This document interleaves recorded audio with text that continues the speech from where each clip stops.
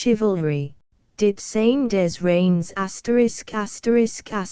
e-text prepared by Suzanne Schell, Joris van Dale, Susan Lucy, and Project Gutenberg distributed proofreaders Chivalry.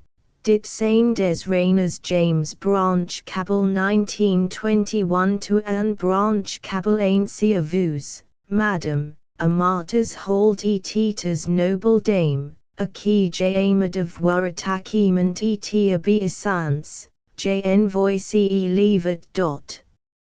Introduction. Few of the more astute critics who have appraised the work of James Branch Cabell have failed to call attention to that extraordinary cohesion which makes his very latest novel a further flowering of the seed of his very earliest literary work. Especially among his later books does the scheme of each seem to dovetail into the scheme of the other, and the whole of his writing take on the character of an uninterrupted discourse.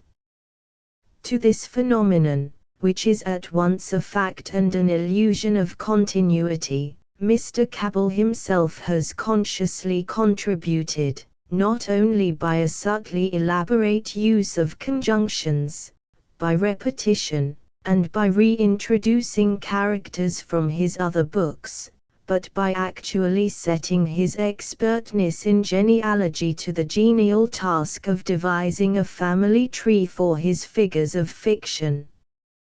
If this were an actual continuity, more tangible than that fluid abstraction we call the life force, if it were merely a tireless reiteration and recasting of characters, Mr. Cabell's work would have an unbearable monotony. But at bottom this apparent continuity has no more material existence than has the thread of lineal descent. To insist upon its importance is to obscure, as has been obscured, the epic range of Mr. Cabell's creative genius. It is to fail to observe that he has treated in his many books every mainspring of human action, and that his themes have been the cardinal dreams and impulses which have in them heroic qualities.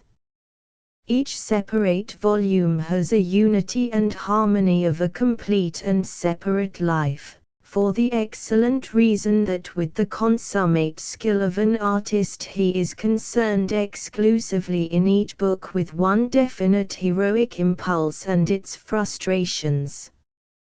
It is true, of course, that like the fruit of the tree of life, Mr. Cabell's artistic progeny sprang from a first conceptual germ. In the beginning was the Word. That animating idea is the assumption that if life may be said to have a name, it must be a name to terminate in success and splendor. It postulates the high, fine importance of excess, the choice or discovery of an overwhelming impulse in life and a conscientious dedication to its fullest realization. It is the quality and intensity of the dream only which raises men above the biological norm, and it is fidelity to the dream which differentiates the exceptional figure, the man of heroic stature, from the muddling, aimless mediocrities about him. What the dream is, matters not at all. It may be a dream of sainthood, kingship, love, art, asceticism or sensual pleasure, so long as it is fully expressed with all the resources of self. It is this sort of completion which Mr. Cabell has elected to depict in all his work, the complete sensualist in Demetrios, the complete phrase-maker in Felix Kynaston, the complete poet in Marlowe, the complete lover in Pierian. In each he has shown that this complete self-expression is achieved at the expense of all other possible selves, and that herein lies the tragedy of the ideal. Perfection is a costly flower and is cultured only by an uncompromising, strict husbandry. All this is, we see, the ideational gonfalon under which surge the romanticists, but from the evidence at hand it is the banner to which life also bears allegiance. It is in humanity's records that it has reserved its honors for its romantic figures. It remembers its Caesars, its saints, its sinners.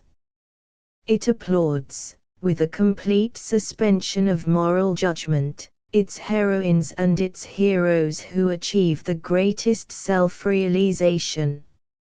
And from the splendid triumphs and tragic defeats of humanity's individual strivings have come our heritage of wisdom and of poetry. Once we understand the fundamentals of Mr. Cabell's artistic aims, it is not easy to escape the fact that in Figures of Earth he undertook the staggering and almost unsuspected task of rewriting humanity's sacred books, just as in Dizain he gave us a stupendous analogue of the ceaseless quest for beauty. For we must accept the truth that Mr. Cabell is not a novelist at all in the common acceptance of the term, but a historian of the human soul. His books are neither documentary nor representational, his characters are symbols of human desires and motives. By the not at all simple process of recording faithfully the projections of his rich and varied imagination, he has written 13 books, which he accurately terms biography, wherein is the bittersweet truth about human life. 2 among the scant certainties vouchsafed us is that every age lives by its special catchwords. Whether from rebellion against the irking monotony of its inherited creeds or from compulsions generated by its own complexities, each age develops its code of convenient illusions which minimize cerebration in dilemmas of conduct by postulating an unequivocal cleavage between the current right and the current wrong. It works until men tire of it or challenge the cleavage, or until conditions render the code obsolete. It has in it, happily, a certain poetic merit always. It presents an ideal to be lived up to, it gives direction to the uncertain, stray impulses of life. The chivalric code is no worse than most, and certainly it is prettier than some. It is a code peculiar to an age, or at least it flourishes best in an age wherein sentiment and the stuff of dreams are easily translatable into action. Its requirements are less of the intellect than of the heart. It puts God, honor, and mistress above all else, and stipulates that a knight shall serve these 3 without any reservation. It requires of its secular practitioners the holy virtues of an active piety, a modified chastity, and an unqualified obedience, at all events, to the categorical imperative. The obligation of poverty it omits, for the code arose at a time when the spiritual snobbery of the meek and lowly was not pressing the simile about the camel and the eye of the needle. It leads to charming manners and to delicate amenities. It is the opposite of the code of gallantry, for while the code of chivalry takes everything with a becoming seriousness, the code of gallantry takes everything with a wink. If one should stoop to pick flaws with the chivalric ideal, it would be to point out a certain priggishness and intolerance. For, while it is all very well for one to cherish the delusion that he is God's vicar on earth and to go about his Father's business armed with a shining rectitude, yet the unhallowed may be moved to deprecate the enterprise when they recall, with discomfort, the zealous vicarship of, say, the late Anthony J. Comstock. But here I blunder into Mr. Cabell's province. For he has joined many graceful words in delectable and poignant proof of just that lamentable tendency of man to make a mess of even his most immaculate conceivings.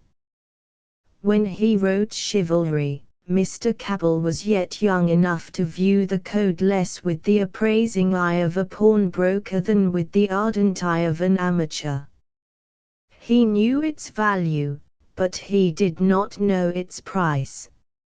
So he made of it the thesis for a Dizain of beautiful happenings that are almost flawless in their verbal beauty. 3. It is perhaps of historical interest here to record the esteem in which Mark Twain held the genius of Mr. Cabell as it was manifested as early as a dozen years ago. Mr. Cabell wrote The Soul of Millicent, or, as it was rechristened on revision, Domnii, at the great humorist's request, and during the long days and nights of his last illness it was Mr. Cabell's books which gave Mark Twain his greatest joy. This knowledge mitigates the pleasure, no doubt, of those who still, after his 15 years of writing, encounter him intermittently with a feeling of having made a great literary discovery. The truth is that Mr. Cabell has been discovered over and over with each succeeding book, from that first fine enthusiasm with which Percival Pollard reviewed The Eagle's Shadow to that generous acknowledgment by Hugh Walpole that no one in England, save perhaps Conrad and Hardy, was so sure of literary permanence as James Branch Cabell. With the cream of the jest, beyond life, and figures of earth before him, it is not easy for the perceptive critic to doubt this permanence. One might as sensibly deny a future to Ecclesiastes, the Golden Ass, Gulliver's Travels, and the works of Rabelais as to predict oblivion for such a thesaurus of ironic wit and fine fantasy, mellow wisdom and strange beauty as Dizain. But to appreciate the tales of chivalry is, it seems, a gift more frequently reserved for the general reader than for the professional literary evaluator. Certainly years before discussion of Cabell was artificially augmented by the suppression of Dizain, there were many genuine lovers of romance who had read these tales with pure enjoyment.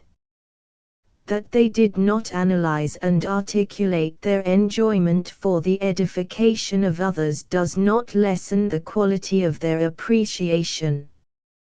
Even in those years they found in Cabell's early tales what we find who have since been directed to them by the curiosity engendered by his later work, namely, a superb craftsmanship in recreating a vanished age, an atmosphere in keeping with the themes, a fluid, graceful, personal style, a poetic ecstasy, a fine sense of drama, and a unity and symmetry which are the hallmarks of literary genius.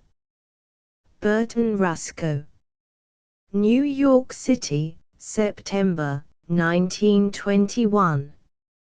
Contents: Precautional, the Prologue. I. The Story of the Sestina. 2. The Story of the Tenson. 3. The Story of the Rat Trap. 4. The Story of the Choices. V. The Story of the Housewife. 6. The Story of the Satraps. 7. The Story of the Heritage. 8. The Story of the Scabbard. 9. The Story of the Navaris. X. The Story of the Fox Brush. The Epilogue.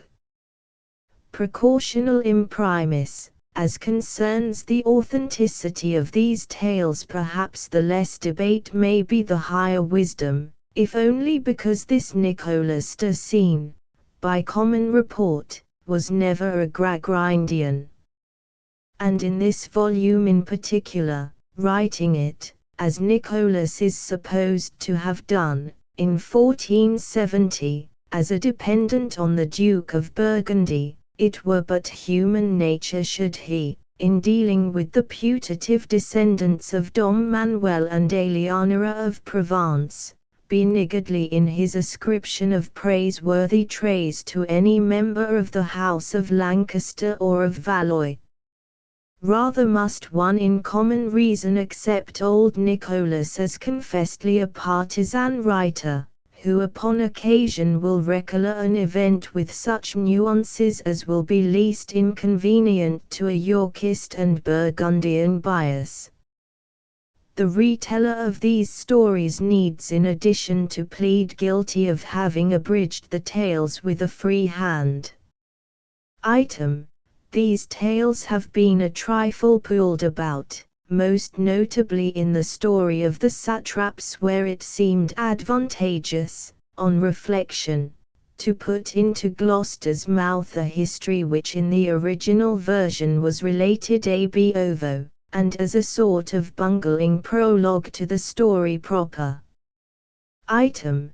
The reteller of these stories desires hereby to tender appropriate acknowledgment to Mr. R. E. Townsend for his assistance in making an English version of the lyrics included hereinafter, and to avoid discussion as to how freely, in these lyrics, Nicholas has plagiarized from Raimbort de Vaquieras and other elder poets.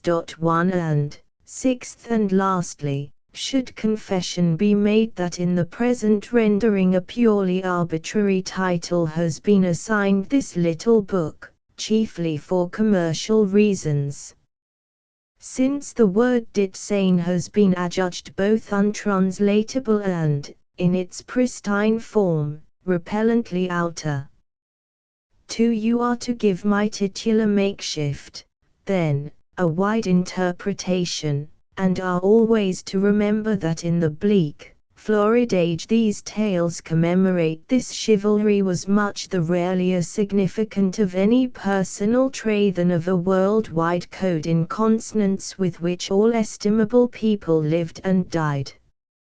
Its root was the assumption, uncontested then, that a gentleman will always serve his God, his honor and his lady without any reservation. Nor did the many emanating bylaws ever deal with special cases as concerns this triple, fixed, and fundamental homage. Such is the Trinity served hereinafter. Now about Lady Service, or Domnii, I have written elsewhere. Elsewhere also I find it recorded that the cornerstone of chivalry is the idea of vicarship. For the chivalrous person is, in his own eyes at least, the child of God, and goes about this world as his father's representative in an alien country. I believe the definition holds. It certainly tends to explain the otherwise puzzling pertinacity with which the characters in these tales talk about God and act upon an assured knowledge as to heaven's private intentions and preferences. These people are the members of one family engrossed, as all of us are apt to be when in the society of our kin, by family matters and traditions and bywords. It is not merely that they are all large children consciously dependent in all things upon a not foolishly indulgent father, who keeps an interested eye upon the least of their doings, and punishes at need, not merely that they know themselves to act under surveillance and to speak within earshot of a divine eavesdropper. The point is, rather, that they know this observation to be as tender, the punishment to be as unwilling, as that which they themselves extend to their own children's pranks and misdemeanors. The point is that to them heaven is a place as actual and tangible as we consider Alaska or Algiers to be, and that their living is a conscious journeying toward this actual place.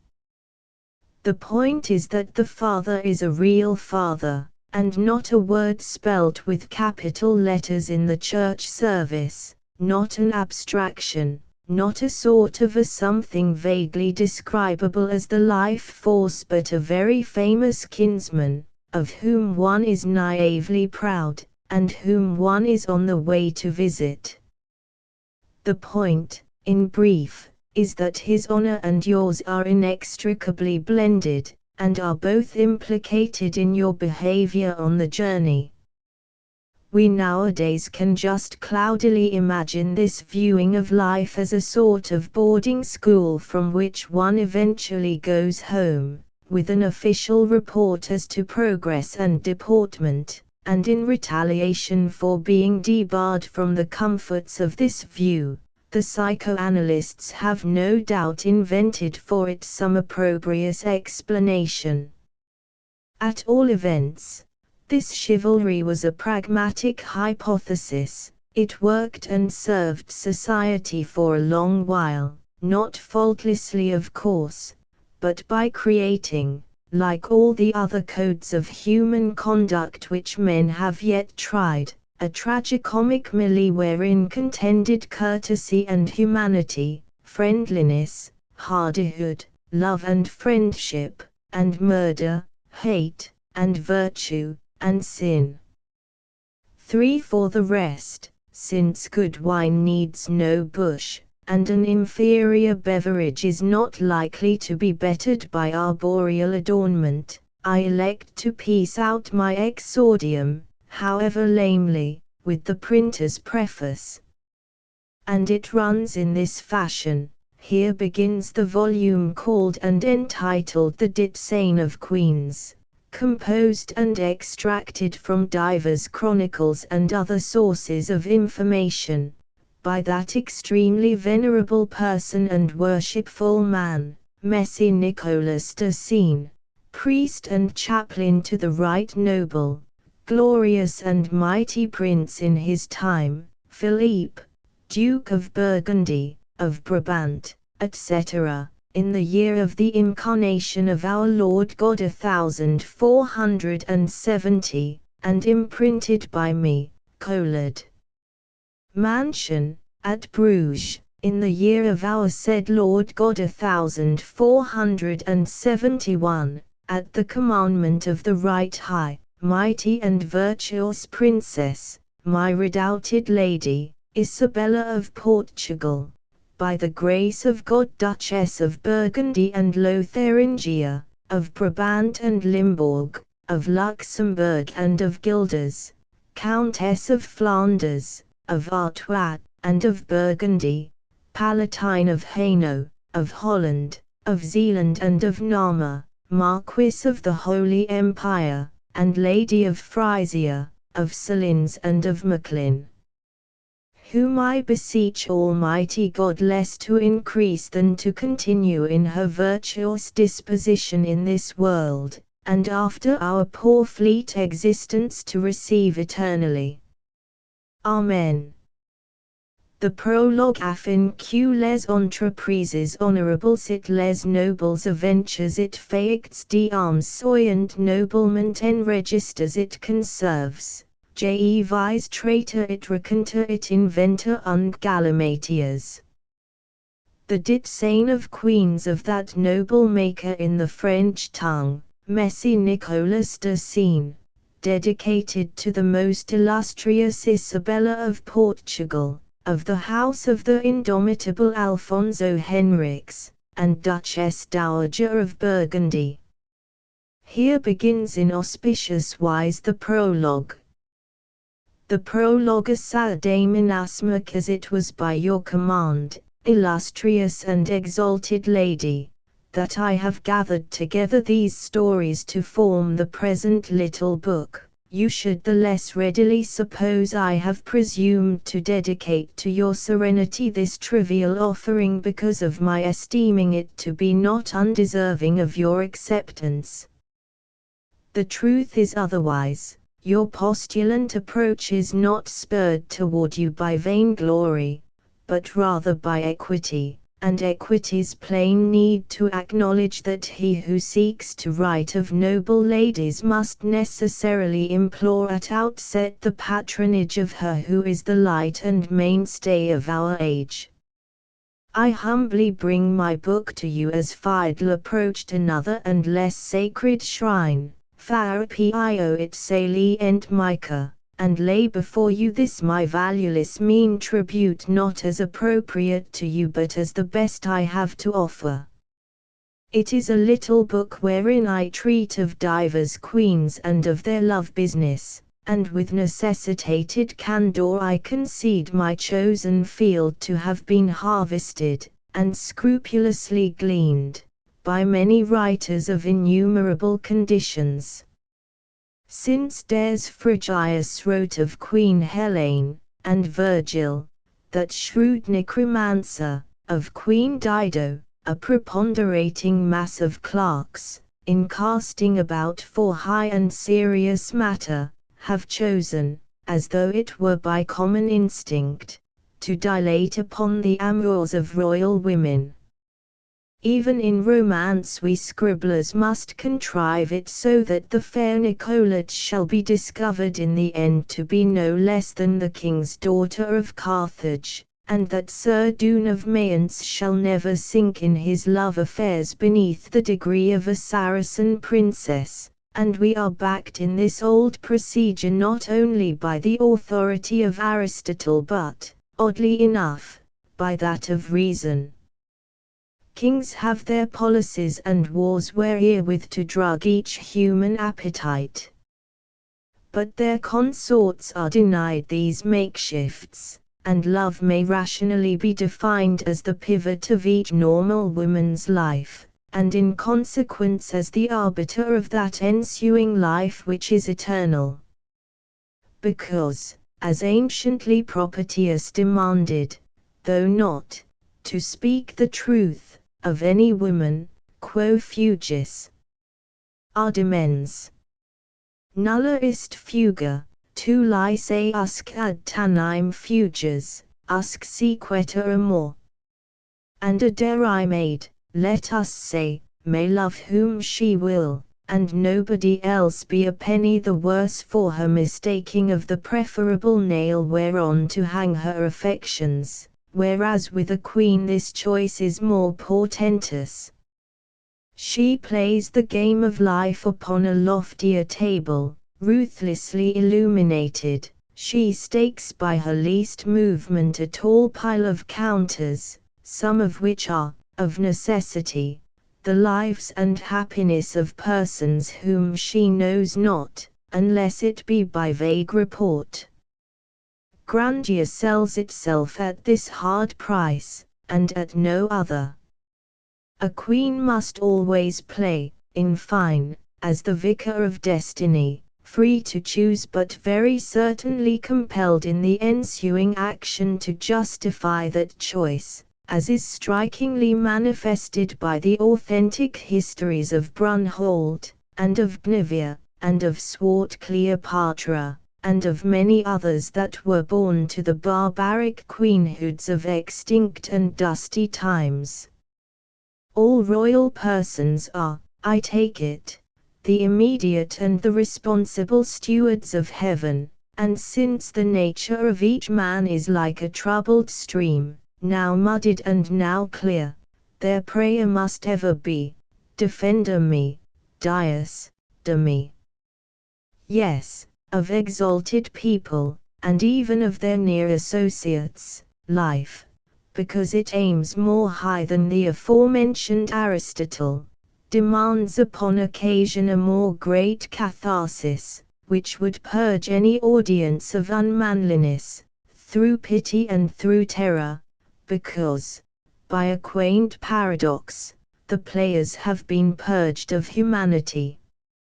For a moment destiny has thrust her scepter into the hands of a human being and chance has exalted a human being to decide the issue of many human lives. These two, with what immortal chucklings one may facilely imagine, have left the weakling thus enthroned, free to direct the heavy outcome, free to choose, and free to evoke much happiness or age-long weeping, but with no intermediate course unbarred. Now prove thyself. Saith destiny, and chance appends, now prove thyself to be at bottom a god or else a beast, and now eternally abide that choice.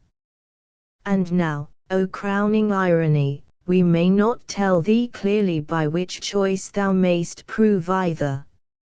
In this little book about the women who intermarried, not very enviably, with an unhuman race, a race predestined to the red ending which I have chronicled elsewhere, in the Red Cuckold, it is of 10 such moments that I treat.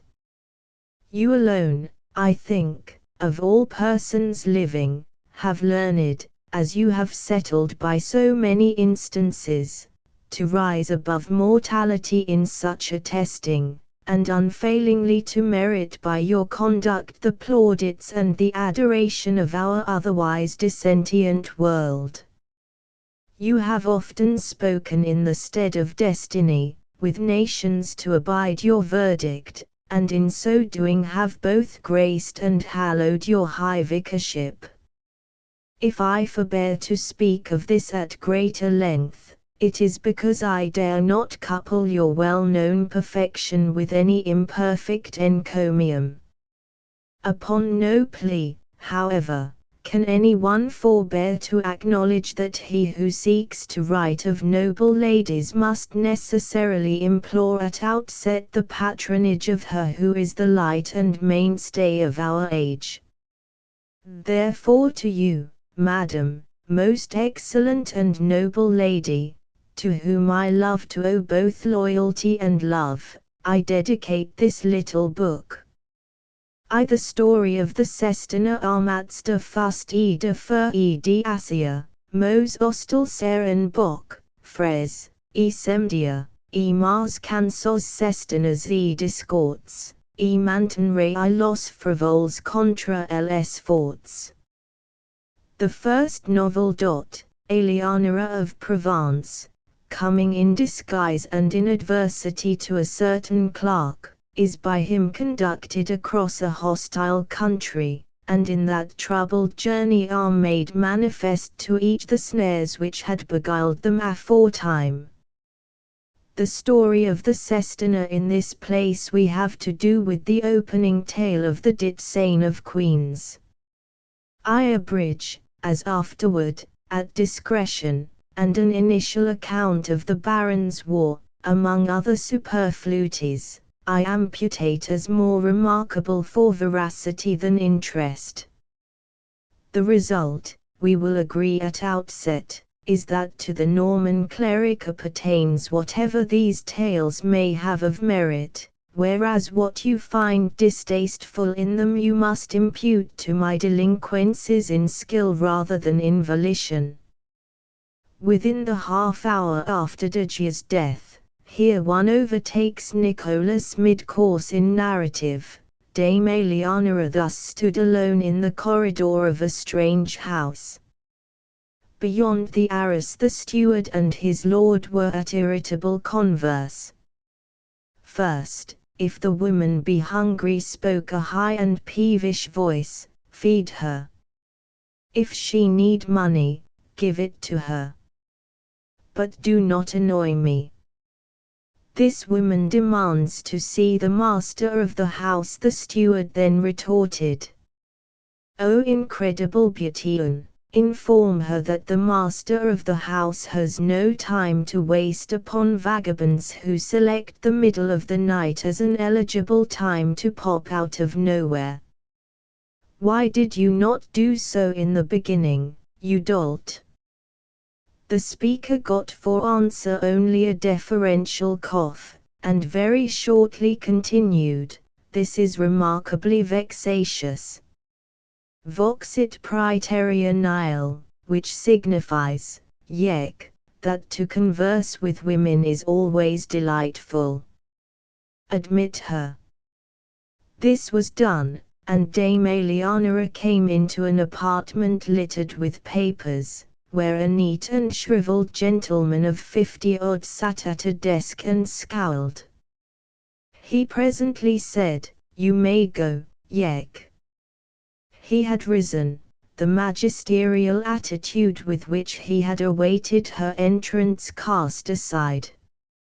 "Oh, God," he said, "you, madam." His thin hands, scholarly hands, were plucking at the air. Dame Eleonora had paused, greatly astonished, and there was an interval before she said, "I do not recognize you, Messie. And yet, madam, I recall very clearly that some 30 years ago the King Count Raymond Berenger, then reigning in Provence, had about his court 4 daughters, each one of whom was afterward wedded to a king. First, Miragrette, the eldest, now regnant in France, then Eleonora, the second and most beautiful of these daughters, whom troubadours hymned as the unattainable princess. She was married a long while ago, madam, to the King of England, Lord Henry, third of that name to reign in these islands." Dame Eleonora's eyes were narrowing. "There is something in your voice," she said, "which I recall." He answered, "Madam and Queen, that is very likely, for it is a voice which sang a deal in Provence when both of us were younger. I concede with the Roman that I have somewhat deteriorated since the reign of Cinera. Yet have you quite forgotten the Englishman who made so many songs of you? They called him Asmund Helly. He made the sestina of spring which won the violet crown at my betrothal," the Queen said, and then, with eagerness, "Messie, can it be that you are Asmund Helly?" He shrugged assent. She looked at him for a long time, rather sadly, and demanded if he were the king's man or of the baron's party. The nervous hands were raised in deprecation. "I have no politics," Messie Helly began, and altered it, gallantly enough, to, "I am the Queen's man, madam." "Then aid me, Asmund," she said. He answered with a gravity which singularly became him, "You have reason to understand that to my fullest power I will aid you. You know that at Lewes these swine overcame us." He nodded assent. "Now they hold the king, my husband, captive at Kenilworth. I am content that he remain there, for he is of all the king's enemies the most dangerous. But, at Wallingford, Leicester has imprisoned my son, Prince Edward. The prince must be freed, my Asmund. Warren de Basingbourne commands what is left of the royal army, now entrenched at Bristol, and it is he who must liberate my son. Get me to Bristol, then. Afterward we will take Wallingford." The Queen issued these orders in cheery, practical fashion, and did not admit opposition into the account, for she was a capable woman.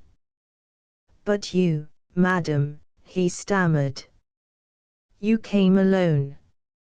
"I come from France, where I have been entreating, and vainly entreating, succor from yet another monkish king, the holy Louis of that realm. What is God about when he enthrones these whining pieties? Were I a king, were I even a man, I would drive these smug English out of their foggy isle in 3 days' space. I would leave alive not one of these curs that dare yelp at me. I would." She paused, anger veering into amusement. "See how I enrage myself when I think of what your people have made me suffer," the Queen said, and shrugged her shoulders. "In effect, I skulked back in disguise to this detestable island, accompanied by Avenel de Giers and Hubert Fitzhervise. Tonight some half-dozen fellows, robbers, thorough knaves, like all you English, attacked us on the common yonder and slew the men of our party. While they were cutting de Giers's throat I slipped away in the dark and tumbled through many ditches till I spied your light. There you have my story. Now get me an escort to Bristol." It was a long while before Messie Helly spoke. Then, "These men," he said, "this de Giers and this Fitzhervise, they gave their lives for yours, as I understand it, pro Charisomesis. And yet you do not grieve for them." "I shall regret de Giers," the Queen acknowledged, "for he made excellent songs. But Fitzhervise, the man had a face like a horse." Again her mood changed. "Many persons have died for me, my friend. At first I wept for them, but now I am dry of tears." He shook his head. "Cato very wisely says, if thou hast need of help, ask it of thy friends. But the sweet friend that I remember was a clean-eyed girl, joyous and exceedingly beautiful. Now you appear to me one of those ladies of remoter times, Faustina, or Jael, or Artemis, the king's wife of Tories, they that slew men, laughing. I am somewhat afraid of you, madam." She was angry at first, then her face softened. "You English," she said, only half mirthful. My God, you remember me when I was a high-hearted young sorceress. Now the powers of the ape's razors have departed from me, and time has thrust that Eleonora, who was once the unattainable princess, chin-deep in misery. Yet even now I am your queen, Messie, and it is not yours to pass judgment upon me." "I do not judge you," he returned. "Rather I cry with him of old, omnia incerta ration, and I cry with Salomon that he who meddles with the strife of another man is like to him that takes a hound by the ears. Yet listen, madam and queen. I cannot afford you an escort to Bristol. This house, of which I am in temporary charge, is Longaville, my brother's manor. Lord Brudenell, as you doubtless know, is of the Baron's party and, scant cause for grief, is with Leicester at this moment. I can trust none of my brother's people, for I believe them to be of much the same opinion as those Londoners who not long ago stoned you and would have sunk your barge in Thames River. Oh, let us not blink the fact that you are not over-beloved in England. So an escort is out of the question. Yet I, madam, if you so elect, will see you safe to Bristol." "You?" "Singly," the Queen demanded. "My plan is this: singing folk alone travel whither they will. We will go as jongleurs, then. I can yet manage a song to the viol, I dare affirm. And you must pass as my wife." He said this with simplicity. The plan seemed unreasonable, and at first Dame Eleonora waved it aside. Out of the question. But reflection suggested nothing better. It was impossible to remain at Longaville, and the man spoke sober truth when he declared any escort other than himself to be unprocurable. Besides, the lunar madness of the scheme was its strength, that the Queen would venture to cross half England unprotected, and messy helly on the face of him was a pasteboard buckler, was an event which Leicester would neither anticipate nor on report credit. There you were. These English had no imagination. The Queen snapped her fingers and said, "Very willingly will I be your wife, my Osmond. But how do I know that I can trust you? Leicester would give a deal for me, he would pay any price for the pious joy of burning the sorceress of Provence. And you are not wealthy, I suspect. You may trust me, mon bel espoir." His eyes here were those of a beaten child, "because my memory is better than yours." Messy Osmond Helly gathered his papers into a neat pile. "This room is mine. Tonight I keep guard in the corridor, madam. We will start at dawn." When he had gone, Dame Eliana laughed contentedly. "Mon bel espoir, my fairest hope. The man called me that in his verses, 30 years ago. Yes, I may trust you, my poor Osmond." So they set out at cockcrow.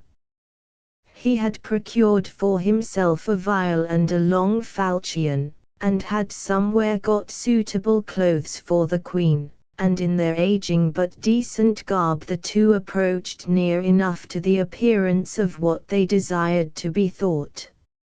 In the courtyard a knot of servants gaped, nudged one another, but openly said nothing.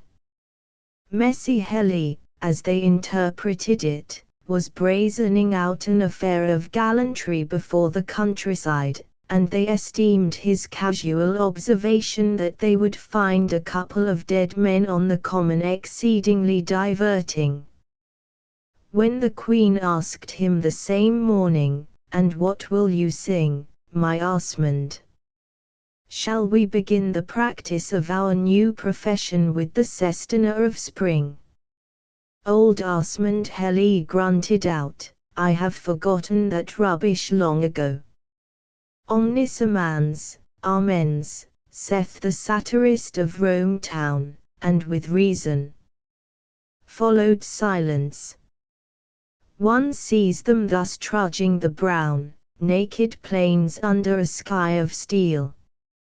In a pageant the woman, full-veined and comely, her russet gown girded up like a harvester's might not inaptly have prefigured October, and for less comfortable November you could nowhere have found a symbol more precise than her lank companion, humorously peevish under his white thatch of hair, and constantly fretted by the sword tapping at his ankles. They made Hurlbere prosperously and found it vacant, for the news of Falmouth's advance had driven the villagers hillward. There was in this place a child, a naked boy of some 2 years, lying on a doorstep, overlooked in his elder's gross terror. As the Queen with a sob lifted this boy the child died. "Starved," said Osmond Helly, "and within a stone's throw of my snug home." The Queen laid down the tiny corpse, and, stooping, lightly caressed its sparse flaxen hair. She answered nothing, though her lips moved. Past Vatchel, scene of a recent skirmish, with many dead in the gutters, they were overtaken by Falmouth himself, and stood at the roadside to afford his troop passage. The Marquis, as he went by, flung the Queen a coin, with a jest sufficiently high-flavoured. She knew the man her inveterate enemy, knew that on recognition he would have killed her as he would a wolf. She smiled at him and dropped a curtsy.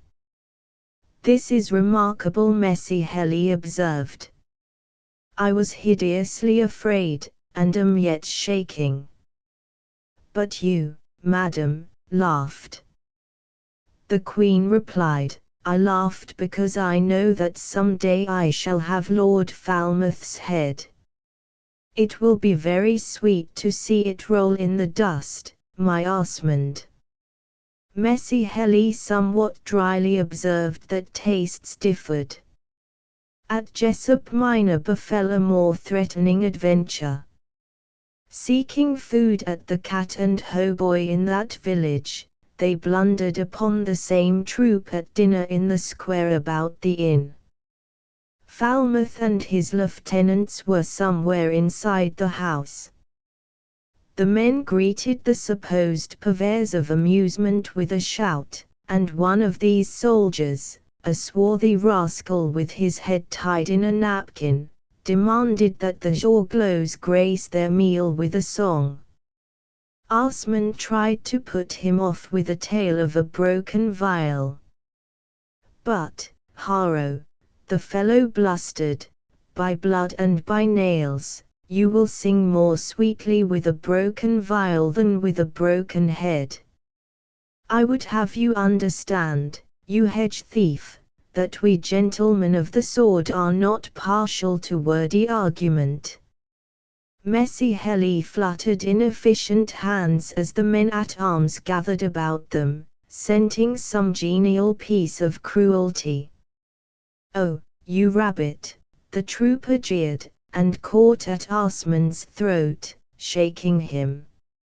In the act this rascal tore open Messie Helly's tunic, disclosing a thin chain about his neck and a handsome locket, which the fellow wrested from its fastening. Ahoy, he continued.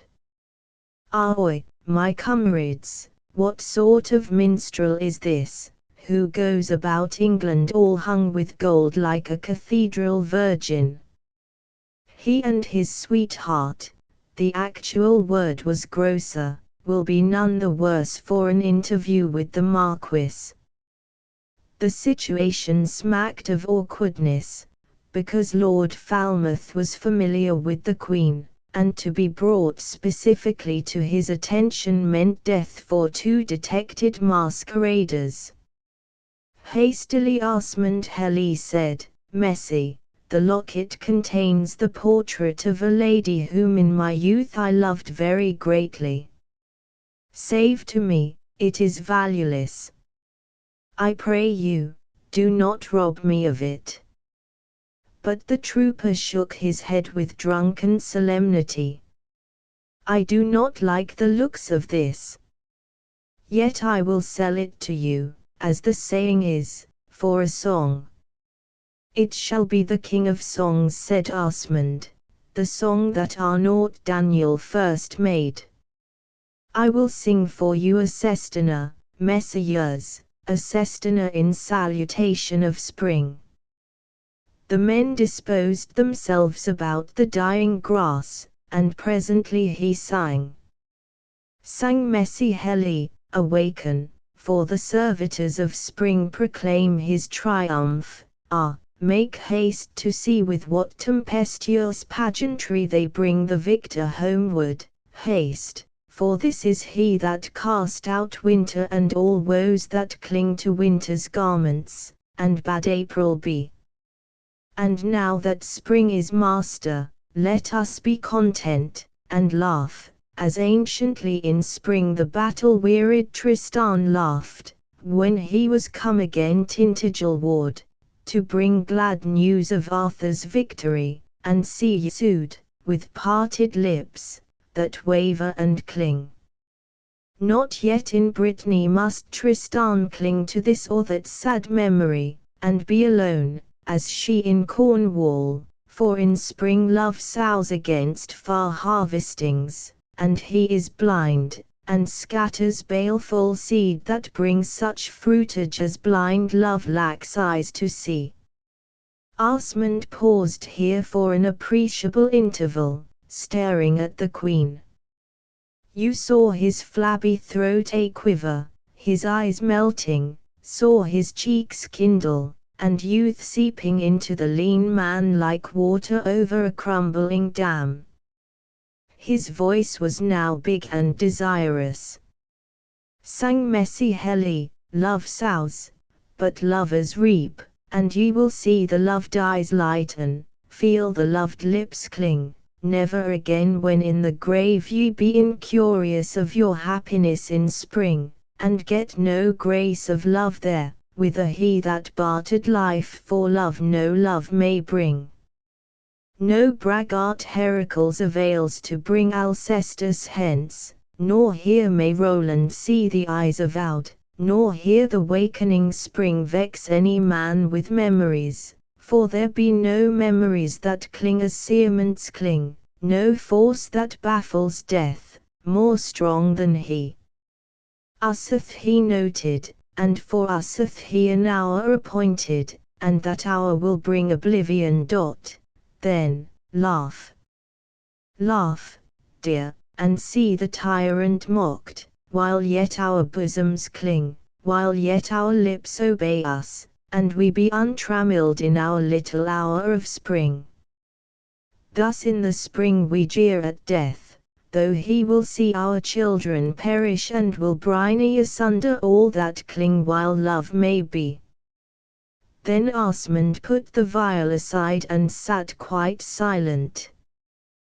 The soldiery judged, and with cordial frankness stated, that the difficulty of his rhyming scheme did not atone for his lack of indecency, but when the Queen of England went among them with Messie Helly's faded green hat she found them liberal. Even the fellow with the broken head admitted that a bargain was proverbially a bargain, and returned the locket with the addition of a coin. So for the present these two went safe, and quitted the cat and hautboy fed and unmolested. My Asmund, Dame Eleanora said, presently, your memory is better than I had thought. I remembered a boy and a girl, he returned. And I grieved that they were dead. Afterward they plodded on toward Bowyeater, and the ensuing night rested in Chantrel Wood. They had the good fortune there to encounter dry and windless weather and a sufficiency of brushwood, with which Asmund constructed an agreeable fire. In its glow these two sat, eating bread and cheese. But talk languished at the outset. The Queen had complained of an ague, and Messie Helly was sedately suggesting 3 spiders hung about the neck as an infallible corrective for this ailment, when Dame Eleanora rose to her feet. My God, she said, I am wearied of such ungracious aid.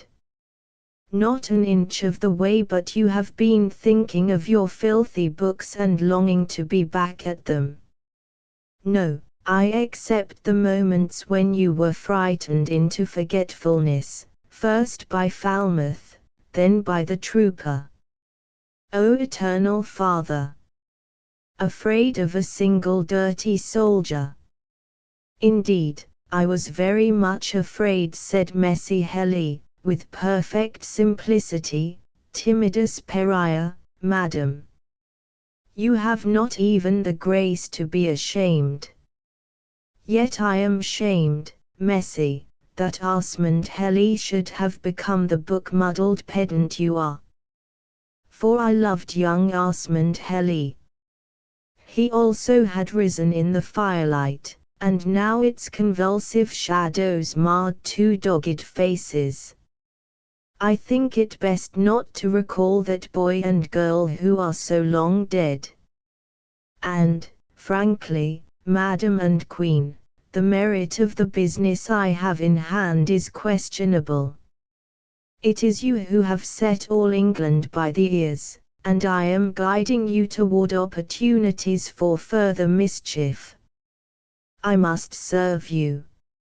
Understand, Madam, that ancient folly in Provence yonder has nothing to do with the affair.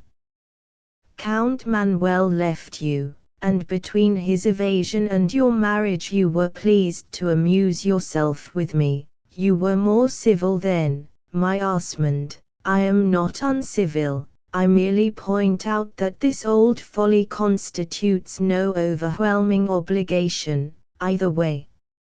I cry nihil ad andromertion. For the rest, I must serve you because you are a woman and helpless, yet I cannot forget that he who spares the wolf is the sheep's murderer. It would be better for all England if you were dead. Hey, your gorgeous follies, madam. Silver peacocks set with sapphires. Cloth of fine gold, would you have me go unclothed? Dame Eleanora demanded, pettishly. Not so, Osmond retorted, again I say to you with Tertullian, let women paint their eyes with the tints of chastity, insert into their ears the word of God, tie the yoke of Christ about their necks, and adorn their whole person with the silk of sanctity and the damask of devotion. I say to you that the boy you wish to rescue from Wallingford, and make King of England, is freely rumoured to be not verily the son of Sire Henry but the child of tall Manuel of Poictiers. I say to you that from the first you have made mischief in England. And I say to you, but Dame Eleanora was yawning quite frankly. You will say to me that I brought foreigners into England, that I misguided the king, that I stirred up strife between the king and his barons. My God! I am sufficiently familiar with the harangue. Yet listen, my Osmond, they sold me like a bullock to a man I had never seen. I found him a man of wax, and I remoulded him. They asked of me an heir for England, I provided that heir. They gave me England as a toy, I played with it. I was the Queen, the source of honour, the source of wealth, the trough, in effect, about which swine gathered. Never since I came into England, Osmond, has any man or woman loved me, never in all my English life have I loved man or woman. Do you understand, my Osmond, the Queen has many flatterers, but no friends. Not a friend in the world, my Osmond. And so the Queen made the best of it and amused herself. Somewhat he seemed to understand, for he answered without asperity, Mon bel esprit, I do not find it anywhere in Holy Writ that God requires it of us to amuse ourselves, but upon many occasions we have been commanded to live righteously. We are tempted in divers and insidious ways. And we cry with the psalmist, my strength is dried up like a potsherd. But God intends this, since, until we have here demonstrated our valour upon Satan, we are manifestly unworthy to be enregistered in God's army. The great captain must be served by proven soldiers. We may be tempted, but we may not yield. O daughter of the South! We must not yield. Again you preach, Dame Eleanora said. That is a venerable truism. Ho, madam, he returned, is it on that account the less true? Pensively the Queen considered this. You are a good man, my Osmond, she said, at last, though you are very droll. Ahem. It is a pity that I was born a princess. Had it been possible for me to be your wife, I would have been a better woman. I shall sleep now and dream of that good and stupid and contented woman I might have been. So presently these two slept in Chantrel Wood. Followed 4 days of journeying. As Messer Dante had not yet surveyed Malebolge, Osmond Helly and Dame Eliana lacked a parallel for that which they encountered. Their traverse discovered England razed, charred, and depopulate, picked bones of an island, a vast and absolute ruin about which passion-wasted men skulked like rats. Messie Helly and the Queen travelled without molestation. Malice and death had journeyed before them on this road, and had swept it clear. At every trace of these hideous processes Osmond Helly would say, "By a day's ride I might have prevented this." Or, "By a day's ride I might have saved this woman." Or, "By 2 days' riding I might have fed this child." The Queen kept Spartan silence, but daily you saw the fine women age. In their slow advance every inch of misery was thrust before her for inspection. Meticulously she observed and evaluated her handiwork. Enthroned, she had appraised from a distance the righteous wars she set afoot. Trudging thus among the debris of these wars, she found they had unsuspected aspects. Basling the royal army had recently sacked. There remained of this village the skeletons of 2 houses, and for the rest a jumble of bricks, rafters half burned, many calcined fragments of humanity, and ashes. At Basling, Messie Helly turned to the Queen toiling behind. "Oh, madam," he said, in a dry whisper, "this was the home of so many men." "I burned it," Dame Eliana replied. "That man we passed just now I killed. Those other men and women, my folly slew them all. And little children, my Osmond. The hair like flax, blood dabbled." "Oh, madam," he wailed, in the extremity of his pity. For she stood with eyes shut, all grey. The Queen demanded, "Why have they not slain me? Was there no man in England to strangle the proud wanton? Are you all cowards here?" He said, "I detect only one coward in the affair. Your men and Leicester's men also ride about the world, and draw sword and slay and die for the right as they see it. And you and Leicester contend for the right as ye see it. But I, madam, I, who sat snug at home spilling ink and trimming rose bushes. God's world, madam, and I in it afraid to speak a word for him. God's world, and a curmudgeon in it grudging God the life he gave." The man flung out his soft hands and snarled, "We are tempted in divers and insidious ways. But I, who rebuked you? Behold, now, with how gross a snare was I entrapped. I do not understand, my Osmond." "I was afraid, madam," he returned, dully. "Everywhere men fight, and I am afraid to die." So they stood silent in the ruins of Basling. "Of a piece with our lives," Dame Eliana said at last. "All ruin, my Osmond." But Messie Helly threw back his head and laughed, new colour in his face. "Presently men will build here, my Queen. Presently, as in legend was reborn the Arabian bird, arises from these ashes a lordlier and more spacious town." They went forward. The next day chance loosed upon them Guy Camoys, Lord of Bozon, Foliot, and Thwenge, who, riding alone through Pog's copse, found there a man and a woman over their limited supper. The woman had thrown back her hood, and Camoys drew rein to stare at her.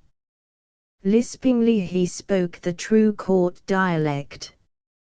Marbel said this Camoys, in friendly condescension, enestes vous pas jour glows. Dame Eleonora smiled up at him.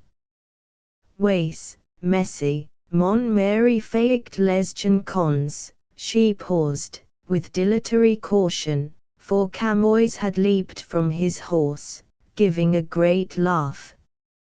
A prize, ho, an imperial prize.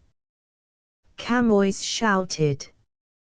A peasant woman with the Queen's face, who speaks French. And who, madam, is this? Have you by any chance brought Pius Louis from oversea? Have I bagged a brace of monarchs? Here was imminent danger, for Camoys had known the Queen some 15 years. Messi Heli rose, his 5 days' beard glinting like hoarfrost as his mouth twitched.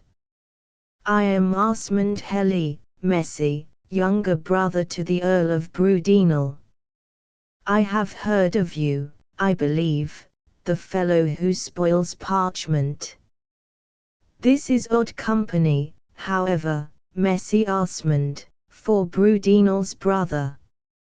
A gentleman must serve his queen, Messi.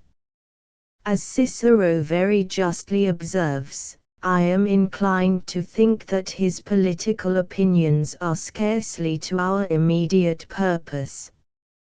This is a high matter, Messi Heli.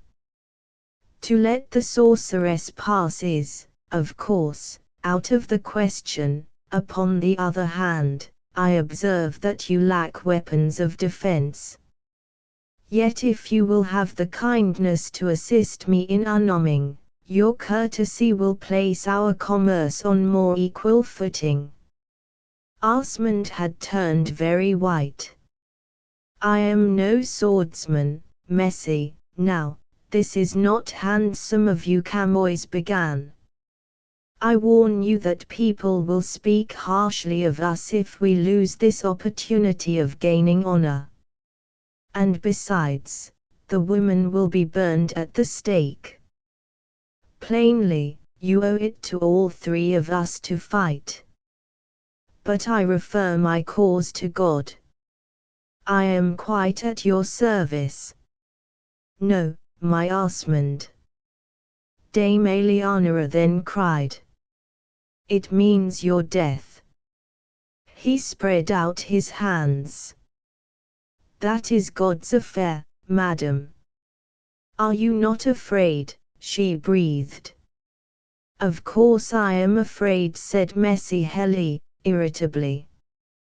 After that he unarmed Camoys, and presently they faced each other in their tunics.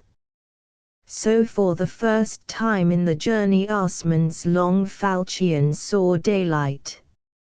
He had thrown away his dagger, as Camoys had none. The combat was sufficiently curious. Camoys raised his left hand.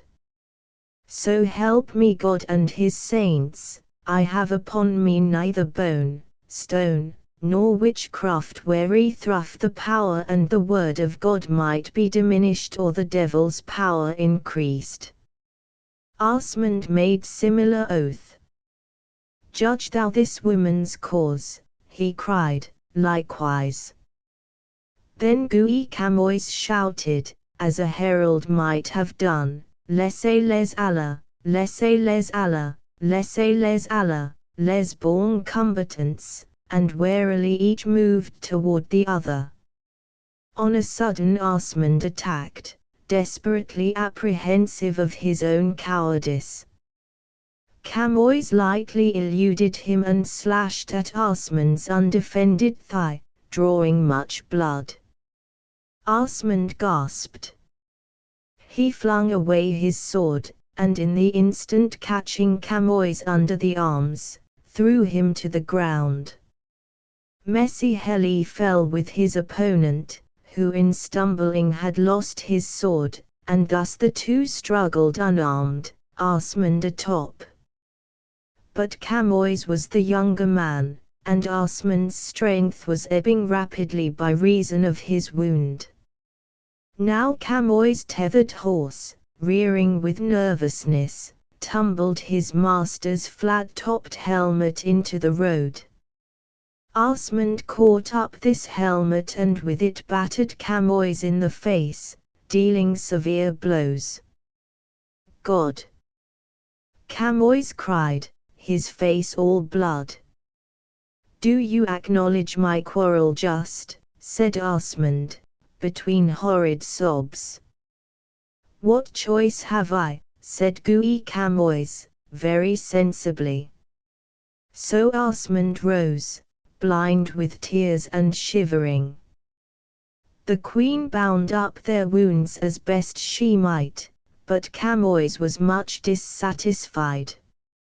For private purposes of his own, "Madam," he observed, "and doubtless for sufficient reasons, God has singularly favoured your cause. I am neither a fool nor a pagan to question his decision, and you too may go your way unhampered. But I have had my head broken with my own helmet, and this I consider to be a proceeding very little conducive toward enhancing my reputation. Of your courtesy, Messy, I must entreat another meeting." Osmond shrank as if from a blow. Then, with a short laugh, he conceded that this was Camoys' right, and they fixed upon the following Saturday, with Pogg's Copse as the rendezvous. "I would suggest that the combat be to the death," Guy Camoys said, "in consideration of the fact it was my own helmet. You must undoubtedly be aware, Messy Osmond, that such an affront is practically without any parallel." This, too, was agreed upon. Then, after asking if they needed money, which was courteously declined, Guy Camoys rode away, and sang as he went. Osmond Helly remained motionless. He raised quivering hands to the sky. "Thou'st judged," he cried. "Thou'st judged, O puissant Emperor of Heaven. Now pardon. Pardon us twain. Pardon for unjust stewards of thy gifts. Thou hast loaned this woman dominion over England, with all instruments to aid thy cause, and this trust she has abused. Thou hast loaned me life and manhood, agility and wit and strength, all instruments to aid thy cause. Talents in a napkin, O God. Repentant we cry to thee. Pardon for unjust stewards. Pardon for the ungirt loin, for the service shirked, for all good deeds undone. Pardon and grace, O King of Kings." Thus he prayed, while Guy Camoys sang, riding deeper into the tattered, yellowing forest. By an odd chance Camoys had lighted on that song made by thy Bort of Champagne, beginning Signor, Sacies, qui or Nesenia, which denounces all half-hearted servitors of heaven, and this he sang with a lilt gayer than his matter countenanced. Faintly there now came to Osmond and the Queen the sound of Camoys singing, and they found it, in the circumstances, ominously apt. Sang Camoys, "It vos, par qui gen sionxaie, descendes luit en infer la parfont." Dame Eliana shivered. But she was a capable woman, and so she said, "I may have made mistakes. But I am sure I never meant any harm, and I am sure, too, that God will be more sensible about it than are you poets." They slept that night in Owsley Meadow, and the next afternoon came safely to Bristol. You may learn elsewhere with what rejoicing the royal army welcomed the Queen's arrival, how courage quickened at sight of the generous virago. In the ebullition messy Heli was submerged, and Dame Eleanora saw nothing more of him that day. Friday there were councils, requisitions, orders signed, a memorial dispatched to Pope Urban, chief of all a letter, this in the Queen's hand throughout, privily conveyed to the Lady Maud de Mortimer, who shortly afterward contrived Prince Edward's escape from her husband's Gauler ship. There was much sowing of a seed, in fine, that eventually flowered victory. There was, however, no sign of Osmond Heli, though by Dame Eleanora's order he was sought. On Saturday at 7 in the morning he came to her lodging, in complete armor. From the open helmet his wrinkled face, showing like a wizened nut in a shell, smiled upon her questionings. "I go to fight Guy Camoys, Madam and Queen." Dame Eleanora wrung her hands. "You go to your death." He answered, "That is true. Therefore I am come to bid you farewell." The Queen stared at him for a while. On a sudden she broke into a curious fit of deep but tearless sobbing, which bordered upon laughter, too. "Mon bel esprit," said Osmond Heli, gently, "what is there in all this worthy of your sorrow? The man will kill me, granted, for he is my junior by some 15 years, and is in addition a skilled swordsman. I fail to see that this is lamentable. Back to Longaville I cannot go after recent happenings, there a rope's end awaits me. Here I must in any event shortly take to the sword, since a beleaguered army has very little need of ink pots, and shortly I must be slain in some skirmish, dug under the ribs perhaps by a greasy fellow I have never seen. I prefer a clean death at a gentleman's hands." "It is I who bring about your death," she said.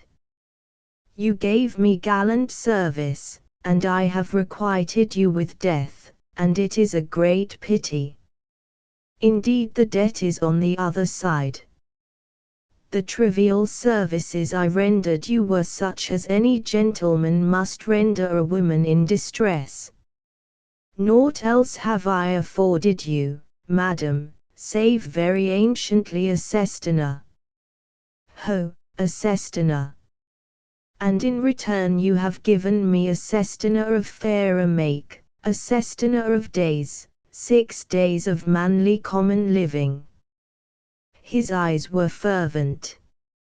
She kissed him on either cheek. "Farewell, my champion." Your champion. In the twilight of life old Osmond Heli rides forth to defend the quarrel of Eleanora of Provence.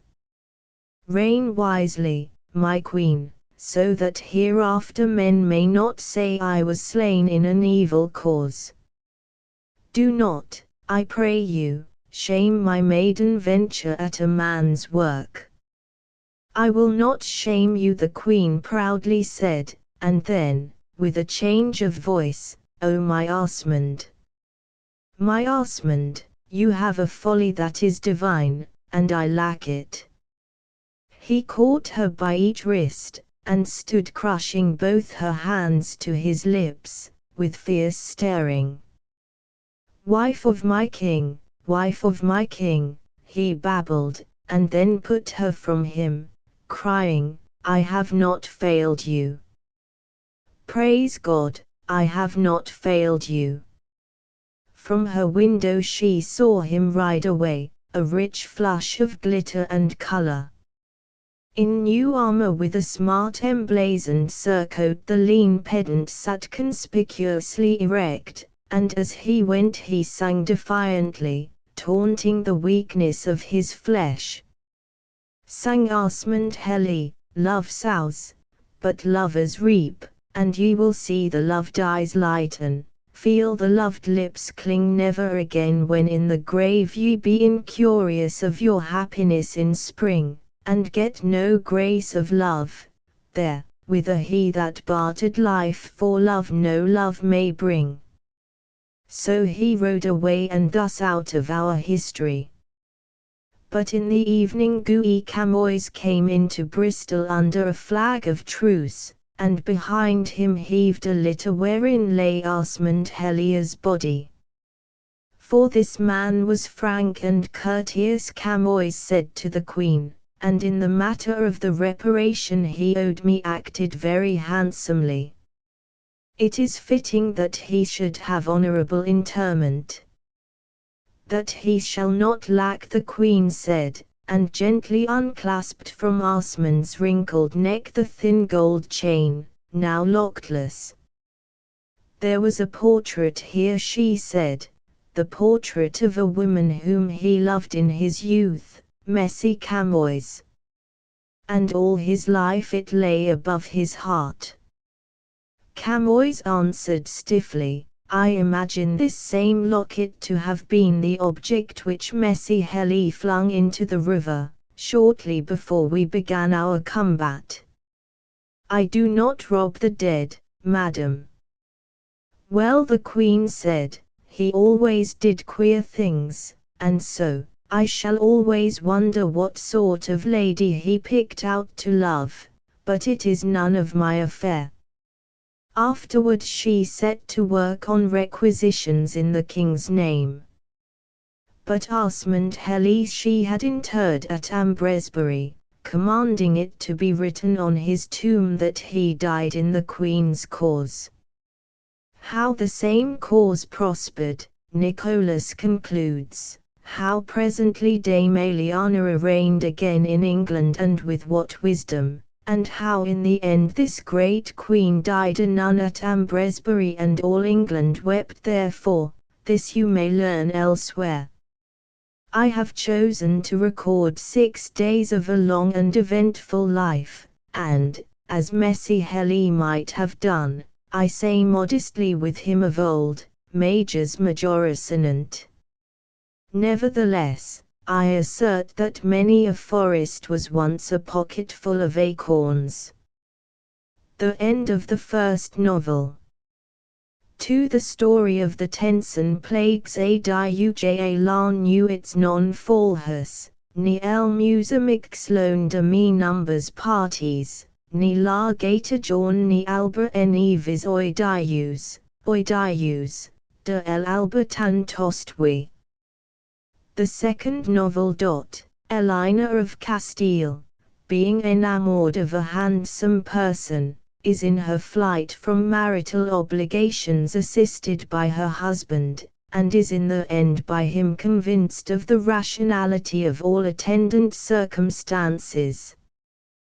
The story of the Tenson in the year of grace 1265, Nicholas begins, about the festival of Saint Peter ad Vincula, the Prince de Gâtinais came to Burgos.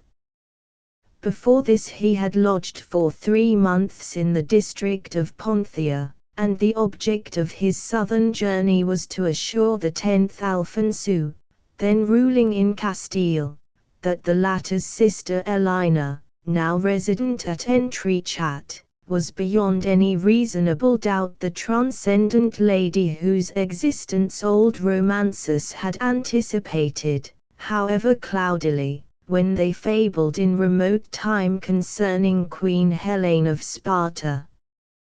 There was a postscript to this news. The world knew that the King of Leon and Castile desired to be King of Germany as well, and that at present a single vote in the Diet would decide between his claims and those of his competitor, Earl Richard of Cornwall. De Gâtinais chaffered fairly, he had a vote, Alfonso had a sister. So that, in effect, he made no question that His Majesty understood. The astronomer twitched his beard and demanded if the fact that Elena had been a married woman these 10 years past was not an obstacle to the plan which his fair cousin had proposed. Here the prince was accoutred cap a pie, and hauled out a paper. Dating from Viterbo, Clement, Bishop of Rome, servant to the servants of God, desirous of all health and apostolical blessing for his well-beloved Son in Christ, stated that a compact between a boy of 15 and a girl of 10 was an affair of no particular moment, and that in consideration of the covenanters never having clapped eyes upon each other since the wedding day, even had not the pre-contract of marriage between the groom's father and the bride's mother rendered a consummation of the childish oath an obvious and a most heinous enormity, why, that, in a sentence, and for all his coy verbosity, the new pontiff was perfectly amenable to reason. So in a month it was settled. Alphonso would give his sister to de Gatineau, and in exchange get the latter's vote to make Alphonso King of Germany, and Guy Fawkes of Sabionetta, now Clement, fourth Pope to assume that name, would annul the previous marriage, and in exchange get an armament to serve him against Manfred, the late and troublesome tyrant of Sicily and Apulia. The scheme promised to each one of them that which he in particular desired, and messengers were presently sent into Ponthia. It is now time we put aside these Castilian matters and speak of other things. In England, Prince Edward had fought, and won, a shrewd battle at Evesham. People said, of course, that such behavior was less in the manner of his nominal father, King Henry, than reminiscent of Count Manuel of Poictiers, whose portraits certainly the prince resembled to an embarrassing extent. Either way, the baron's power was demolished, there would be no more internecine war, and spurred by the unaccustomed idleness, Prince Edward began to think of the foreign girl he had not seen since the day he wedded her. She would be a woman by this, and it was befitting that he claim his wife. He rode with Harwise Bulmer and her baby to Ambresbury, and at the gate of the nunnery they parted, with what agonies are immaterial to this history's progression. The tale merely tells that, having thus decorously rid himself of his mistress, the prince went into Lower Picardy alone, riding at adventure as he loved to do, and thus came to Entrechat, where his wife resided with her mother, the Countess Johann. In a wood near the castle he approached a company of Spaniards, 4 in number, their horses tethered while these men, Avidans, as they told him, drank about a great stone which served them for a table. Being thirsty, he asked and was readily accorded hospitality, and these 5 fell into amicable discourse. One fellow asked his name and business in those parts, and the prince gave each without hesitancy as he reached for the bottle, and afterward dropped it just in time to catch, cannily, with his naked left hand, the knife blade with which the rascal had dug at the unguarded ribs. The prince was astounded, but he was never a subtle man. Here were 4 knaves who, for reasons unexplained, but to them of undoubted cogency, desired his death. Manifestly there was here an actionable difference of opinion, so he had his sword out and killed the 4 of them. Presently came to him an apple-cheeked boy, habited as a page, who, riding jauntily through the forest, lighted upon the prince, now in bottomless vexation. The lad drew rein, and his lips outlined a whistle. At his feet were several dead men in various conditions of dismemberment. And seated among them, as if throned upon this boulder, was a gigantic and florid person, so tall that the heads of few men reached to his shoulder, a person of handsome exterior, high-featured and blonde, having a narrow, small head, and vivid light blue eyes, and the chest of a stallion, a person whose left eyebrow had an odd oblique droop, so that the stupendous man appeared to be winking the information that he was in jest.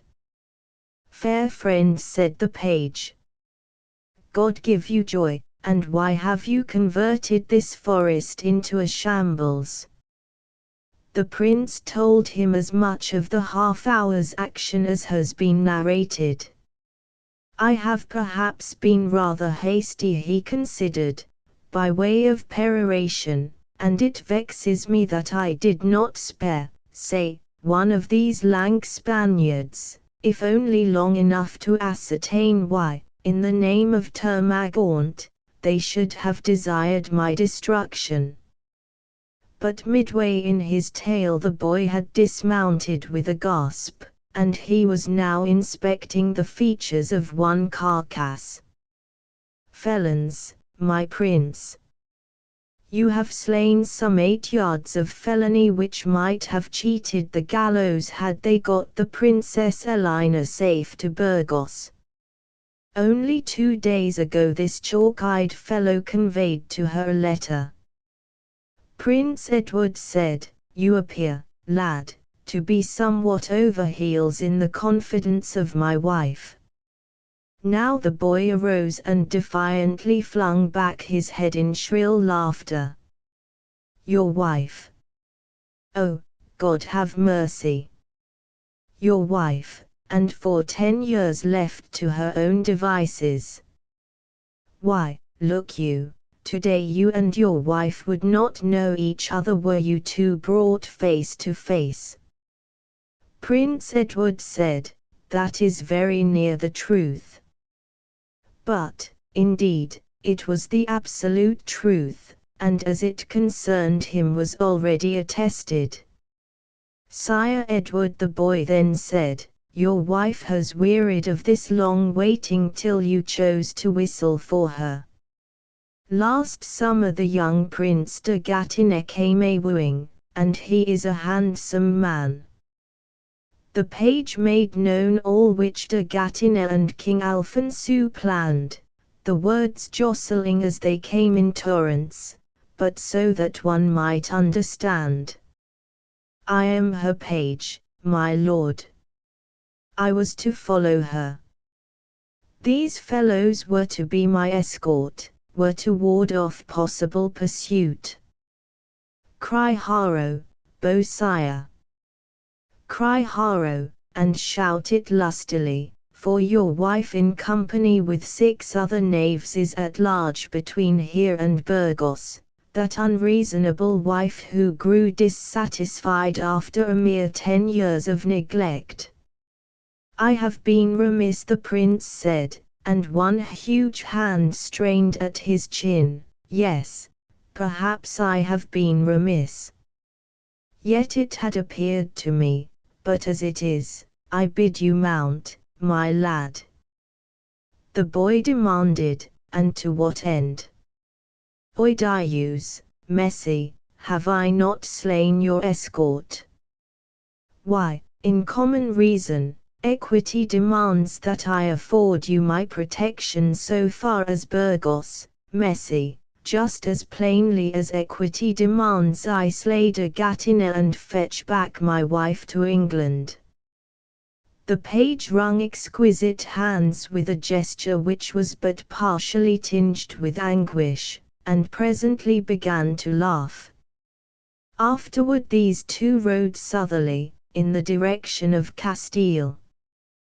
for it appeared to the intriguing little woman a diverting jest that in this fashion her husband should be the promoter of her evasion. It appeared to her more diverting when in 2 days' space she had become fond of him.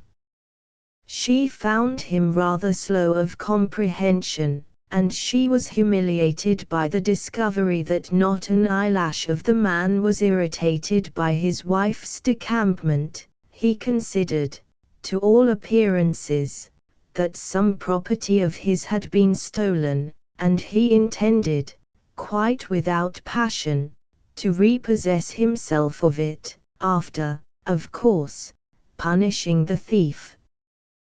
This troubled the princess somewhat, and often, riding by her stolid husband's side, the girl's heart raged at memory of the decade so newly overpast which had kept her always dependent on the charity of this or that ungracious patron, on anyone who would take charge of her while the truant husband fought out his endless squabbles in England. Slights enough she had borne during the period, and squalor, and physical hunger also she had known, who was the child of a king and a saint.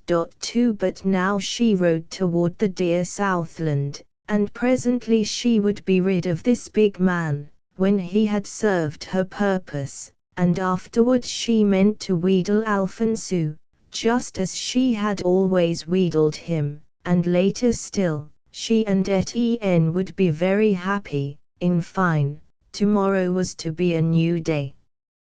So these two rode southward, and always Prince Edward found this new page of his, this Miguel de Ruda, a jolly lad, who whistled and sang in apposite snatches of balladry, without any formal ending or beginning, descanting always with the delicate irrelevancy of a bird trill. Sang Miguel de Ruda, man's love, that leads me day by day through many a screened and scented way, finds to assuage my thirst. No love that may the old love slay, none sweeter than the first. Fond heart of mine, that beats so fast as this or that fair maid trips past, once, and with lesser stir we viewed the grace of love, at last, and turned idolater. Lad's love it was, that in the spring when all things woke to blossoming was as a child that came laughing, and filled with wondering, nor knowing his own name, and still I would prefer to think the big man interrupted, heavily, that Sicily is not the only allure. I would prefer to think my wife so beautiful. And yet, as I remember her, she was nothing extraordinary. The page a little tartly said that people might forget a deal within a decade. The prince continued his unriddling of the scheme hatched in Castile. When Manfred is driven out of Sicily they will give the throne to de Gatineau. He intends to get both a kingdom and a handsome wife by this neat affair. And in reason, England must support my uncle Richard's claim to the German crown, against El Sabio. Why, my lad, I ride southward to prevent a war that would devastate half Europe. You ride southward in the attempt to rob a miserable woman of her sole chance of happiness, Miguel de Ruda estimated. That is undeniable, if she loves this thrifty prince, as indeed I do not question my wife does. Yet our happiness here is a trivial matter, whereas war is a great disaster. You have not seen, as I, my little Miguel, have often seen, a man viewing his death wound with a face of stupid wonder, a bewildered wretch in point to die in his lord's quarrel and understanding never a word of it. Or a woman, say, a woman's twisted and naked body, the breasts yet horribly heaving, in the red ashes of some village, or the already drooping hoofs which will presently crush this body. Well, it is to prevent many such ugly spectacles hereabout that I ride southward. Miguel de Ruda shuddered. But, she has her right to happiness, the page stubbornly said.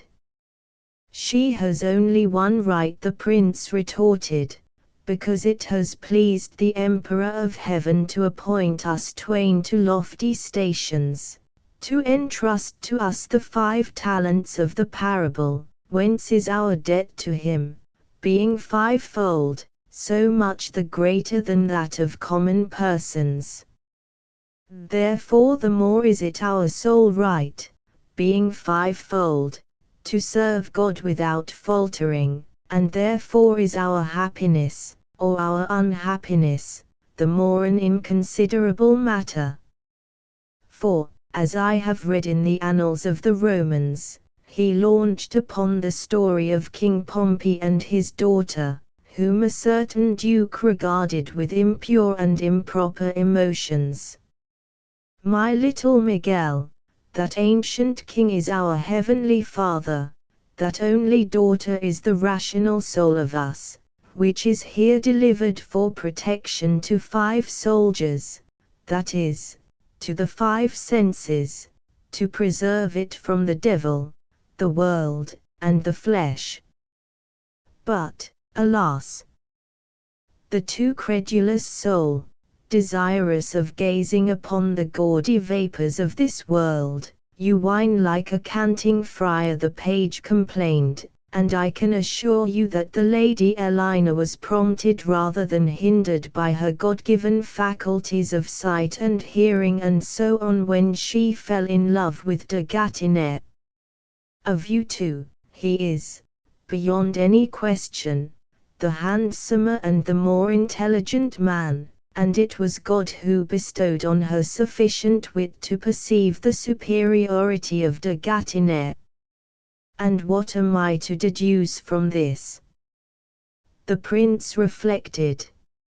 At last he said, I have also read in these same gestes how Seneca mentions that in poisoned bodies, on account of the malignancy and the coldness of the poison, no worm will engender, but if the body be smitten by lightning, in a few days the carcass will abound with vermin. My little Miguel, both men and women are at birth empoisoned by sin, and then they produce no worm, that is, no virtue. But once they are struck with lightning, that is, by the grace of God, they are astonishingly fruitful in good works. The page began to laugh. You are hopelessly absurd, my prince, though you will never know it, and I hate you a little, and I envy you a great deal. Ah, but Prince Edward said, in misapprehension, for the man was never quick-witted, but it is not for my own happiness that I ride southward. The page then said, what is her name? Prince Edward answered, very fondly, Harwise. I hate her, too, said Miguel de Ruda, and I think that the holy angels alone know how profoundly I envy her. In the afternoon of the same day they neared Rufk, and at the ford found 3 brigands ready, 2 of whom the prince slew, and the other fled. Next night they supped at Manaville, and sat afterward in the little square, tree-checkered, that lay before their inn. Miguel had procured a lute from the innkeeper, and he strummed idly as these 2 debated together of great matters. About them was an immeasurable twilight, moonless, but tempered by many stars, and everywhere they could hear an agreeable whispering of leaves. Listen, my prince, the boy said, here is one view of the affair. And he began to chant, without rhyming, without raising his voice above the pitch of talk, while the lute monotonously accompanied his chanting. Sang Miguel, "Passeth a little while, and Iris the beggar and Menefta the high king are at sorry unison, and Gnavir is a skull. Multitudinously we tread toward oblivion, as ants hasten toward sugar, and presently time cometh with his broom. Multitudinously we tread dusty road toward oblivion, but yonder the sun shines upon a grass plot, converting it into an emerald, and I am weary of the trodden path.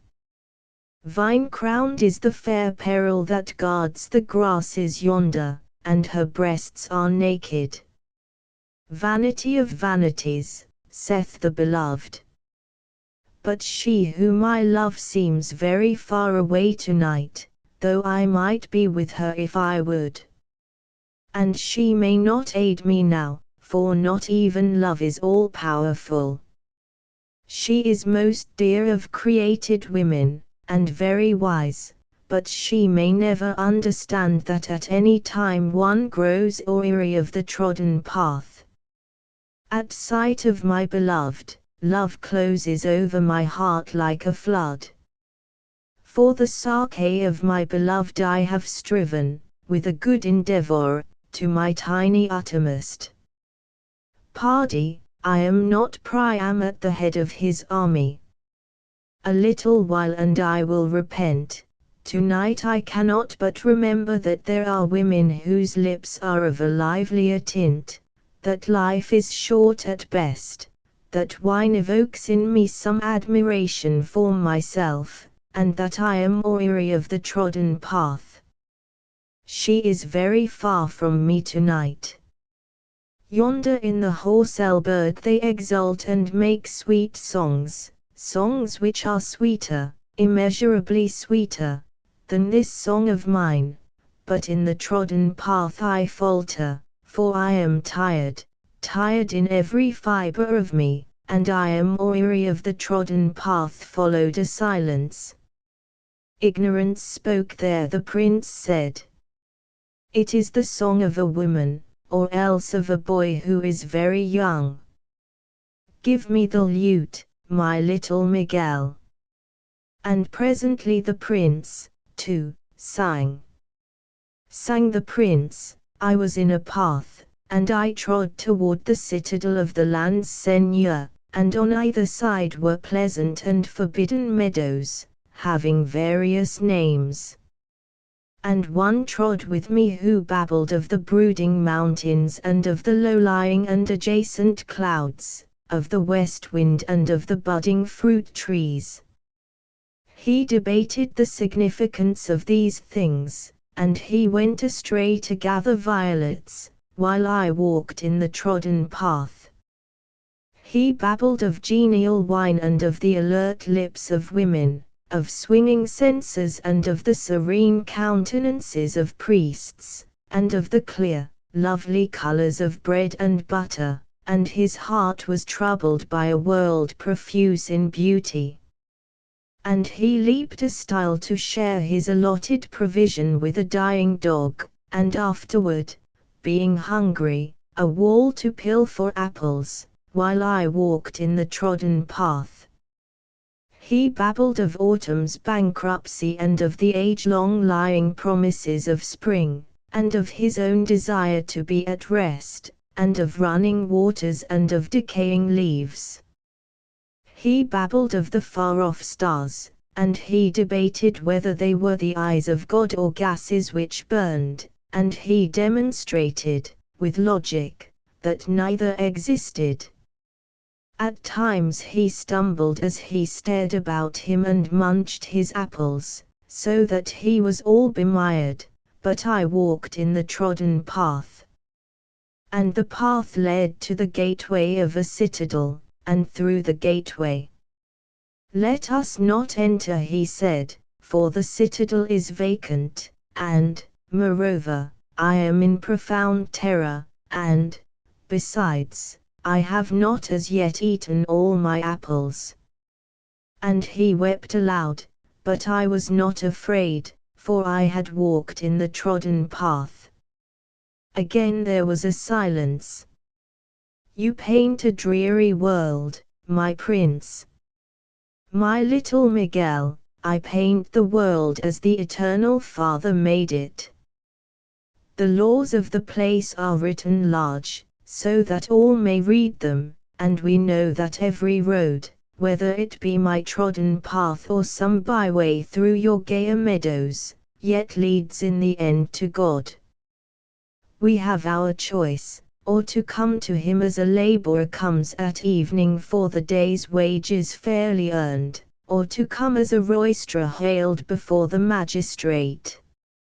I consider you to be in the right, the boy said, after a lengthy interval, although I decline, and decline emphatically, to believe you. The prince laughed. There spoke youth, he said, and he sighed as though he were a patriarch. But we have sung, we two, the eternal tension of God's will and of man's desires. And I claim the prize, my little Miguel.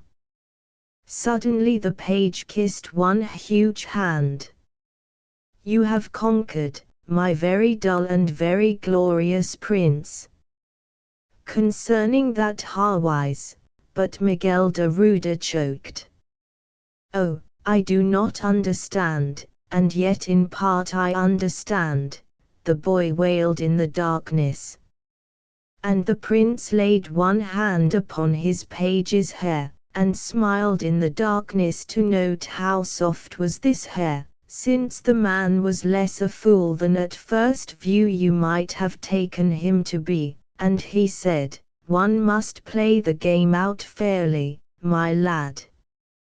We are no little people, she and I, the children of many kings, of God's regents here on earth, and it was never reasonable, my Miguel, that gentlefolk should cheat at their dicing. The same night Miguel de Ruda repeated the prayer which Saint Theophilus made long ago to the Mother of God, Dame, Jenos, Flus de Glentir it lees it rose, en qui leaf is die excessi repose, and so on. Or, in other wording, hearken, O gracious Lady, thou that art more fair than any flower of the eglantine, more comely than the blossoming of the rose or of the lily, thou to whom was confided the very Son of God. Hearken, for I am afraid. Afford counsel to me that am ensnared by Satan and know not what to do. Never will I make an end of praying. O Virgin debonaire! O honored Lady! Thou that wast once a woman. So he prayed, and upon the next day as these two rode southward, he sang half as if in defiance.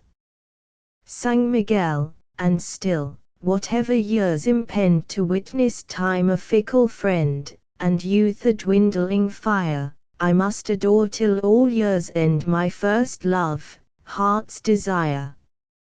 I may not hear men speak of her unmoved, and vagrant pulses stir to greet her passing by, and I, in all her worshipper must serve her till I die. For I remember, this is she that reigns in one man's memory immune to age and fret, and stays the maid I may not see nor win to, nor forget. It was on the following day, near Bazas, that these two encountered Adam de Gurdon, a Provençal knight, with whom the prince fought for a long while, without either contestant giving way. In consequence a rendezvous was fixed for the November of that year, and afterward the prince and de Gurdon parted, highly pleased with each other. Thus the prince and his attendant came, in late September, to Morlian, on the Castilian frontier, and dined there at the Fir Cone. 3 or 4 lackeys were about, some exalted persons' retinue. Prince Edward hazarded to the swart little landlord, as the prince and Miguel lingered over the remnants of their meal. Yes, the fellow informed them, the Prince de Gâtinais had lodged there for a whole week, watching the North Road, as circumspect of all passage as a cat over a mouse hole. Monseigneur expected someone, doubtless, a lady, it might be. The gentlefolk had their escapades like everyone else. The innkeeper babbled vaguely, for on a sudden he was very much afraid of his gigantic patron. "You will show me to his room," Prince Edward said, with a politeness that was ingratiating. The host shuddered and obeyed. Miguel de Ruda, left alone, sat quite silent, his fingertips drumming upon the table. He rose suddenly and flung back his shoulders, all resolution. On the stairway he passed the black little landlord, who was now in a sad twitter, foreseeing bloodshed. But Miguel de Ruda went on to the room above. The door was ajar. He paused there. De Gâtinais had risen from his dinner and stood facing the door. He, too, was a blond man and the comeliest of his day. And at sight of him awoke in the woman's heart all the old tenderness. Handsome and brave and witty she knew him to be, as indeed the whole world knew him to be, distinguished by every nameable grace, and the innate weakness of de Gâtinais, which she alone suspected, made him now seem doubly dear. Fiercely she wanted to shield him, less from bodily hurt than from that self-degradation which she cloudily apprehended to be at hand. The test was come, and Etienne would fail. Thus much she knew with a sick, illimitable surety, and she loved de Gâtinais with a passion which dwarfed comprehension. "O Madame the Virgin," prayed Miguel de Ruda, "thou that wast once a woman, even as I am now a woman, grant that the man may slay him quickly, grant that he may slay Etienne very quickly, honored lady, so that my Etienne may die unshamed. I must question," Messie de Gâtinais was saying, "whether you have been well inspired." "Yes, quite frankly, I do await the arrival of her who is your nominal wife, and your intervention at this late stage, I take it, can have no outcome save to render you absurd. So, come now. Be advised by me, Messie," Prince Edward said. "I am not here to talk. For, Messie, I grant you that in ordinary disputation the cutting of one gentleman's throat by another gentleman is well enough, since the argument is unanswerable. Yet in this case we have each of us too much to live for, you to govern your reconquered England, and I, you perceive that I am candid, to achieve in turn the kingship of another realm. Now to secure this realm, possession of the Lady Elena is to me essential, to you she is nothing. She is a woman whom I have deeply wronged," Prince Edward said, "and to whom, God willing, I mean to make atonement. 10 years ago they wedded us, willingly, to avert the impending war between Spain and England. Today El Sabio intends to purchase Germany with her body as the price, you to get Sicily as her husband. Mort de Dieu. Is a woman thus to be bought and sold like hog's flesh? We have other and cleaner customs, we of England. And who purchased the woman first?" De Gâtinais spat at him, viciously, for the Frenchman now saw his air castle shaken to the cornerstone. They wedded me to the child in order that a great war might be averted. I acquiesced, since it appeared preferable that 2 people suffer inconvenience rather than many thousands be slain. And still this is my view of the matter. Yet afterward I failed her. Love had no clause in our agreement, but I owed her more protection than I have afforded. England has long been no place for women. I thought she would comprehend that much. But I know very little of women. Battle and death are more wholesome companions, I now perceive, than such folk as you and Alphonso. Woman is the weaker vessel, the negligence was mine, I may not blame her.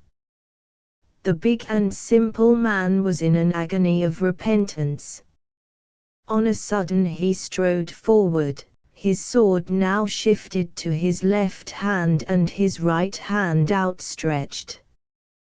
One and all, we are weaklings in the net of circumstance. Shall one herring, then, blame his fellow if his fellow jostle him? We walk as in a mist of error, and Belial is fertile in allurements, yet always it is granted us to behold that sin is sin. I have perhaps sinned through anger, Messie de Gatinet, more deeply than you have planned to sin through luxury and through ambition. Let us then cry quits, Messie de Gatinet, and afterward part in peace, and in common repentance. And yield you Elina, de Gatinet said.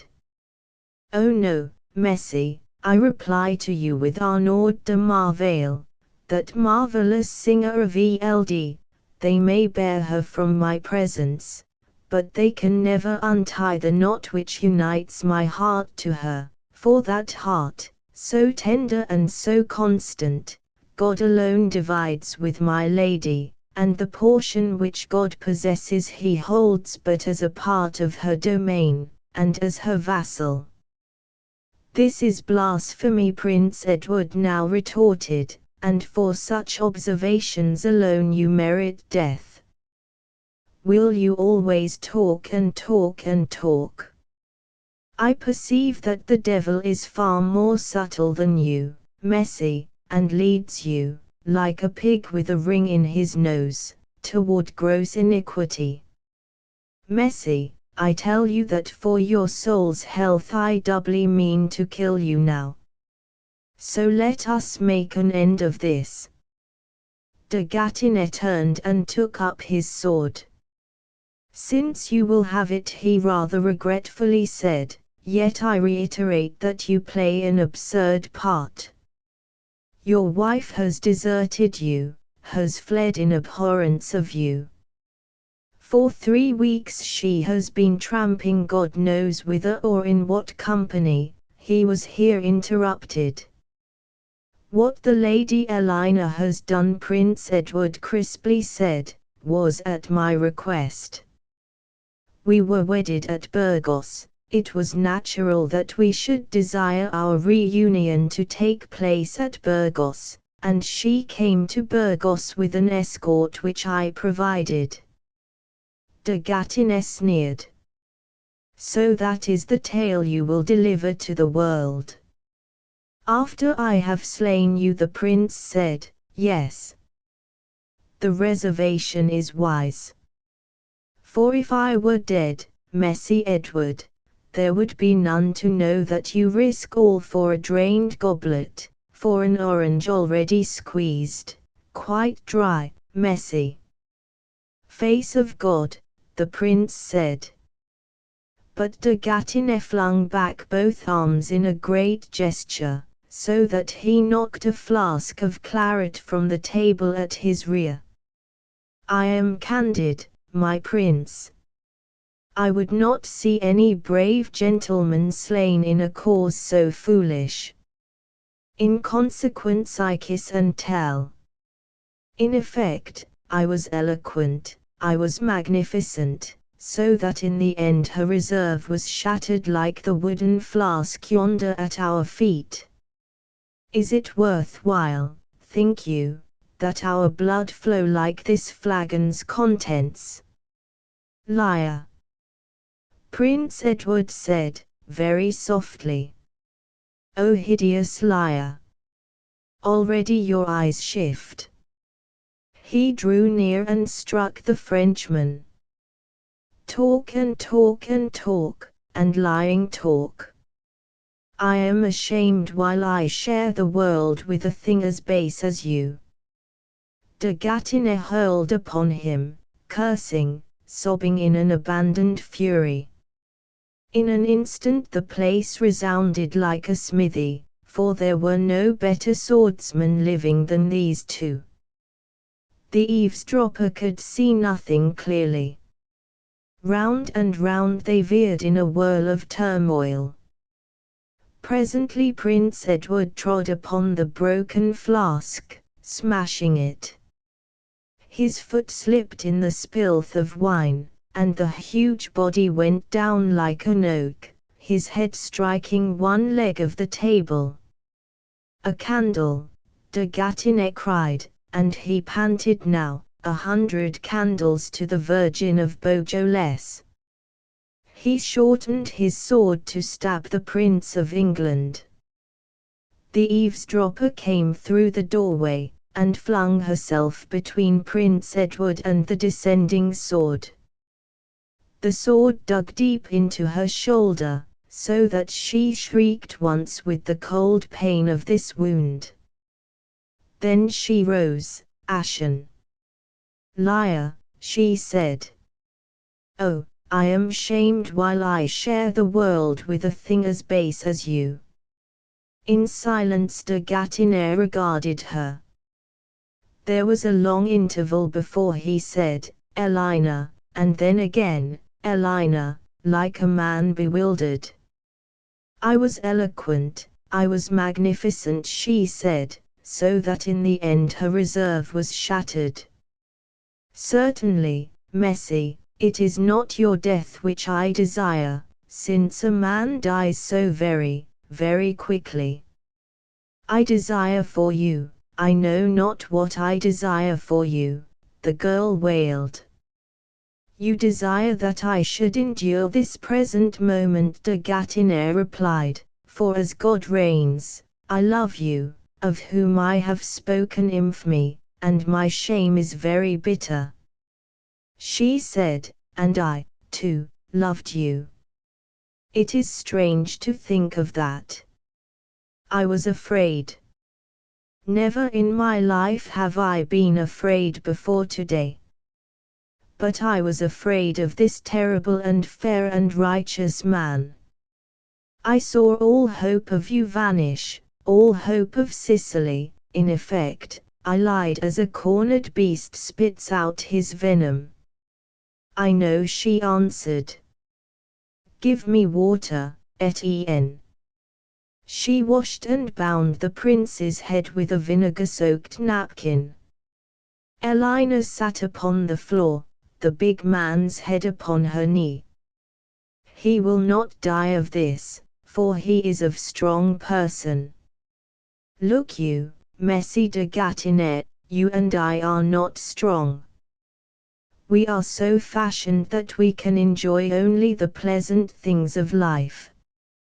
But this man can enjoy, mark you, the commission of any act, however distasteful, if he think it to be his duty.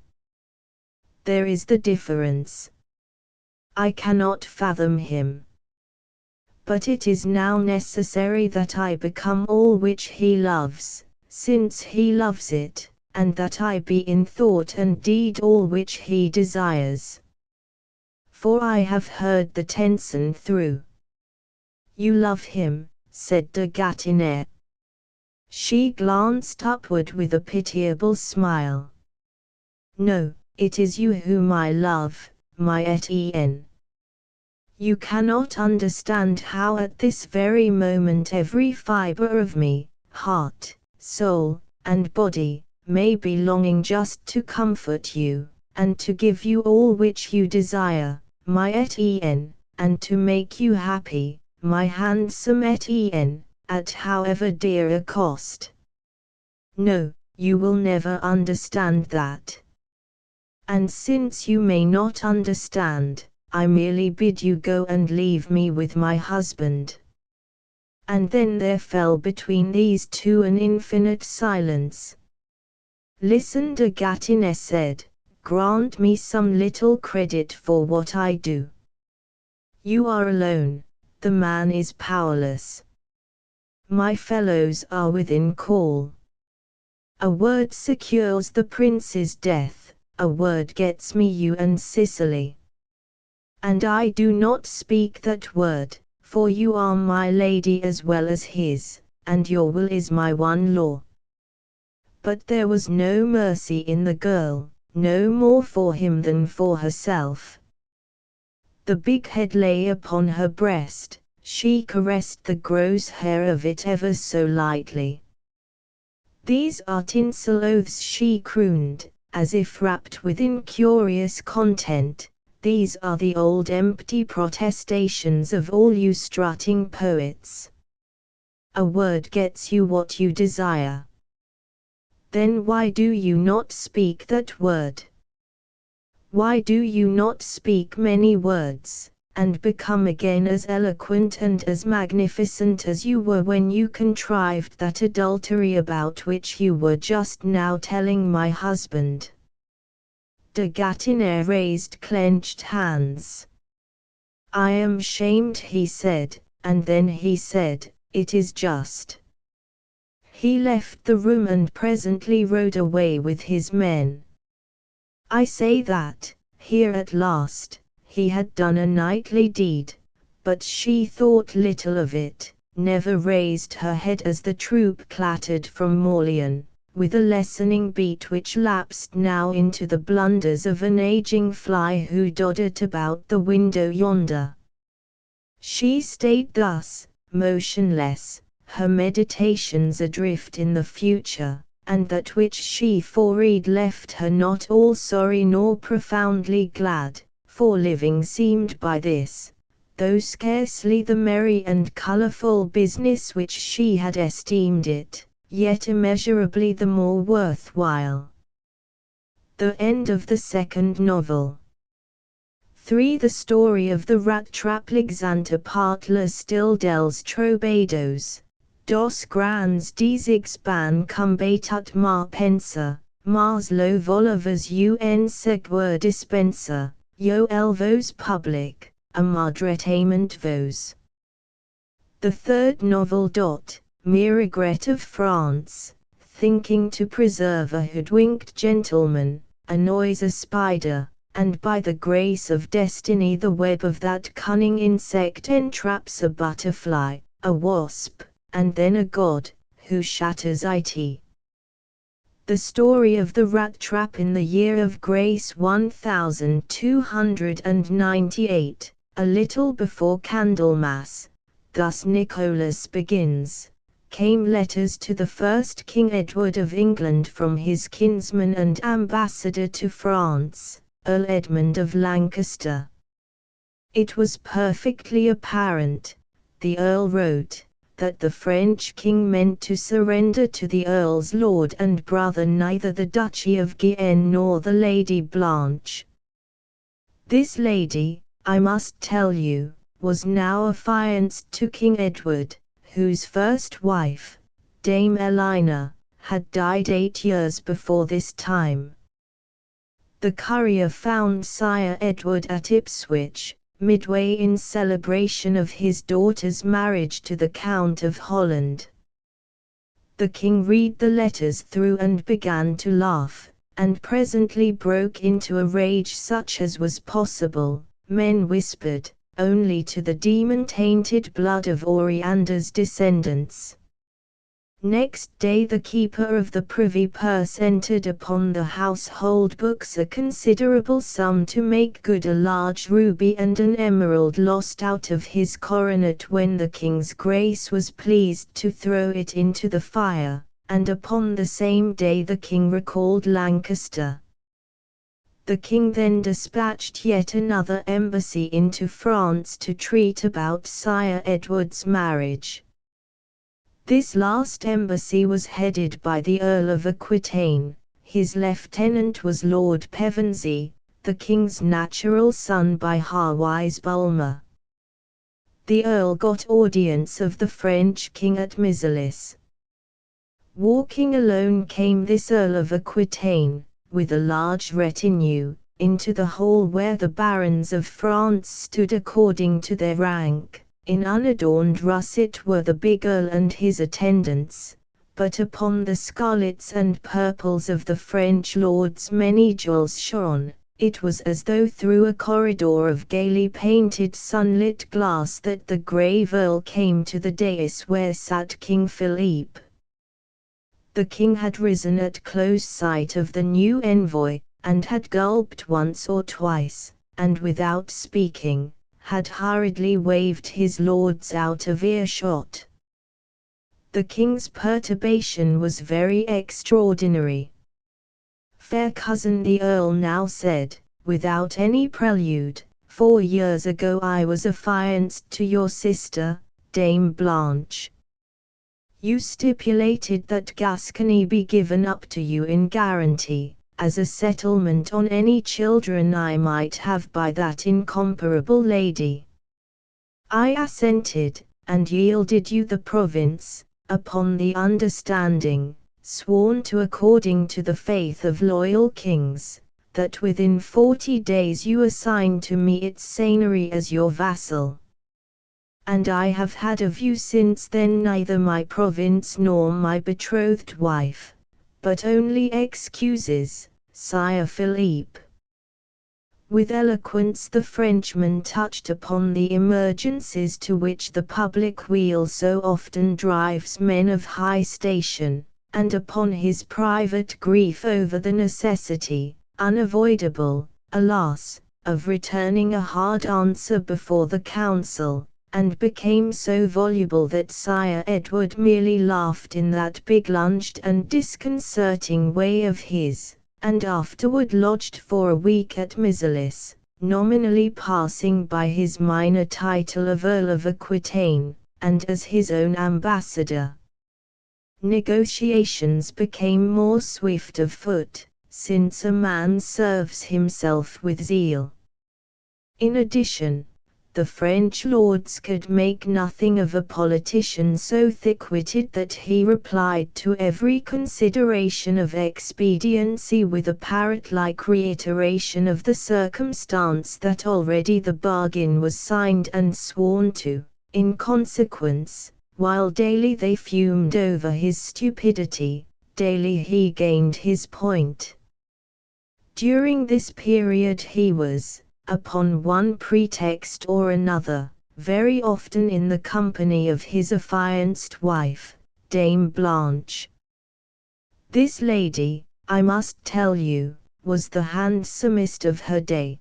There could nowhere be found a creature more agreeable to every sense, and she compelled the adoring regard of men, it is recorded, not gently but in an imperious fashion. Sire Edward, who, till this, had loved her merely by report, and, in accordance with the high custom of old, through many perusals of her portrait, now appeared besotted. He was an aging man, near 60, huge and fair, with a crisp beard, and the bright unequal eyes of Manuel of Poictisme. The better read at Mizelis began to liken this so candidly enamoured monarch and his princess to Sir Hercules at the feet of Queen Omphale. The court hunted and slew a stag of 10 in the woods of Amenuail, which stand thick about the chateau, and at the hunt's end, these two had dined at Regan the forester's hut, in company with Dame Miragrette, the French king's younger sister. She sat a little apart from the betrothed, and stared through the hut's one window. We know, nowadays, it was not merely the trees she was considering. Dame Blanche seemed undisposed to mirth. "We have slain the stag, Beausire," she said, "and have made of his death a brave diversion. Today we have had our sport of death, and presently the gay years wind past us, as our cavalcade came toward the stag, and God's incurious angel slays us, much as we slew the stag. And we shall not understand, and we shall wonder, as the stag did, in helpless wonder. And death will have his sport of us, as if in atonement." Her big eyes shone, as when the sun glints upon a sand-bottomed pool. "Oh, I have known such happiness of late, Beausire, that I am hideously afraid to die." The king answered, "I too have been very happy of late. But it is profitless to talk about death thus drearily. Let us flout him, instead, with some gay song." And thereupon she handed Sire Edward a lute. The king accepted it. "Death is not reasonably mocked by any person," Sire Edward said, "since in the end he conquers, and of the lips that gibed at him remains but a little dust. Rather should I, who already stand beneath a lifted sword, make for my destined and inescapable conqueror a servant, which is the song of service." Sang Sire Edward 3 I sing of death, that comes unto the king, and lightly plucks him from the cushioned throne, and drowns his glory and his warfaring in unrecorded dim oblivion, and girds another with the sword thereof, and sets another in his stead to reign, and ousts the remnant, nakedly to gain Styx formless shore, and nakedly complain midst twittering ghosts lamenting life and love.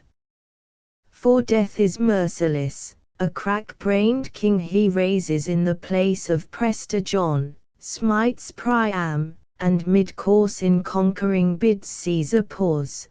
The wit of Salomon, the wealth of Nero and the pride thereof, and battle prowess, or of Tamburlaine Darius, Jeshua, or Charlemagne, wheedle and bribe and surfeit death in vain, and get no grace of him nor any love.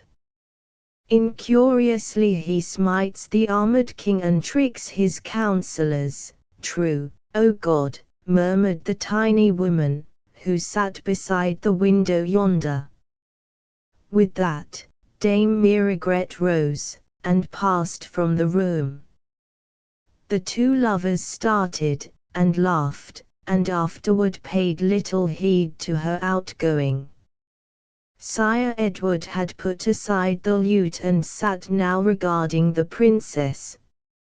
His big left hand propped the bearded chin, his grave countenance was flushed, and his intent eyes shone under their shaggy brows, very steadily, although the left eye was now so nearly shut as to reveal the merest spark.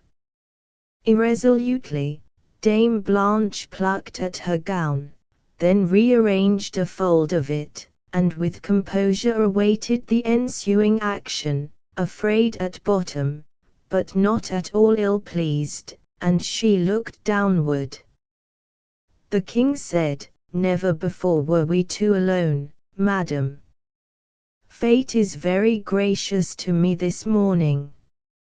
Fate, the lady considered, has never denied much to the hammer of the Scots.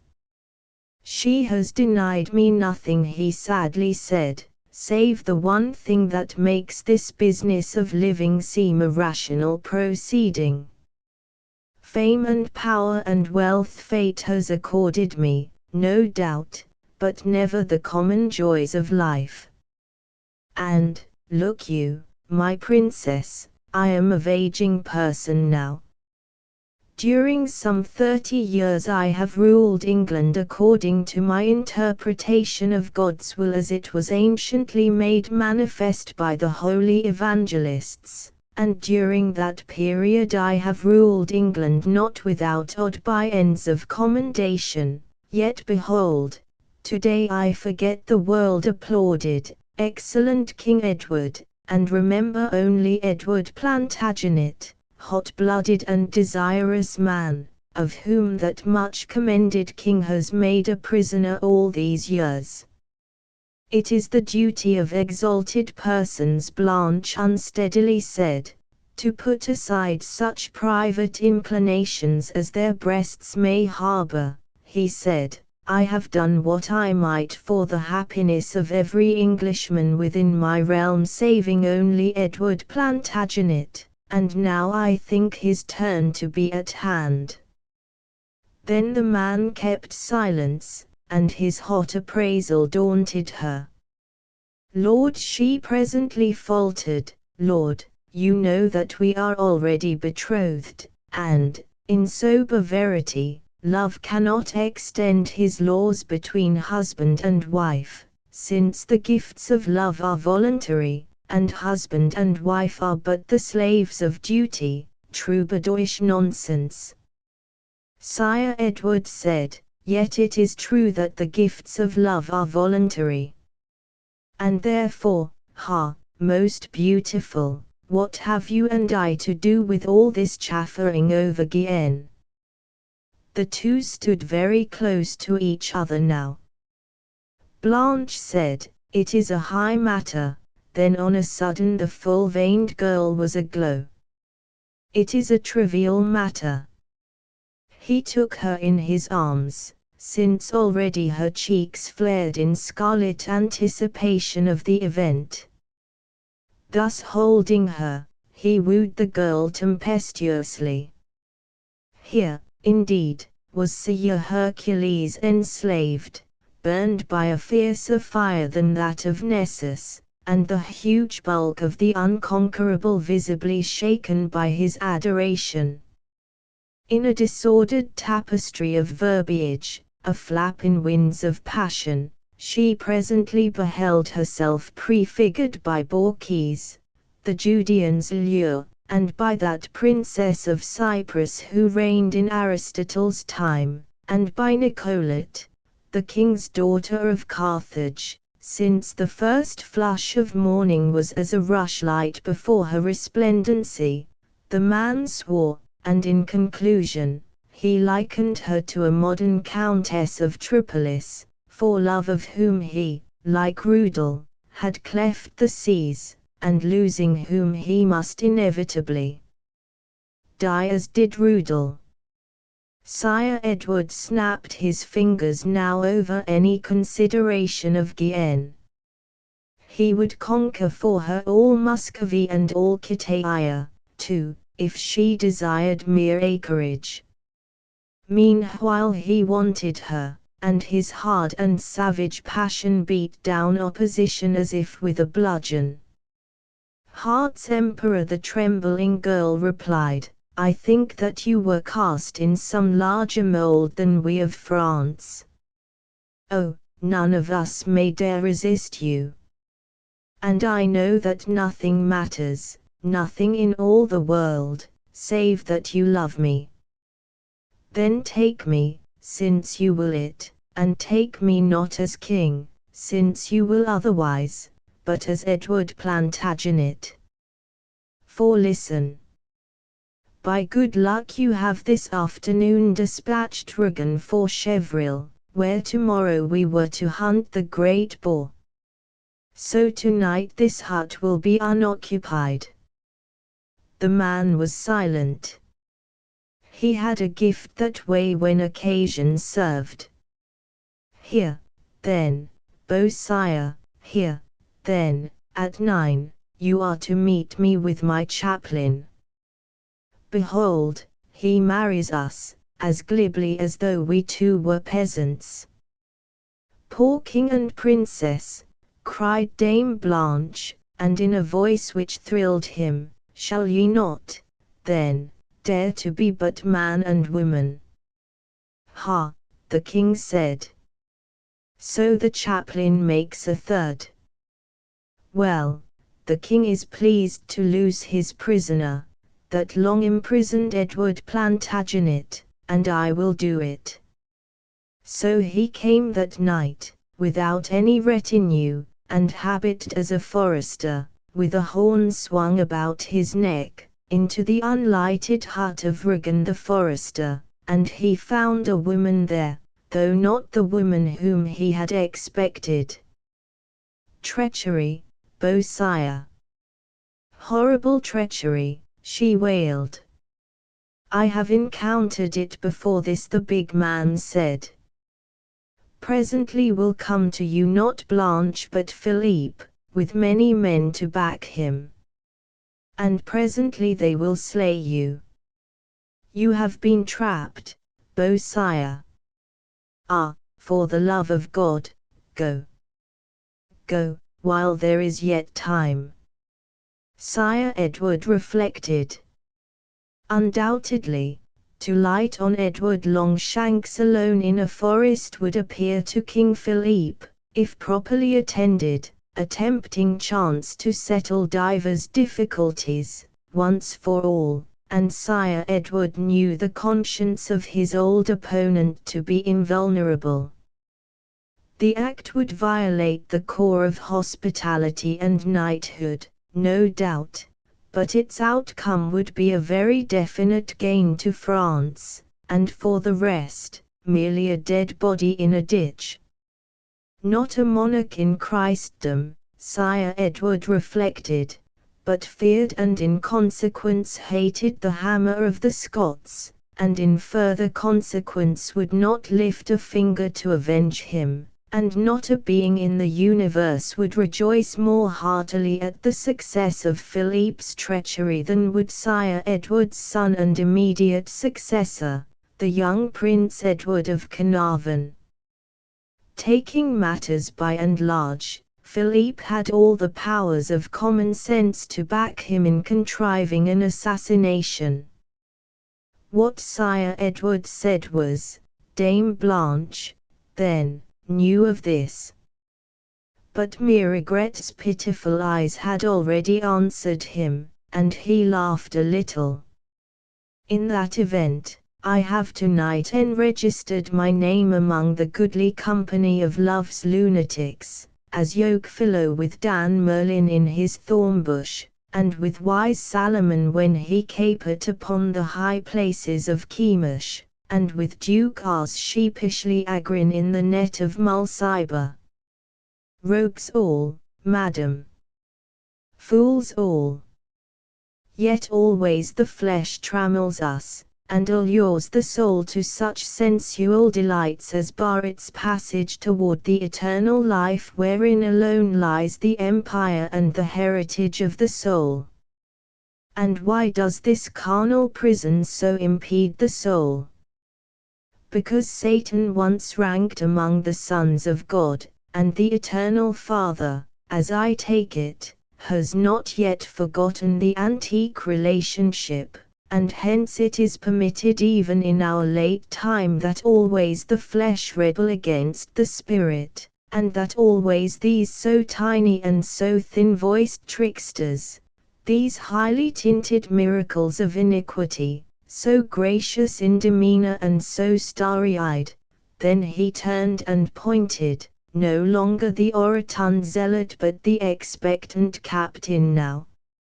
Look, my princess. In the pathway from which he had recently emerged stood a man in full armor like a sentinel.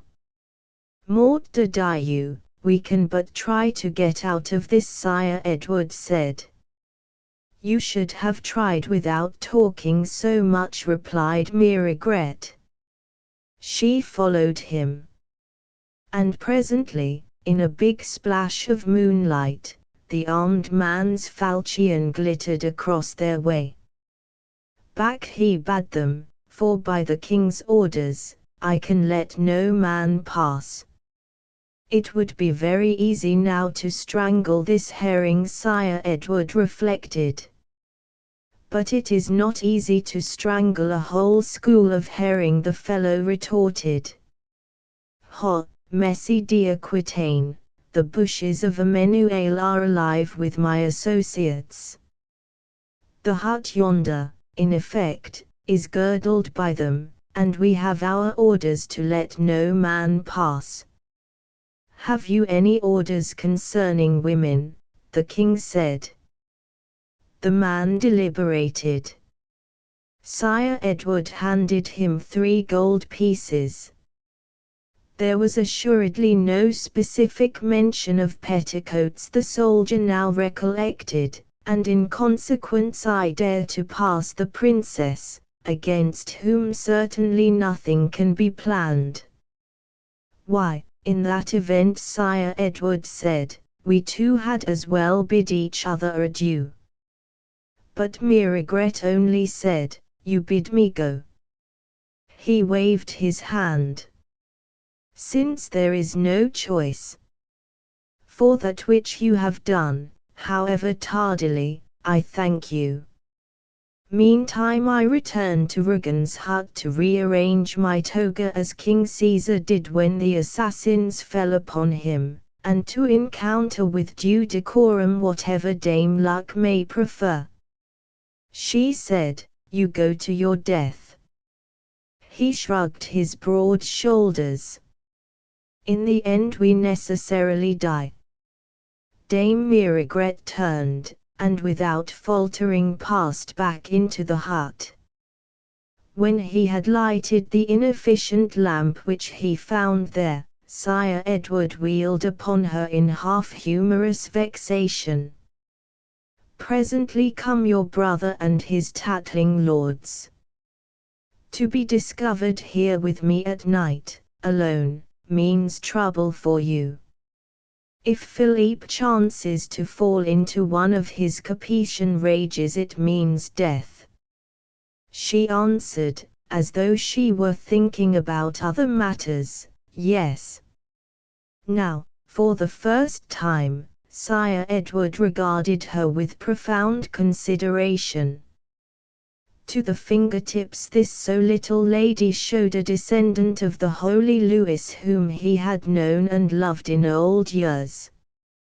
Small and thinnish she was, with soft and profuse hair that, for all its blackness, gleamed in the lamplight with stray ripples of brilliancy, as you may see sparks shudder to extinction over burning charcoal.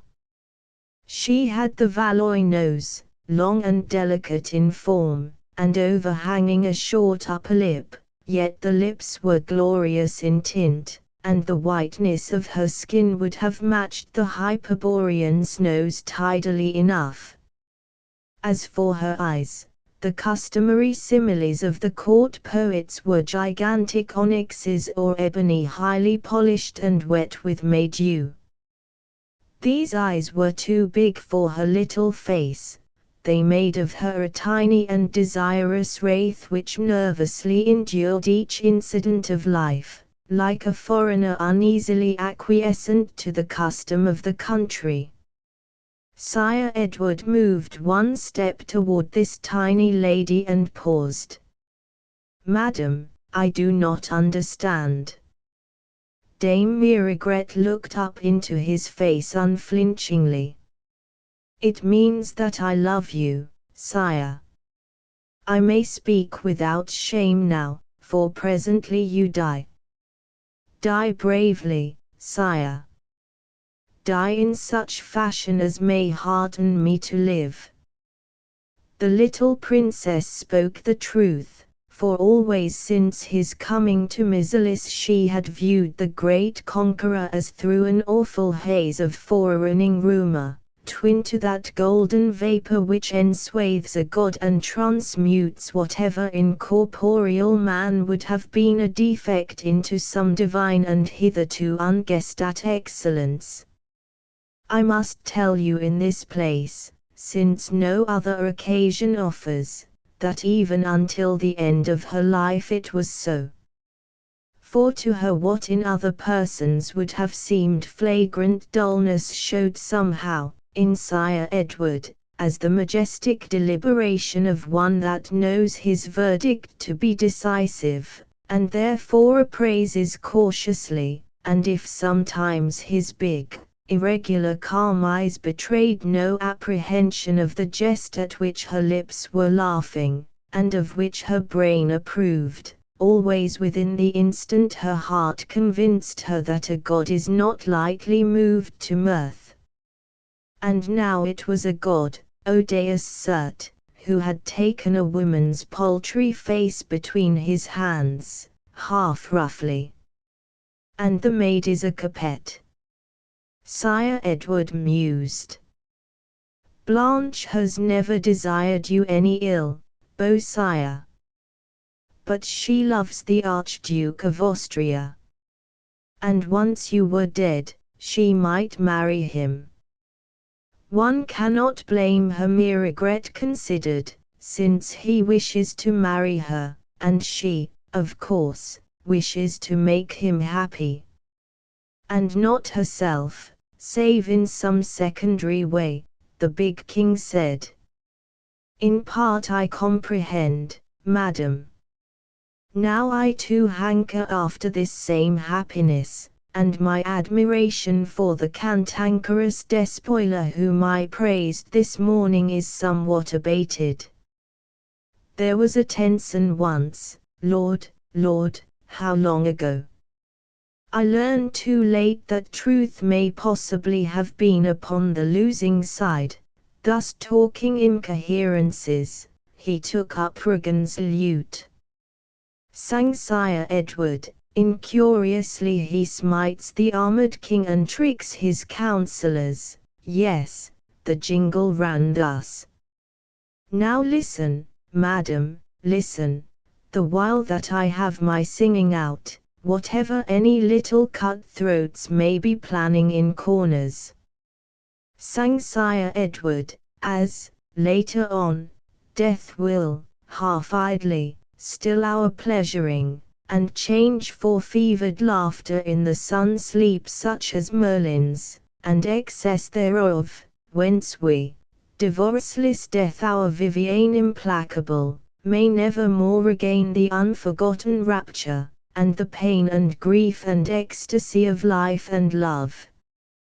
For, presently, as quiet as the king sleeps now that planned the keep civilian, we, too, will sleep, whilst overhead the spring rules, and young lovers laugh, as we have done, and kiss, as we, that take no heed thereof, but slumber very soundly, and disdain the world-wide heralding of winter's wane and swift sweet ripple of the April rain running about the world to waken love. We shall have done with love, and death be king and turn our nimble bodies carrion, our red lips dusty, yet our live lips cling despite that age-long severance and are one despite the grave and the vain grief thereof, which we will baffle, if in death's domain fond memories may enter, and we twain may dream a little, and rehearse again in that unending sleep our present love.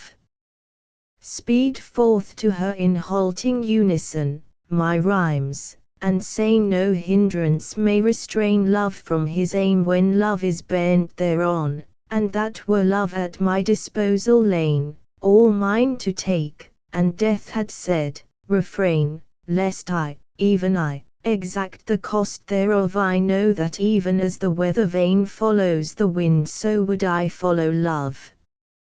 Sire Edward put aside the lute.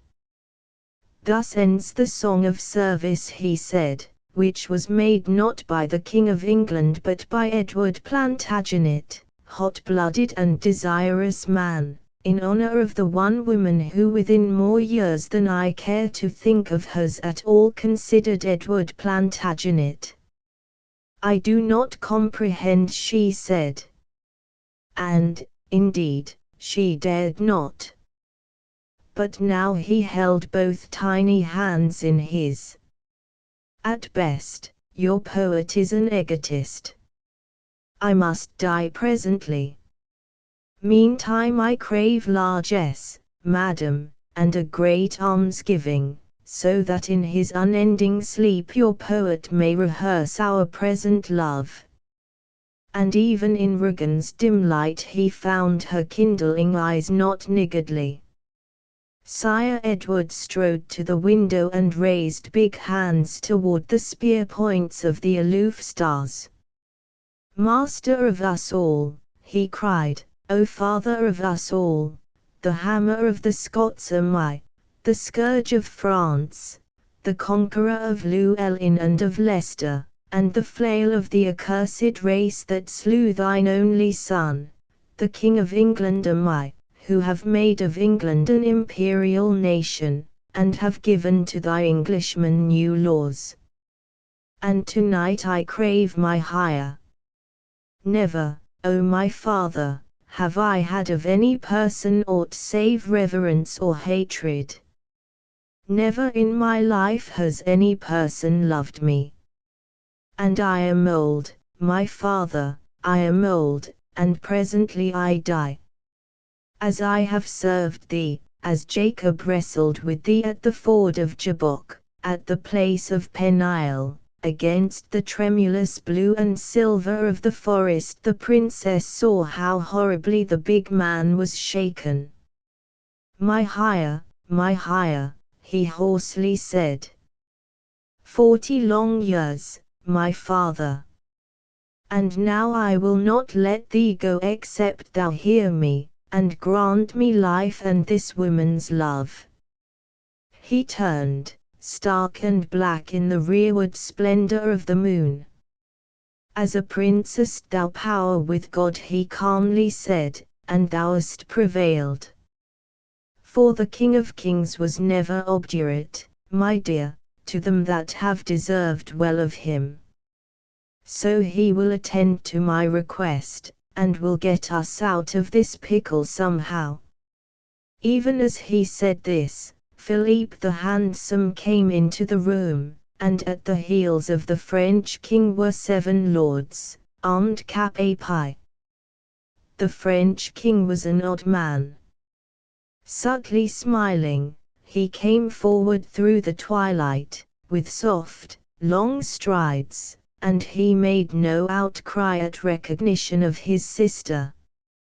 "Take the woman away, Victor," he said, disinterestedly, to de Montespan. Afterward he sat down beside the table and remained silent for a while, intently regarding Sire Edward and the tiny woman who clung to Sire Edward's arm, and in the flickering gloom of the hut Philippe smiled as an artist may smile who gazes on the perfected work and knows it to be adroit. "You prefer to remain, my sister," he said presently. It happens that tonight I am in a mood for granting almost any favor. A little later and I will attend to your merits." The fleet disorder of his visage had lapsed again into the meditative smile which was that of Lucifer watching a toasted soul. "And so it ends," he said, "and England loses tonight the heir that Manuel the Redeemer provided. Conqueror of Scotland, scourge of France. O unconquerable king! And will the worms of Emmanuel, then, pause tomorrow to consider through what a glorious turmoil their dinner came to them? Do you design to murder me?" Sire Edward said. The French king shrugged. "I design that within this moment my lords shall slay you while I sit here and do not move a finger. Is it not good to be a king, my cousin, and to sit quite still, and to see your bitterest enemy hacked and slain, and all the while to sit quite still, quite unruffled, as a king should always be? I never lived until tonight." "Now, by heaven," said Sire Edward, "I am your kinsman and your guest, I am unarmed." Philippe bowed his head. Undoubtedly, he assented, the deed is foul. But I desire Gascony very earnestly, and so long as you live you will never permit me to retain Gascony. Hence it is quite necessary, you conceive, that I murder you. What, he presently said, will you not beg for mercy? I had hoped, the French king added, somewhat wistfully, that you might be afraid to die, O huge and righteous man, and would entreat me to spare you. To spurn the weeping conqueror of Llewellyn, say. But these sins which damn one's soul are in actual performance very tedious affairs, and I begin to grow weary of the game. He bn. Now kill this man for me, messires. The English king strode forward. Shallow trickster! Sire Edward thundered. Am I not afraid? You grimacing baby, do you think to ensnare a lion with such a flimsy rat trap? Wise persons do not hunt lions with these contraptions, for it is the nature of a rat trap, fair cousin, to ensnare not the beast which imperiously desires and takes in daylight, but the tinier and the filthier beast that covets meanly and attacks under the cover of darkness, as do you and your 7 skulkers. The man was rather terrible, not a Frenchman within the hut but had drawn back a little. Listen, Sire Edward said, and he came yet farther toward the King of France and shook at him one forefinger. When you were in your cradle I was leading armies. When you were yet unbreeched I was lord of half Europe.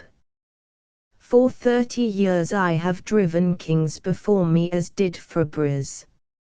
Am I, then, a person to be hoodwinked by the first big-bosomed hussy that elects to waggle her fat shoulders and to grant an assignation in a forest expressly designed for stabbings? You baby, is the hammer of the Scots the man to trust for 1/2 moment a capet? Ill-mannered infant, the king said, with bitter laughter. It is now necessary that I summon my attendants and remove you to a nursery which I have prepared in England.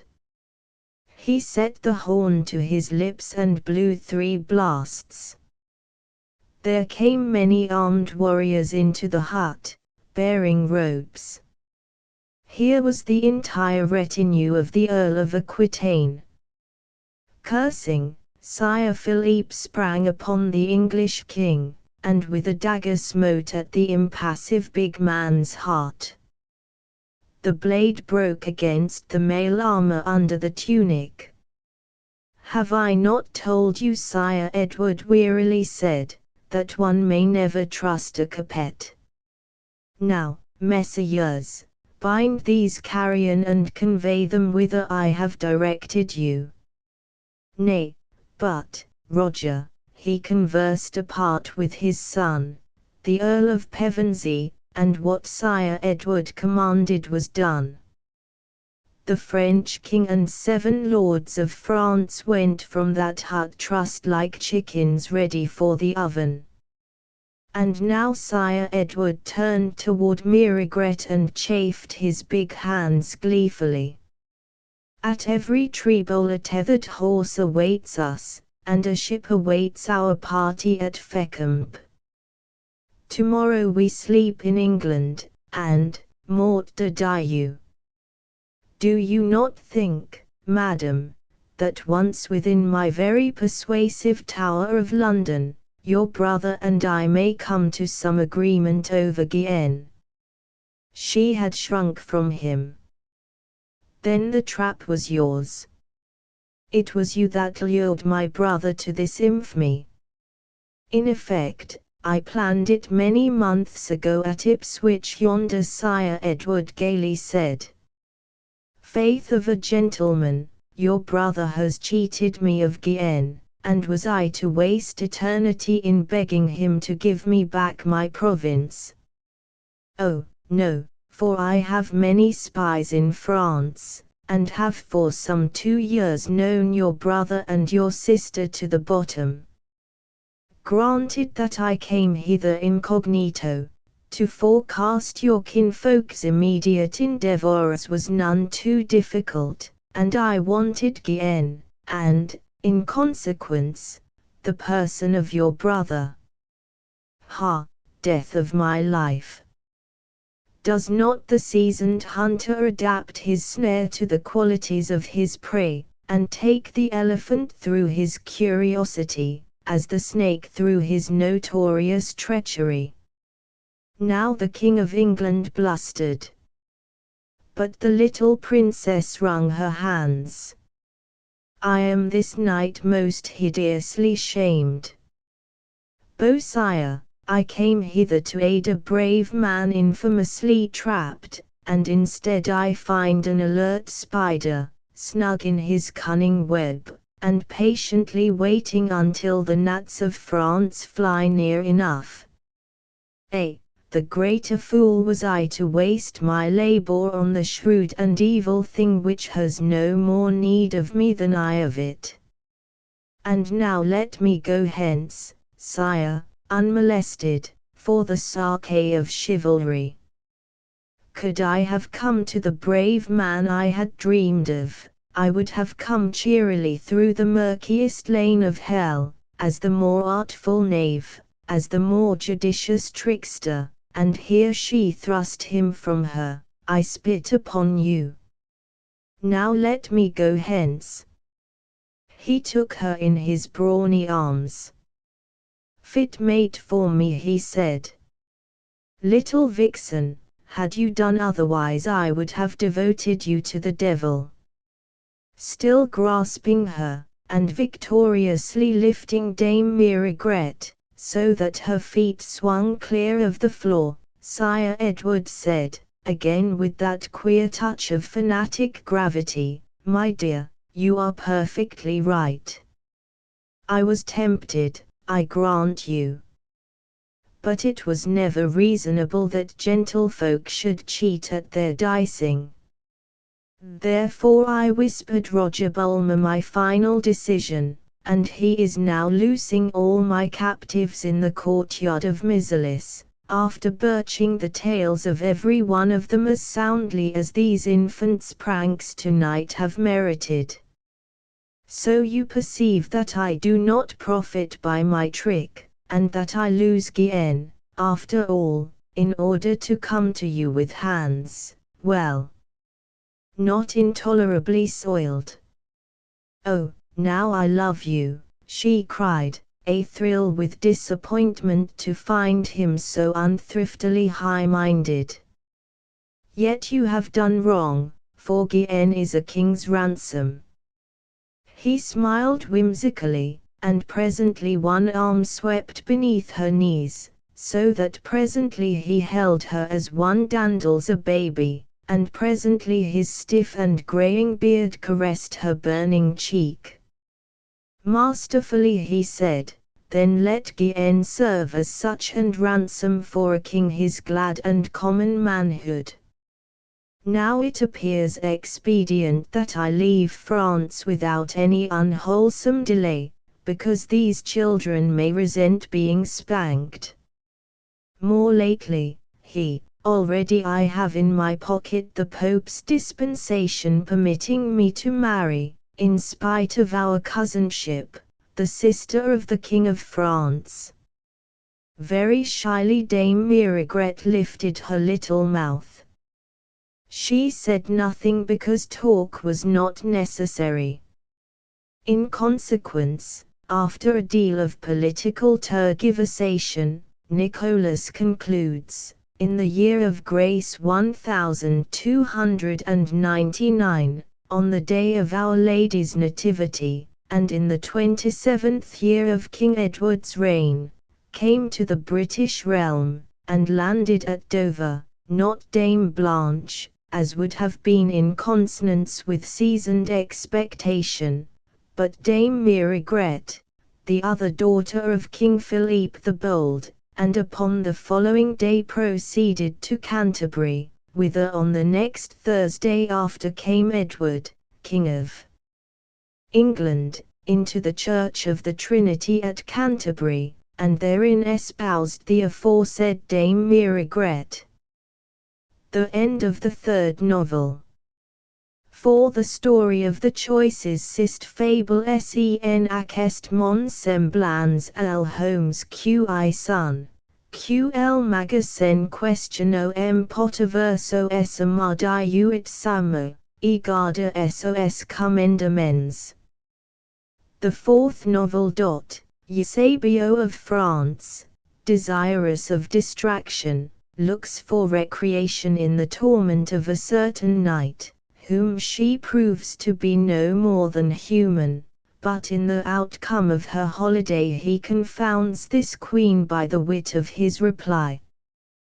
The story of the choices in the year of grace 1327, thus Nicholas begins. You could have found in all England no couple more ardent in affection or in despair more affluent than Rosamond Easney and Sir Gregory Darrell. She was Lord Berners' only daughter, a brown beauty, of extensive repute, thanks to a retinue of lovers who were practitioners of the gay science, and who had scattered broadcast innumerable canzons in her honour. And Lord Berners was a man to accept the world as he found it. Dompenedex, the Earl was wont to say, in sincerity I am fond of Gregory Darrell, and if he chooses to make love to my daughter that is none of my affair. The eyes and the brain preserve a proverbial warfare, which is the source of all amenity. For without lady service there would be no songs and tourneys, no measure and no good breeding, and a man delinquent in domnii is no more to be valued than an ear of corn without the grain. No, I am so profoundly an admirer of love that I can never willingly behold him slain, of a surfeit, by matrimony. Besides, this rapscallion Gregory could not to advantage exchange purses with Lazarus in the parable, and, moreover, Rosamond is to marry the Earl of Sarum a little after All Saints' Day. Sarum, people echoed. Why, the old goat has had 4 wives already. And the Earl would spread his hands. These redundancies are permissible to one of the wealthiest persons in England. He was used to submit. Thus it fell out that Sir Gregory came and went at his own discretion as concerned Lord Berners' fief of Ordish, all through those choppy times of warfare between Sire Edward and Queen Eusebio. Lord Berners, for one, vexed himself not inordinately over the outcome, since he protested the king's armament to consist of fools and the queen's of rascals, and had with entire serenity declined to back either Dick or the devil. But at last the queen got resistless aid from Count William of Hainault, in a way to be told about hereafter, and the king was captured by her forces, and was imprisoned in Berkeley Castle. There they held the second Edward to reign in England, who was the unworthy son of Dame Elina and of that first squinting King Edward about whom I have told you in the 2 tales preceding this tale. It was in the September of this year, a little before Michaelmas, that they brought Sir Gregory Darrell to be judged by the Queen. Notoriously the knight had been her husband's adherent. Death, croaked Adam Orleton, who sat to the right hand, and, young de Spencer's death, amended the Earl of March, with wild laughter, but Eusebio leaned back in her great chair, a handsome woman, stoutening now from gluttony and from too much wine, and regarded her prisoner with lazy amiability. "And what was your errand in Figgy's Wood?" she demanded. "Or are you mad, then, Gregory Darrell, that you dare ride past my gates alone?" He curtly said. "I rode for Ordish." Followed silence. "Roger," the Queen ordered, "give me the paper which I would not sign." The Earl of March had drawn an audible breath. The Bishop of London somewhat wrinkled his shaggy brows, like a person in shrewd and Epicurean amusement, while the Queen subscribed the parchment, with a great scrawling flourish. "Take, in the devil's name, the hire of your dexterities," said Eusebio. She pushed this document with her wet pen point toward March. "So, get it over with, that necessary business with my husband at Berkeley. And do the rest of you withdraw, saving only my prisoner." Followed another silence. Queen Eusebio lolled in her carven chair, considering the comely gentleman who stood before her, fettered, at the point of shameful death. There was in the room a little dog which had come to the Queen, and now licked the palm of her left hand, and the soft lapping of its tongue was the only sound you heard. "So at peril of your life you rode for Ordish, then, Messie?" The tense man had flushed. "You have harried us of the King's party out of England, and in reason I might not leave England without seeing the desire of my heart." "My friend," said Eusebio, as if half in sorrow, "I would have pardoned anything save that." She rose. Her face was dark and hot. "By God and all his saints, you shall indeed leave England tomorrow and the world also, but not without a final glimpse of this same Rosamond. Yet listen, I, too, must ride with you to Ordish, as your sister, say, Gregory, did I not hang, last April, the husband of your sister?" "Yes, Ralph de Bellomies, a thin man with eager eyes, the Earl of Farrington he was.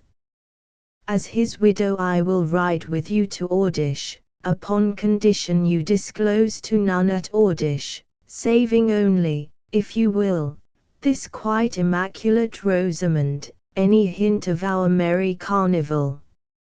And tomorrow, you will swear according to the nicest obligations of honor, you must ride back with me to encounter that which I may devise. For I dare to trust your naked word in this, and, moreover, I shall take with me a sufficiency of retainers to leave you no choice." Darrell knelt before her. "I can do no homage to Queen Eusebio, yet the prodigal hands of her who knows that I must die tomorrow and cunningly contrives, for old time's sake, to hearten me with a sight of Rosamond, I cannot but kiss." This much he did. "And I swear in all things to obey your will." "O comely fool," the Queen said, not ungently, "I contrive, it may be, but to demonstrate that many tyrants of antiquity were only bunglers. And, besides, I must have other thoughts than those which I have known too long, I must this night take holiday from thinking them, lest I go mad." Thus did the Queen arrange her holiday. "Either I mean to torture you tomorrow," Dame Eusebio said, presently, to Darrell, as these two rode side by side, "or else I mean to free you. In sober verity I do not know. I am in a holiday humor, and it is as the whim may take me. But do you indeed love this Rosamond Easney?" and of course she worships you. It is my belief, madam, that when I see her I tremble visibly, and my weakness is such that a child has more intelligence than I, and towards such misery any lady must in common reason be a little compassionate. Her hands had twitched so that the astonished palfrey reared. I design torture, the queen said. Ah, I perfect exquisite torture, for you have proven recreant, you have forgotten the maid Eusebio, le Dizain cure, was it not, my Gregory, that you were wont to call her, as nowadays this Rosamond is the desire of your heart? You lack inventiveness. His palms clutched at heaven. That Eusebio is dead, and all true joy is destroyed, and the world lies under a blight from which God has averted an unfriendly face in displeasure. Yet of all wretched persons existent I am he who endures the most grievous anguish, for daily I partake of life without any relish, and I would in truth deem him austerely kind who slew me now that the maiden Eusebio is dead. She shrugged wearily.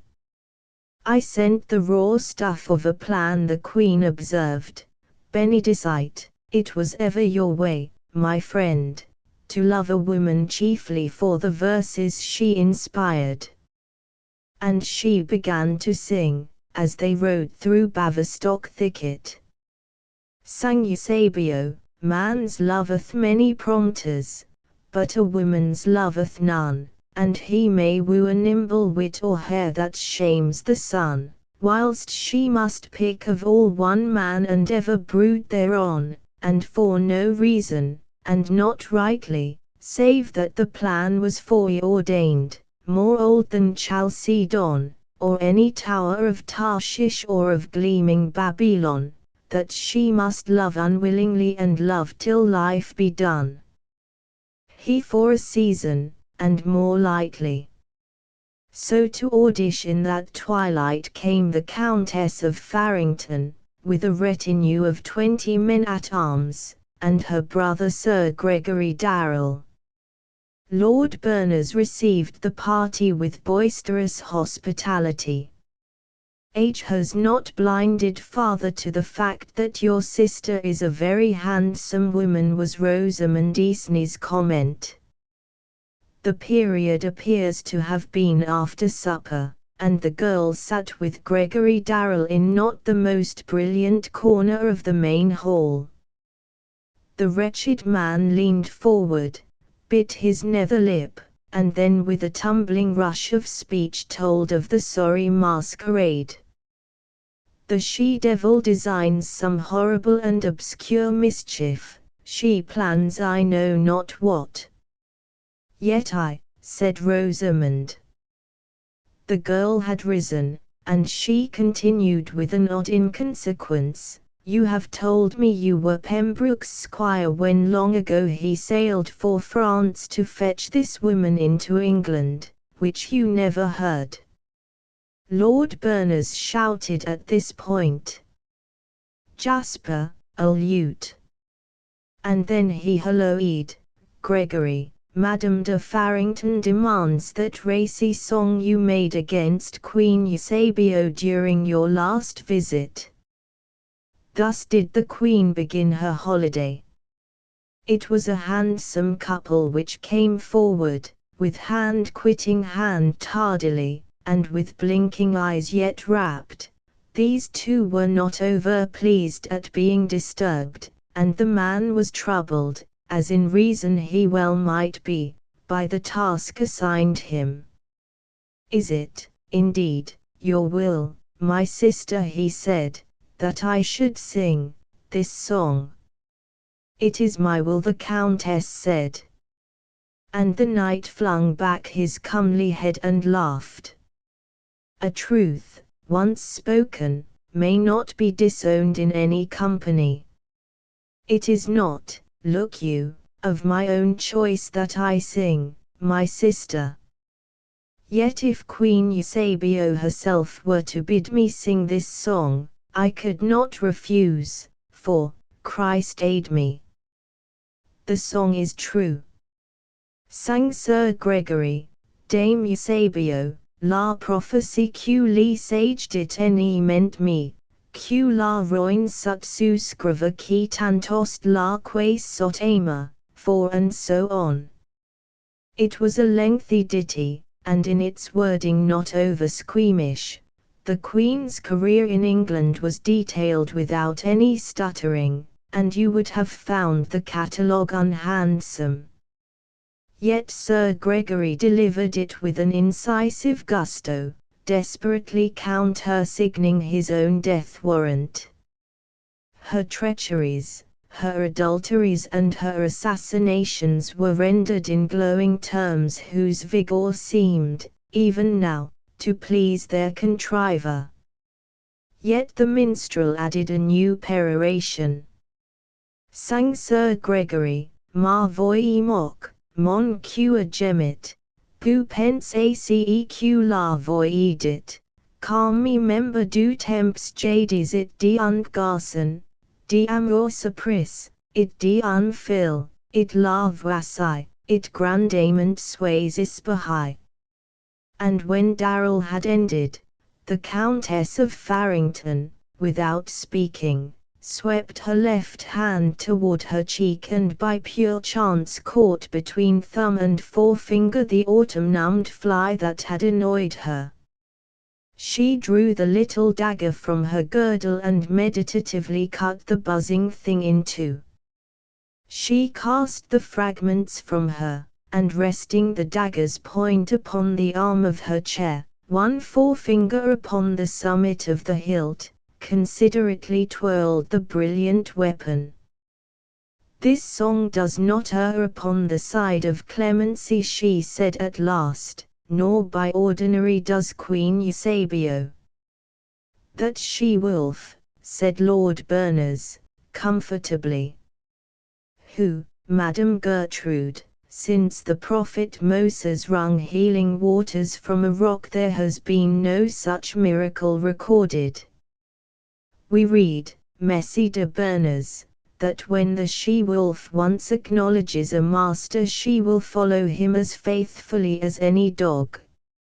My brother, I do not question your sincerity, yet everybody knows you sing with the voice of an unhonored courtier. Suppose Queen Eusebio had heard your song all through as I have heard it, and then had said, for she is not as the run of women, Messie, I had thought until this that there was no thorough man in England save tall Roger Mortimer. I find him tawdry now, and, I remember. Come you, then, and rule the England that you love as you may love no woman, and rule me, Messie, since I find even in your cruelty, for we are no pygmies, you and I. Yonder is squabbling Europe and all the ancient gold of Africa, ready for our taking. And past that lies Asia, too, and its painted houses hung with bells, and cloud-wrapped Tartary, where we too may yet erect our equal thrones, upon which to receive the tributary emperors. For we are no pygmies, you and I. She paused. She shrugged. Suppose Queen Eusebio, who is not as the run of women, had said this much, my brother. Darrell was more pallid, as the phrase is, than a sheet, and the lute had dropped unheeded, and his hands were clenched. I would answer, my sister, that as she has found in England but one man, I have found in England but one woman, the rose of all the world. His eyes were turned at this toward Rosamond Eastney. And yet the man stammered, because I, too, remember, in God's name. I am answered, the Countess said. She rose, in dignity almost a queen. We have ridden far today, and tomorrow we must travel a deal farther, my brother. I am going to bed, Messie de Berners. So the men and women parted. Madame de Farrington kissed her brother at leaving him, as was natural, and under her caress his stalwart person shuddered, but not in repugnance, and the Queen went away singing hushedly. Sang Eusebio, were the all-mother wise, life, shaped anotherwise, would be all high and true. Could I be otherwise? I had been otherwise simply because of you, with whom I have naught to do, and who are no longer you. Life with its pay to be bade us essay to be what we became. I believe were there a way to be what it was play to be, I would not greatly grieve.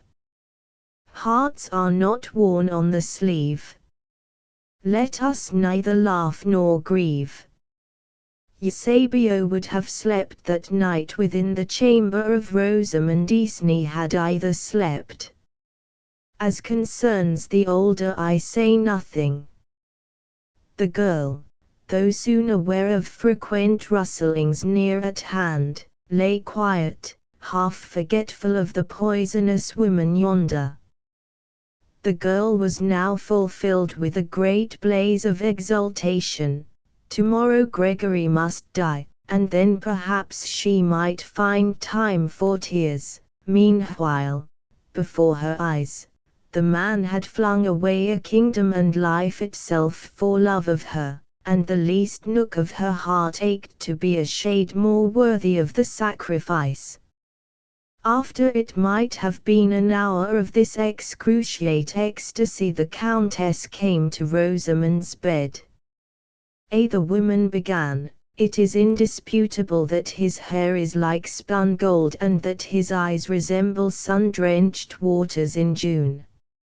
It is certain that when this Gregory laughs God is more happy. Girl, I was familiar with the routine of your meditations before you were born. Rosamond said, quite simply, you have known him always. I envy the circumstance, Madame Gertrude, you alone of all women in the world I envy, since you, his sister, being so much older, must have known him always. I know him to the core, my girl, the Countess answered. For a while she sat silent, one barefoot jogging restlessly. Yet I am 2 years his junior. Did you hear nothing, Rosamond? No, Madame Gertrude, I heard nothing. Strange, the Countess said, let us have lights, since I can no longer endure this overpopulous twilight. She kindled, with twitching fingers, 3 lamps. It is as yet dark yonder, where the shadows quiver very oddly, as though they would rise from the floor, do they not, my girl, and protest vain things? But, Rosamond, it has been done. In the moment of death men's souls have travelled farther and have been visible. It has been done, I tell you. And he would stand before me, with pleading eyes, and would reproach me in a voice too faint to reach my ears. But I would see him, and his groping hands would clutch at my hands as though a dropped veil had touched me, and with the contact I would go mad. Madame Gertrude, the girl stammered, in communicated terror. Poor innocent fool, the woman said, I am Eusebio of France.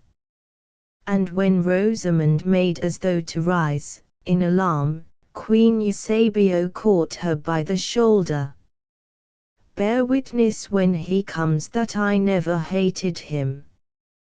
Yet for my quiet it was necessary that it suffer so cruelly, the scented, pampered body, and no mark be left upon it. even now he suffers. No, I have lied. I hate the man, and in such fashion as you will comprehend when you are Saram's wife. Madam and Queen, the girl said, you will not murder me.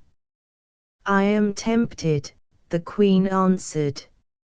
O little slip of girlhood, I am tempted, for it is not reasonable you should possess everything that I have lost.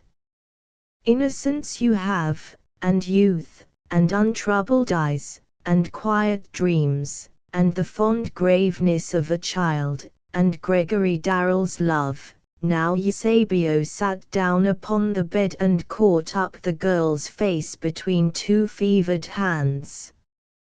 Rosamond, this Darrell perceives within the moment, as I do, that the love he bears for you is but what he remembers of the love he bore a certain maid long dead. You might have been her sister, Rosamond, for you are very like her. And she, poor wench, why, I could see her now, I think, were my eyes not blurred, somehow, almost as though Queen Eusebio might weep. But she was handsomer than you, since your complexion is not over clear, praise God. Woman against woman they were. He has told me of his intercourse with you, the girl said, and this was a lie flat-footed.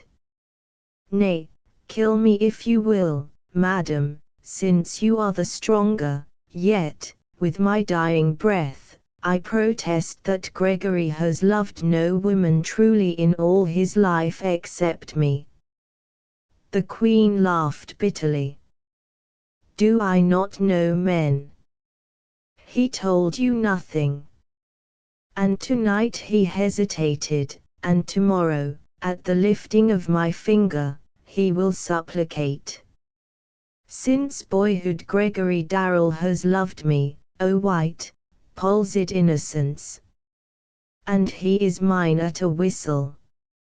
And in that time to come he will desert you, Rosamond, bidding farewell with a pleasing canzon, and they will give you to the gross Earl of Sarum, as they gave me to the painted man who was of late our king.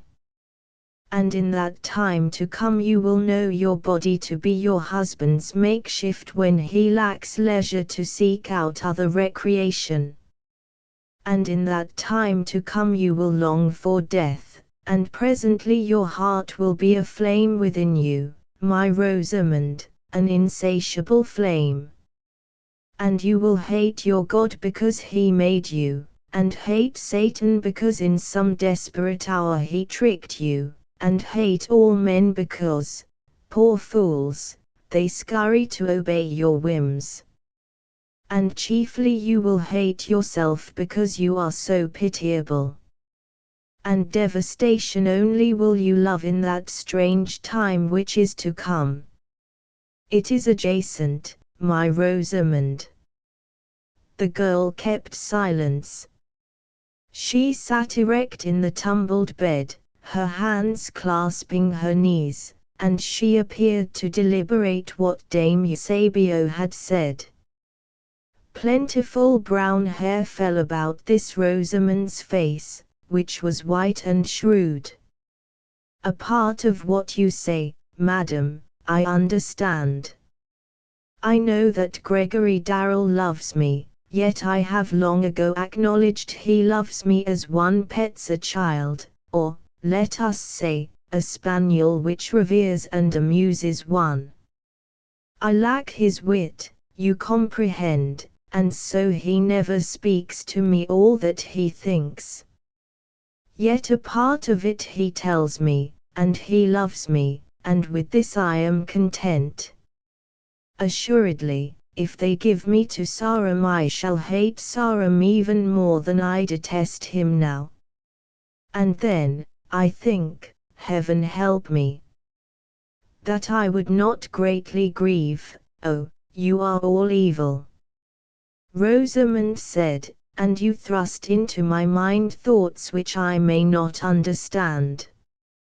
You will comprehend them, the Queen said, when you know yourself a chattel, bought and paid for. The Queen laughed. She rose, and her hands strained toward heaven. You are omnipotent, yet have you let me become that into which I am transmuted, she said, very low. She began to speak as though a statue spoke through lips that seemed motionless. Men have long urged me, Rosamond, to a deed which by one stroke would make me mistress of these islands. Today I looked on Gregory Darrell, and knew that I was wise in love, and I had but to crush a lewd soft worm to come to him. And I was tempted. The girl said, let us grant that Gregory loves you very greatly, and me just when his leisure serves. You may offer him a cushioned infamy, a colorful and brief delirium, and afterward demolishment of soul and body. I offer him contentment and a level life, made up of small events, it may be, and lacking both in abysses and in sky heights. Yet is love a flame wherein the lover's soul must be purified. It is a flame which assays high queens just as it does their servants, and thus, madam, to judge between us I dare summon you.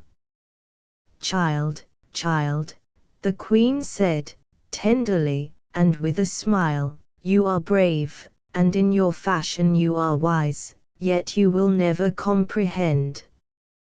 But once I was in heart and soul and body all that you are today, and now I am Queen Eusebio. Did you in truth hear nothing, Rosamond?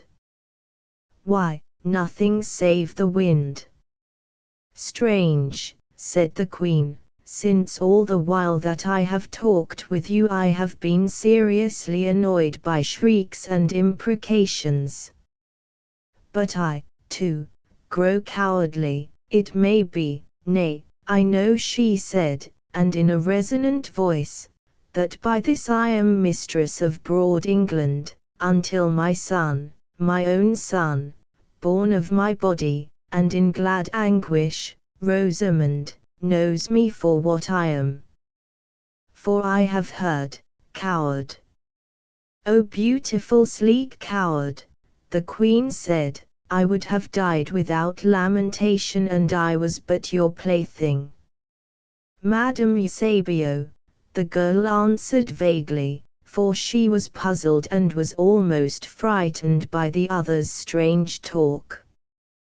To bed, said Eusebio, and put out the lights lest he come presently.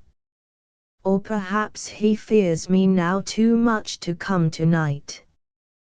Yet the night approaches, none the less, when I must lift some arras and find him there, chalk white, with painted cheeks, and rigid, and smiling very terribly, or look into some mirror and behold there not myself but him, and in that instant I shall die. Meantime I rule, until my son attains his manhood.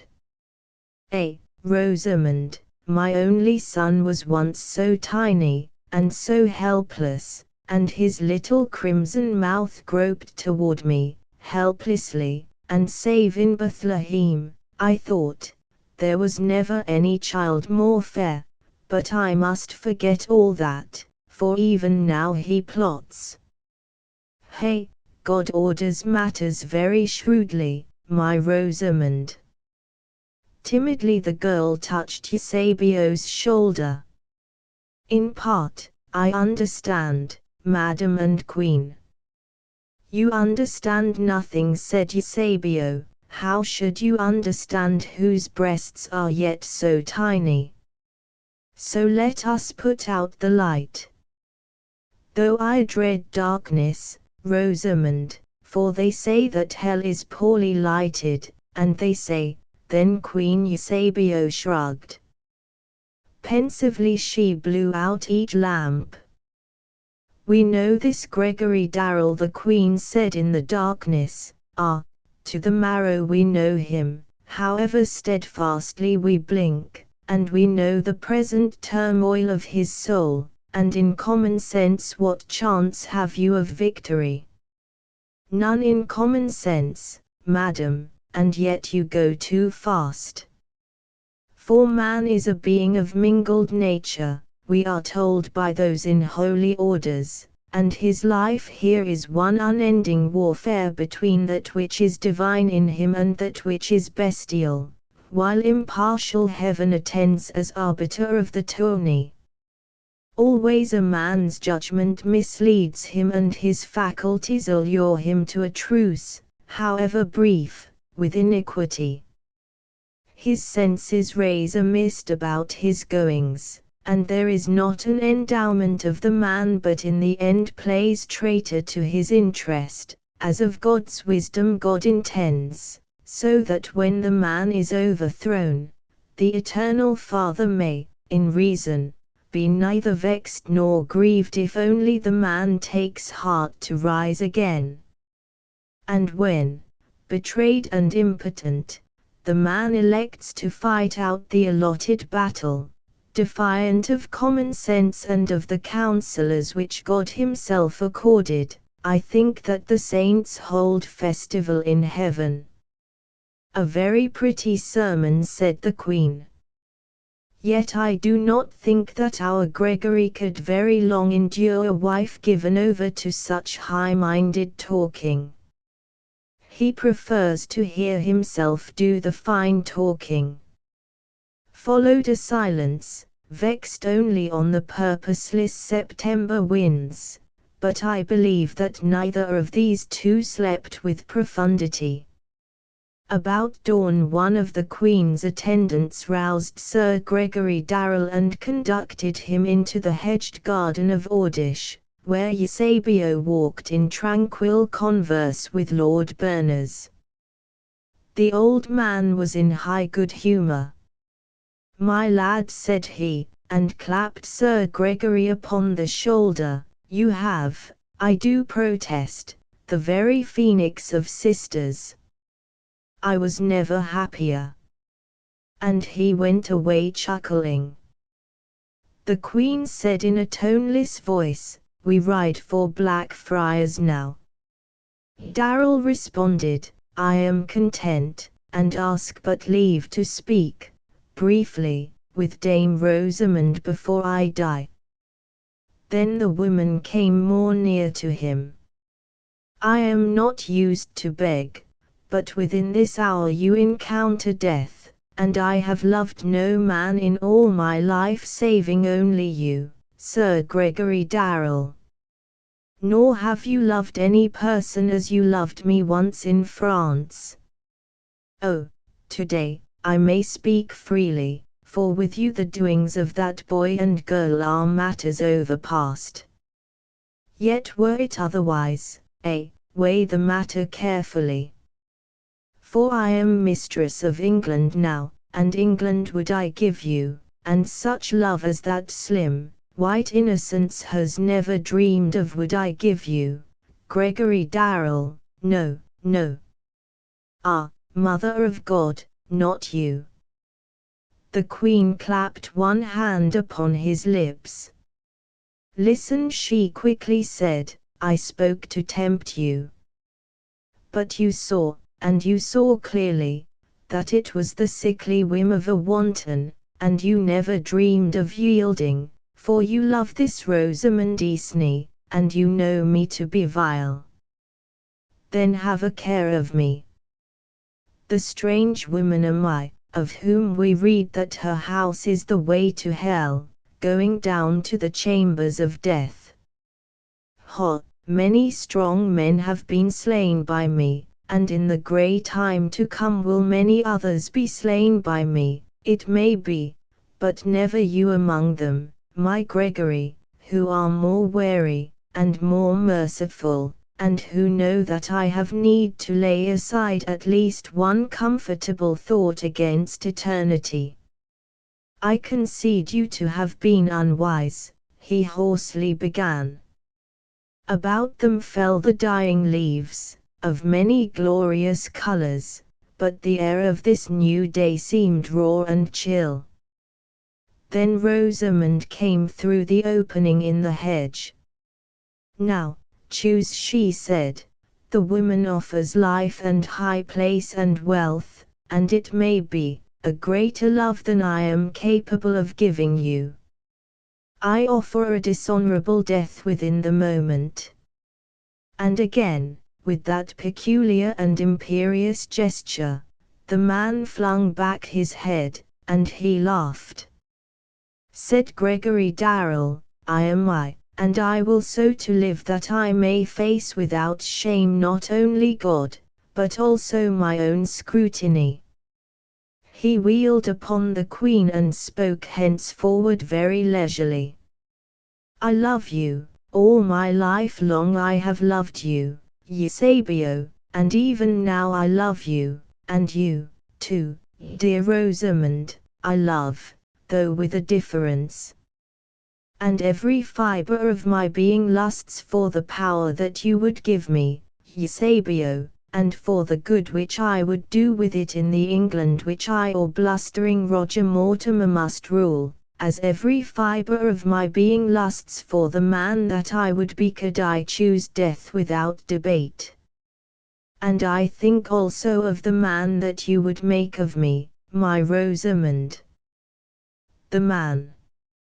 And what is this man, this Gregory Darrell, that his welfare should be considered? An ape who chatters to himself of kinship with the archangels while filthily he digs for ground nuts.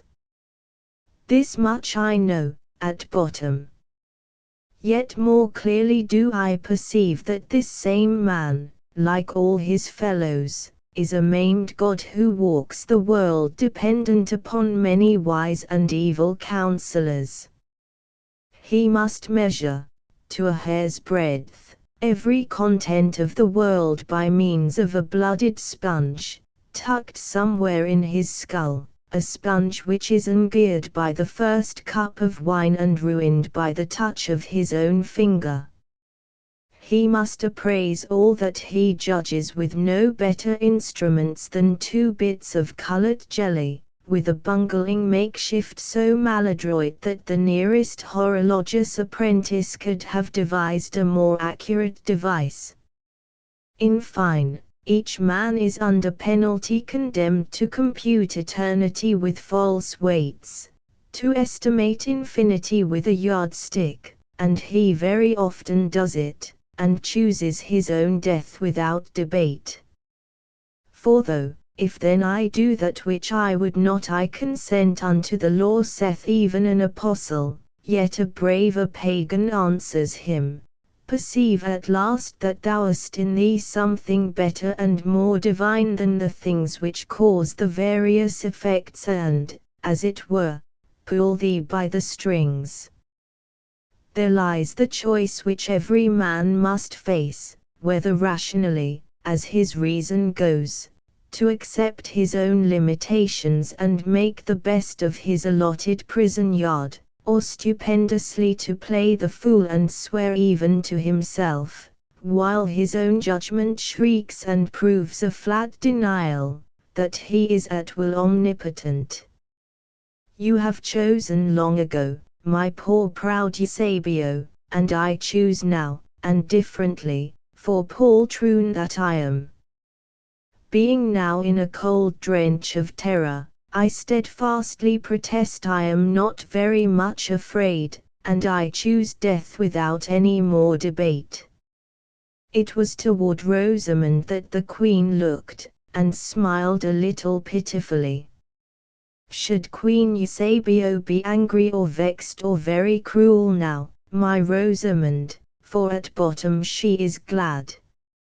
And the Queen said also, I give you back your plighted word. I ride homeward to my husks, but you remain. Or rather, the Countess of Farrington departs for the convent of Ambresbury, disconsolate in her widowhood and desirous to have done with worldly affairs.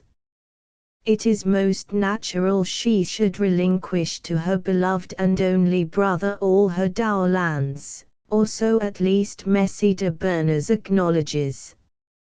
Here, then, is the grant, my Gregory, that conveys to you those lands of Ralph de Bellome's which last year I confiscated. And this tedious Messie de Berners is willing now, he is eager to have you for a son-in-law.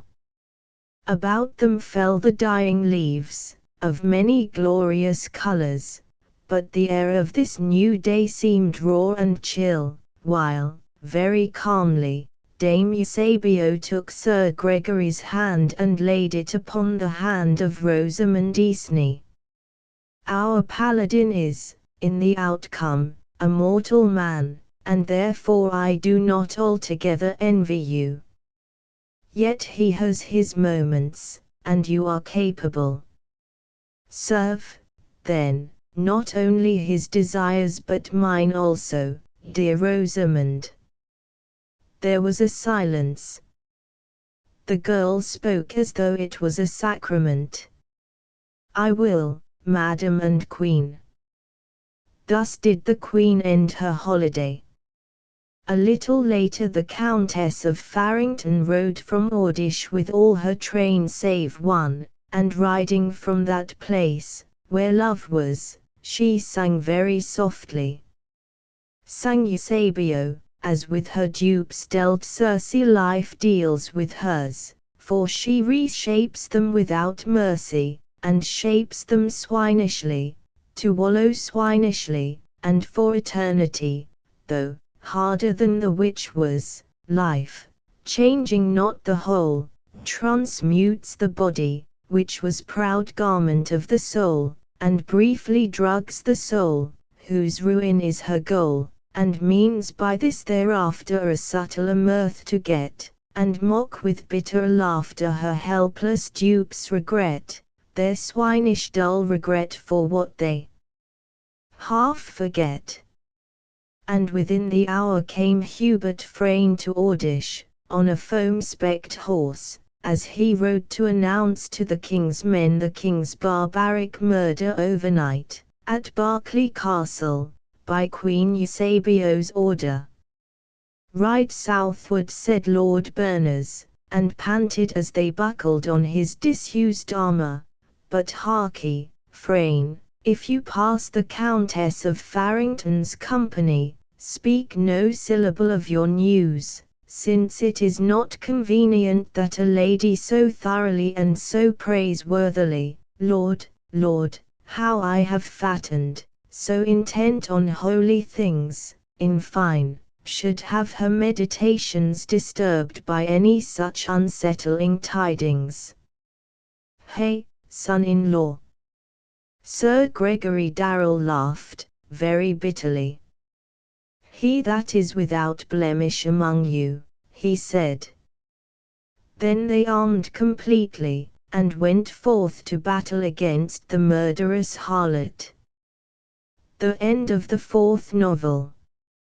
The story of the housewife cel qm blasma vostra amorni m defen non podon fa en remon cormella, ni eldest disa question iuri de vos major, ni el enviani eldisa, ni el talon. The fifth novel. Philippa of Hainaut dares to love unthriftily, and with the prodigality of her affection shames treachery, and common sense, and high romance, quite stolidly, but, as loving goes, is overtopped by her more stolid squire. The story of the housewife in the year of grace 1326, upon Walburga's Eve, some 3 hours after sunset, thus Nicholas begins. Had you visited a certain garden on the outskirts of Valenciennes, you might there have stumbled upon a big, handsome boy, prone on the turf, where by turns he groaned and vented himself in sullen curses. His profanity had its palliation. Heir to England though he was, You must know that this boy's father in the flesh had hounded him from England, as more recently had the lad's uncle Charles the Handsome driven him from France. Now had this boy and his mother, the same Queen Eusebio about whom I have told you in the preceding tale, come as suppliants to the court of that stalwart nobleman Sire William, Count of Hainault, Holland, and Zealand, and Lord of Friesland, where their arrival had evoked the suggestion that they depart at their earliest convenience. Tomorrow, then, these footsore royalties, the Queen of England and the Prince of Wales, would be thrust out of doors to resume the weary beggarship, to knock again upon the obdurate gates of this unsympathizing king or that deaf emperor. Accordingly the boy aspired his destiny. At hand a nightingale carolled as though an exiled prince were the blithest spectacle the moon knew. There came through the garden a tall girl, running, stumbling in her haste. "Hail, King of England," she said. "Do not mock me, Philippa," the boy half sobbed. Sulkily he rose to his feet. "No mockery here, my fair sweet friend. No, I have told my father all which happened yesterday. I pleaded for you. He questioned me very closely. And when I had ended, he stroked his beard, and presently struck one hand upon the table. 'Out of the mouth of babes,' he said. Then he said, 'My dear, I believe for certain that this lady and her son have been driven from their kingdom wrongfully. If it be for the good of God to comfort the afflicted, how much more is it commendable to help and succor one who is the daughter of a king, descended from royal lineage, and to whose blood we ourselves are related. And accordingly he and your mother have their heads together yonder, planning an invasion of England, no less, and the dethronement of your wicked father, my Edward. And accordingly, hail, King of England.'" The girl clapped her hands gleefully. The nightingale sang. But the boy kept momentary silence. Not even in youth were the men of his race handicapped by excessively tender hearts. Yesterday in the shrubbery the boy had kissed this daughter of Count William, in part because she was a healthy and handsome person, and partly because great benefit might come of an alliance with her father. Well, the prince had found chance taking not unfortunate. With the episode as foundation, Count William had already builded up the future queenship of England. The strong count could do, and, as it seemed, was now in train to do, indomitable deeds to serve his son-in-law, and now the beggar of 5 minutes since foresaw himself, with this girl's love as ladder, mounting to the high habitations of the King of England, the Lord of Ireland, and the Duke of Aquitaine. Thus they would herald him. So he embraced the girl. "Hail, Queen of England," said the prince, and then, "if I forget," his voice broke awkwardly. "My dear, if ever I forget." Their lips met now. The nightingale discoursed as if on a wager. Presently was mingled with the bird's descant another kind of singing. Beyond the yew hedge as these two stood silent, breast to breast, passed young Jehan Couepellant, one of the pages, fitting to the accompaniment of a lute his paraphrase of the song which Archilochus of Sicyon very anciently made in honor of Venus Melines, the tender Venus of the dark. At a gap in the hedge the young Brabanter paused. His singing ended, gulped. These two, who stood heart hammering against heart, saw for an instant Jehan Couepelant's lean face silvered by the moonlight, his mouth a tiny abyss. Followed the beat of lessening footfalls, while the nightingale improvised an envoy.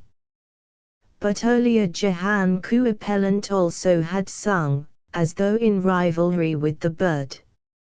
Sang Jehan Couepelant, hearken and heed, Melines. For all that the litany ceased when time had pilfered the victim, and flouted thy pale-lipped priest, and set astir in the temple where burned the fires of thy shrine the owls and wolves of the desert, yet hearken, the issue is thine. And let the heart of Etis, at last, be mine. For I have followed, nor faltered, adrift in a land of dreams where laughter and pity and terror commingle as confluent streams. I have seen and adored the Sidonian, implacable, fair and divine, and bending low, have implored thee to hearken, the issue is thine. And let the heart of Etis, at last, be mine. It is time, however, that we quit this subject and speak of other matters. Just 20 years later, on one August day in the year of grace 1346, Master John Copeland, as men now called Jehan Couepelant, now secretary to the Queen of England, brought his mistress the unhandsome tidings that David Bruce had invaded her realm with 40,000 Scots to back him. The Brabanter found plump Queen Philippa with the kingdom's arbitress, Dame Catherine de Salisbury, whom King Edward, third of that name to reign in Britain, and now warring in France, very notoriously adored and obeyed. This king, indeed, had been dispatched into France chiefly, they narrate, to release the Countess' husband, William de Montacute, from the French prison of the Châtelet. You may appraise her dominion by this fact: chaste and shrewd, she had denied all to King Edward, and in consequence he could deny her nothing. So she sent him to fetch back her husband, whom she almost loved. That armament had sailed from Southampton on St. George's Day. These two women, then, shared the Brabanters' execrable news. Already Northumberland, Westmoreland, and Durham were the broken meats of King David. The Countess presently exclaimed, "Let them weep for this that must. My place is not here." Philippa said, half hopefully, "Do you forsake Sire Edward, Catherine?" "Madam and Queen," the Countess answered, "in this world every man must scratch his own back. My lord has entrusted to me his castle of Wark, his fiefs in Northumberland. These, I hear, are being laid waste. Were there 1,000 men at arms left in England, I would say fight. As it is, our men are yonder in France and the island is defenceless. Accordingly I ride for the north to make what terms I may with the King of Scots. Now you might have seen the Queen's eye brighten." "Undoubtedly," said she, "in her lord's absence it is the wife's part to defend his belongings. And my lord's fief is England. I bid you Godspeed, Catherine." And when the Countess was gone, Philippa turned, her round face somewhat dazed and flushed. She betrays him, she compounds with the Scot. Mother of Christ, let me not fail. A ship must be dispatched to bid Sire Edward return, said the secretary. Otherwise all England is lost. Not so, John Copeland. We must let Sire Edward complete his overrunning of France, if such be the Trinity's will. You know perfectly well that he has always had a fancy to conquer France, and if I bade him return now he would be vexed. The disappointment of the King, John Copeland considered, is a smaller evil than allowing all of us to be butchered. Not to me, John Copeland, the Queen said. Now came many lords into the chamber, seeking Madame Philippa. We must make peace with the Scottish rascal, England is lost, a ship must be sent entreating succor of Sire Edward. So they shouted. Messires, said Queen Philippa, who commands here? Am I, then, some woman of the town? Ensued a sudden silence. John Copeland, standing by the seaward window, had picked up a lute and was fingering the instrument half idly. Now the Marquis of Hastings stepped from the throng. Pardon, Highness. But the occasion is urgent. The occasion is very urgent, my lord, the Queen assented, deep in meditation. John Copeland flung back his head and without prelude began to carol lustily. Sang John Copeland, there are taller lads than Etis, and many are wiser than he, how should I heed them, whose fate is ever to serve and to be ever the lover of Etis, and die that Etis may dine, live if he need me, then heed me, and speed me, the moment is thine. And let the heart of Etis, at last, be mine. Fair is the form unbeholden, and golden the glory of thee, whose voice is the voice of a vision, whose face is the foam of the sea, and the fall of whose feet is the flutter of breezes in birches and pine, when thou drawest near me, to hear me, and cheer me, the moment is thine. And let the heart of Etis, at last, be mine. I must tell you that the Queen shivered, as if with extreme cold. She gazed toward John Copeland wonderingly. The secretary was fretting at his lute strings, with his head downcast. Then in a while the Queen turned to Hastings. The occasion is very urgent, my lord, the Queen assented. Therefore it is my will that tomorrow one and all your men be mustered at Blackheath. We will take the field without delay against the King of Scots. The riot began anew. Madness, they shouted, a lunar madness. We can do nothing until our king returns with our army. In his absence, the Queen said, I command here. You are not regent, the Marquis answered. Then he cried, this is the regent's affair. Let the regent be fetched, Dame Philippa said, very quietly. They brought in her son, Messire Lionel, now a boy of 8 years, and, in the king's absence, regent of England. Both the Queen and the Marquis held papers.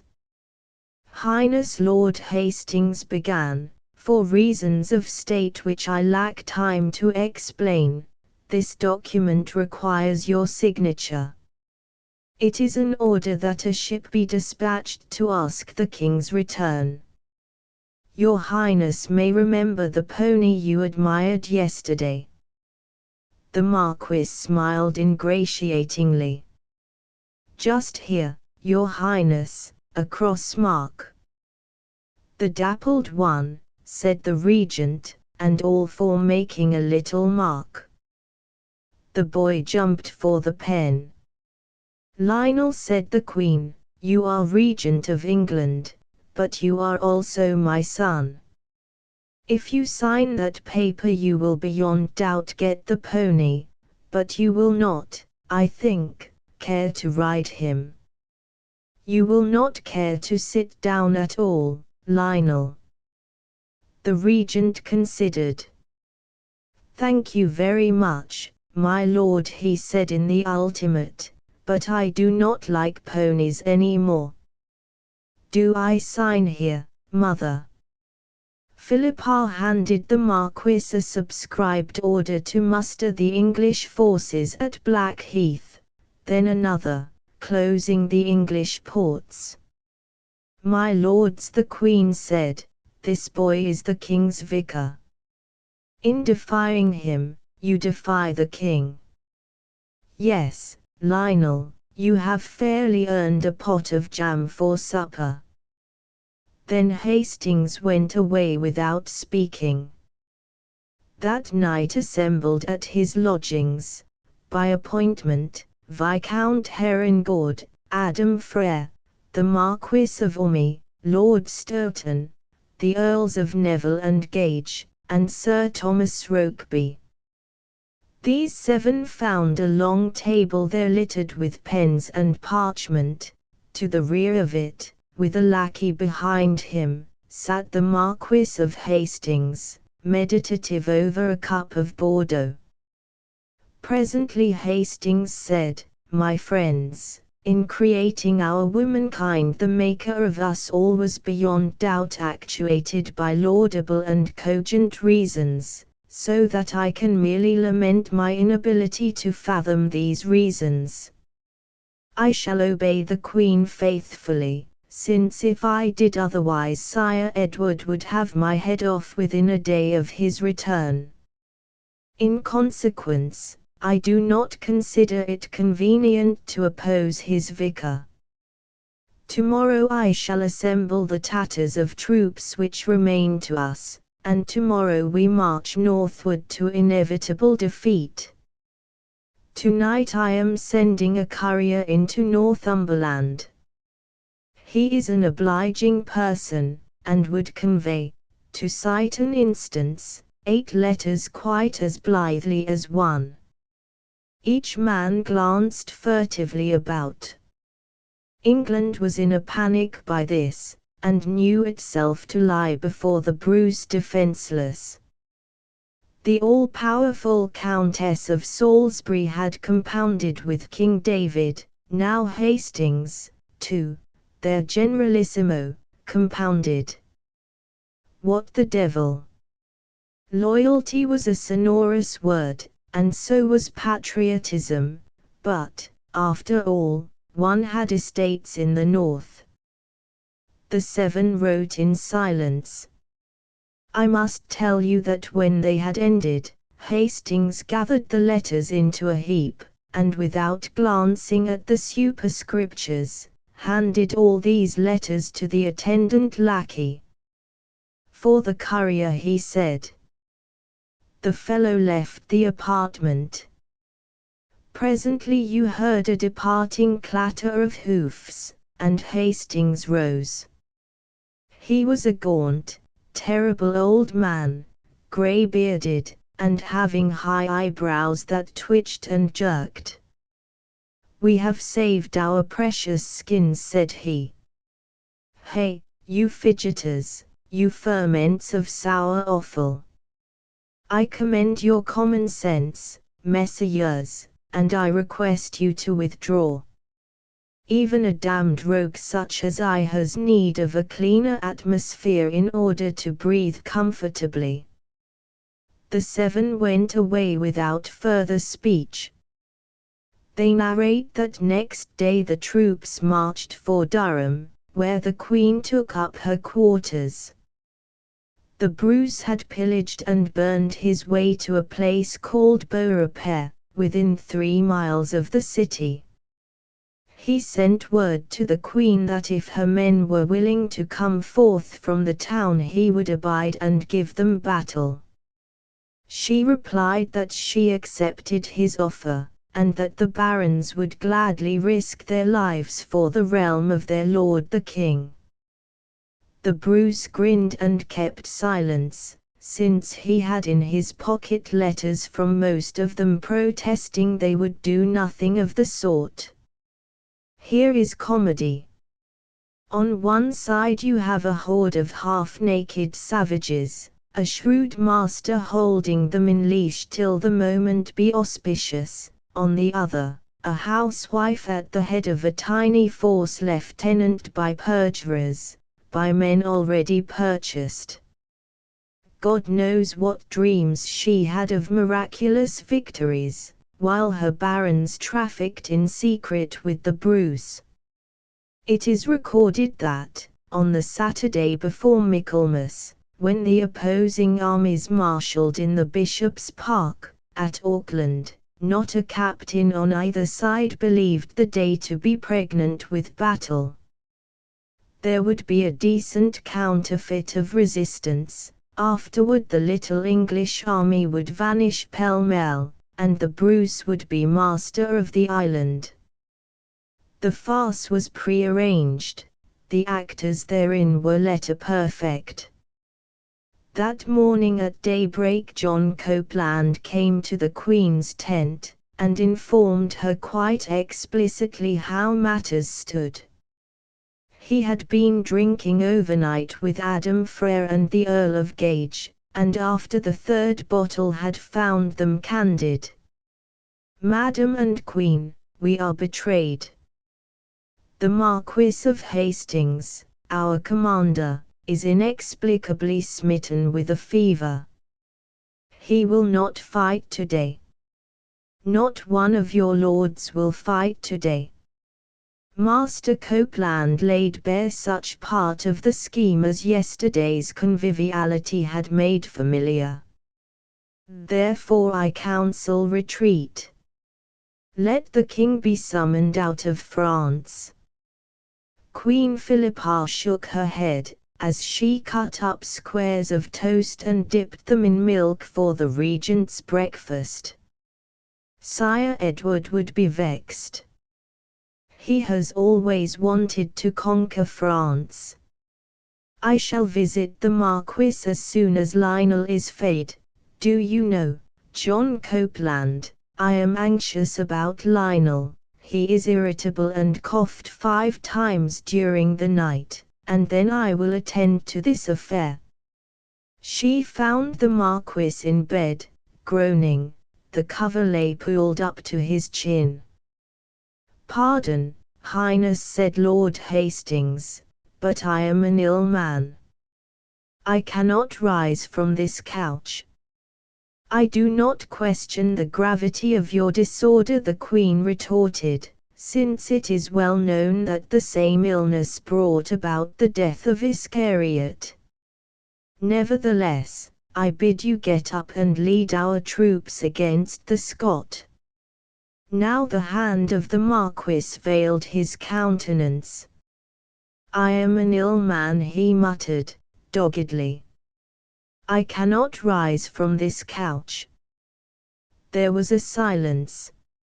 "My lord," the Queen presently began, "without is an army prepared, yes, and quite able, to defend our England. The one requirement of this army is a leader. Afford them that, my lord. I know that our peers are sold to the Bruce, yet our yeomen at least are honest. Give them, then, a leader, and they cannot but conquer, since God also is honest and incorruptible. Pardieu! A woman might lead these men, and lead them to victory." Hastings answered, "I am ill. I cannot rise from this couch." "There is no man left in England," said the Queen, "since Sire Edward went into France. Praise God, I am his wife." She went away without flurry. Through the tent flap Hastings beheld all that which followed. The English force was marshalled in 4 divisions, each commanded by a bishop and a baron. You could see the men fidgeting, puzzled by the delay, as a wind goes about a cornfield. Vague rumors were going about those wavering spears. Toward them rode Philippa, upon a white palfrey, alone and perfectly tranquil. Her 8 lieutenants were now gathered about her in voluble protestation, and she heard them out. Afterward she spoke, without any particular violence, as one might order a strange cur from his room. Then the Queen rode on, as though these 8 declaiming persons had ceased to be of interest. She reined up before her standard-bearer, and took the standard in her hand. She began again to speak, and immediately the army was in an uproar. The barons were clustering behind her, in stealthy groups of 2 or 3 whisperers each. All were in the greatest amazement and knew not what to do, but the army was shouting the Queen's name. "Now is England shamed," said Hastings, "since a woman alone dares to encounter the Scot. She will lead them into battle, and by God, there is no braver person under heaven than yonder Dutch Frau. Friend David, I perceive that your venture is lost, for those men would follow her to storm hell if she desired it." He meditated, and shrugged. "And so would I," said Hastings. A little afterward a gaunt and haggard old man, bareheaded and very hastily dressed, reined his horse by the Queen's side. "Madam and Queen," said Hastings, "I rejoice that my recent illness is departed. I shall, by God's grace, on this day drive the Bruce from England." Philippa was not given to verbiage. Doubtless she had her emotions, but none was visible upon the honest face. She rested one plump hand upon the big veined hand of Hastings. That was all. "I welcome back the gallant gentleman of yesterday. I was about to lead your army, my friend, since there was no one else to do it, but I was hideously afraid. At bottom every woman is a coward." "You were afraid to do it," said the Marquis, "but you were going to do it, because there was no one else to do it." "Ho, madam! Had I an army of such cowards I would drive the Scot not past the border but beyond the Orkneys." The Queen then said, "But you are unarmed." "Highness," he replied, "it is surely apparent that I, who have played the traitor to 2 monarchs within the same day, cannot with either decency or comfort survive that day." He turned upon the lords and bishops twittering about his horse's tail. "You merchandise, get back to your stations, and if there was ever an honest woman in any of your families, the which I doubt, contrive to get yourselves killed this day, as I mean to do, in the cause of the honestest and bravest woman our time has known." Immediately the English forces marched toward Morrington. Philippa returned to her pavilion and inquired for John Copeland. She was informed that he had ridden off, armed, in company with 5 of her immediate retainers. She considered this strange, but made no comment. "You picture her, perhaps, as spending the morning in prayer, in beatings upon her breast, and in lamentations." Philippa did nothing of the sort. She considered her cause to be so clamantly just that to expatiate to the Holy Father upon its merits would be an impertinence, It was not conceivable that he would fail her, and in any event, she had in hand a deal of sewing which required immediate attention. Accordingly she settled down to her needlework, while the Regent of England leaned his head against her knee, and his mother told him that ageless tale of Lord Huon, who in a wood near Babylon encountered the king of Pharaoh, and subsequently bereaved an atrocious emir of his beard and daughter. All this the industrious woman narrated in a low and pleasant voice, while the wide-eyed regent attended and at the proper intervals gulped his cough mixture.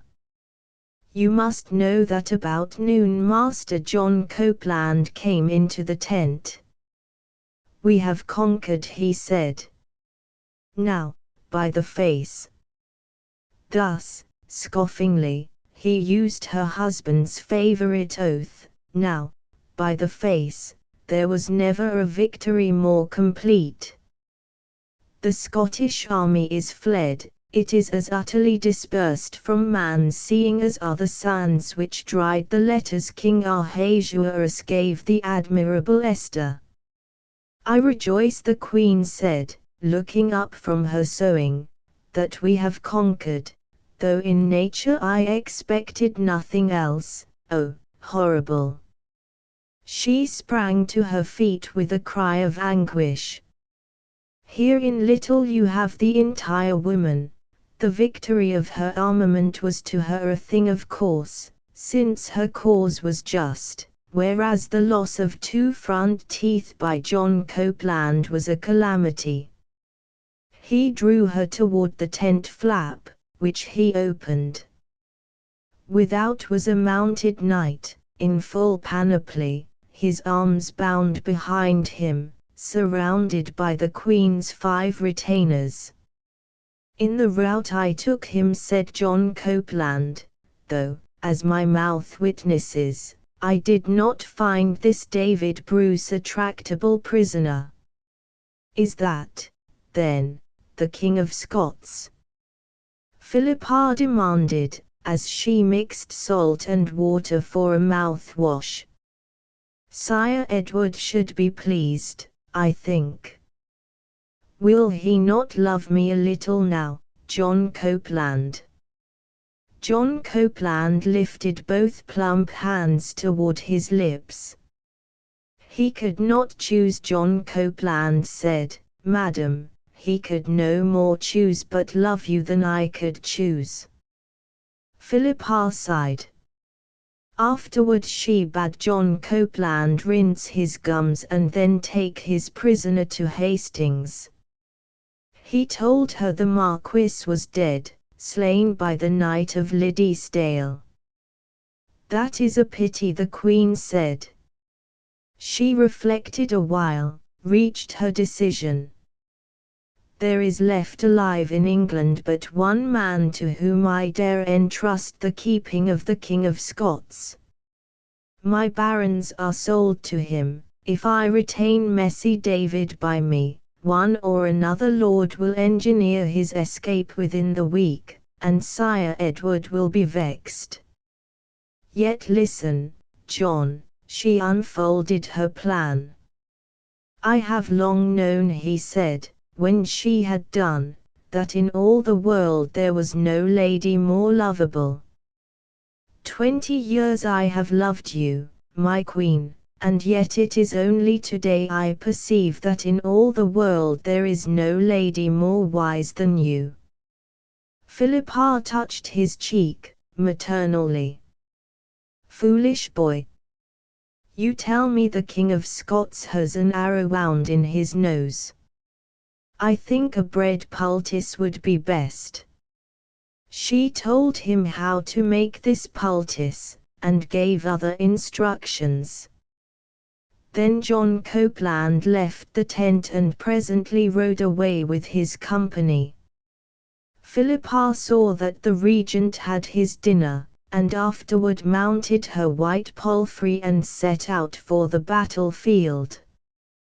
There the Earl of Neville, as second in command, received her with great courtesy. God had shown to Her Majesty's servants most singular favour, despite the calculations of reasonable men, to which, she might remember, he had that morning taken the liberty to assent. Some 15,000 Scots were slain. True, her gallant general was no longer extant, though this was scarcely astounding when one considered the fact that he had voluntarily entered the melee quite unarmed. A touch of age, perhaps. Hastings was always an eccentric man. In any event, as epilogue, this Neville congratulated the Queen that, by blind luck, he was forced to concede, her worthy secretary had made a prisoner of the Scottish king. Doubtless, Master Copeland was an estimable scribe, and yet, yes, Lord Neville quite followed Her Majesty. Beyond doubt, the wardage of a king was an honour not lightly to be conferred. Oh, yes, he understood. Her Majesty desired that the office should be given some person of rank and party. Her Majesty was in the right. Said the Earl of Neville. Intently gazing into the man's shallow eyes, Philippa assented. Master Copeland had acted unwarrantably in riding off with his captive. Let him be sought at once. She dictated to Neville's secretary a letter, which informed John Copeland that he had done what was not agreeable in purloining her prisoner. Let him without delay deliver the king to her good friend the Earl of Neville. To Neville this was satisfactory, since he intended that once in his possession David Bruce should escape forthwith. The letter, I repeat, suited this smirking gentleman in its tiniest syllable, and the single difficulty was to convey it to John Copeland, for as to his whereabouts neither Neville nor anyone else had the least notion. This was immaterial, however, for they narrate that next day a letter signed with John Copeland's name was found pinned to the front of Neville's tent. I cite a passage therefrom: I will not give up my royal prisoner to a woman or a child, but only to my own lord, Sire Edward, for to him I have sworn allegiance, and not to any woman. Yet you may tell the Queen she may depend on my taking excellent care of King David. I have poulticed his nose, as she directed. Here was a nonplus, not without its comical side. Two great realms had met in battle, and the king of one of them had vanished like a soap bubble. Philippa was in a rage. You could see that both by her demeanour and by the indignant letters she dictated. True, none of these letters could be delivered, since they were all addressed to John Copeland. Meanwhile, Scotland was in despair, whereas the traitor English barons were in a frenzy, because they did not know what had become of their fatal letters to the Bruce, or of him either. The circumstances were unique, and they remained unchanged for 3 feverish weeks.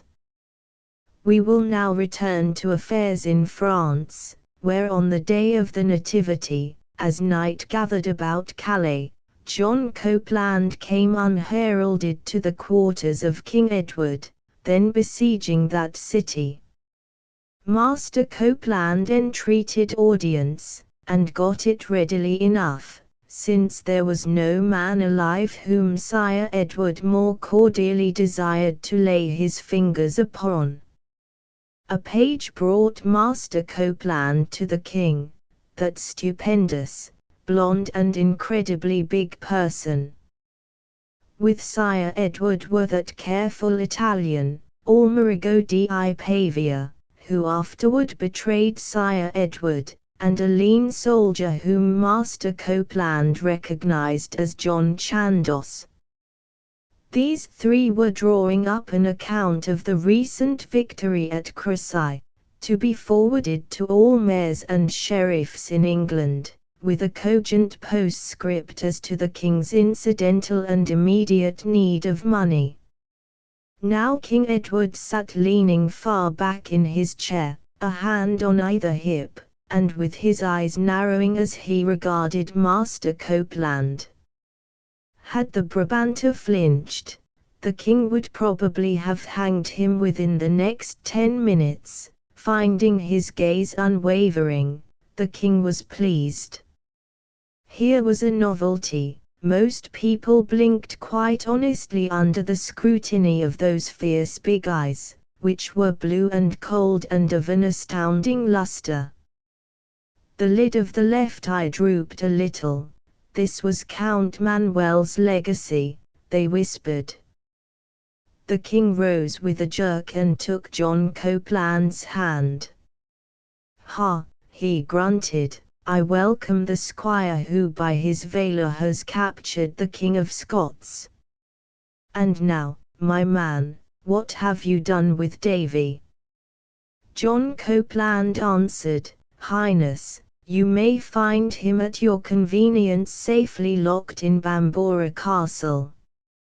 Meanwhile, I entreat you, sire, do not take it amiss if I did not surrender King David to the orders of my Lady Queen, for I hold my lands of you, and not of her, and my oath is to you, and not to her, unless indeed by choice." John the King sternly replied, "The loyal service you have done us is considerable, whereas your excuse for kidnapping Davy is a farce. Hey, Almerigo, do you and Chandos avoid the chamber. I have something in private with this fellow." When they had gone, the king sat down and composedly said, "Now tell me the truth, John Copeland." Sire Copeland began, "It is necessary you first understand I bear a letter from Madame Philippa, then read it," said the king. "Heart of God, have I an eternity to waste on you slow-dealing Brabanters?"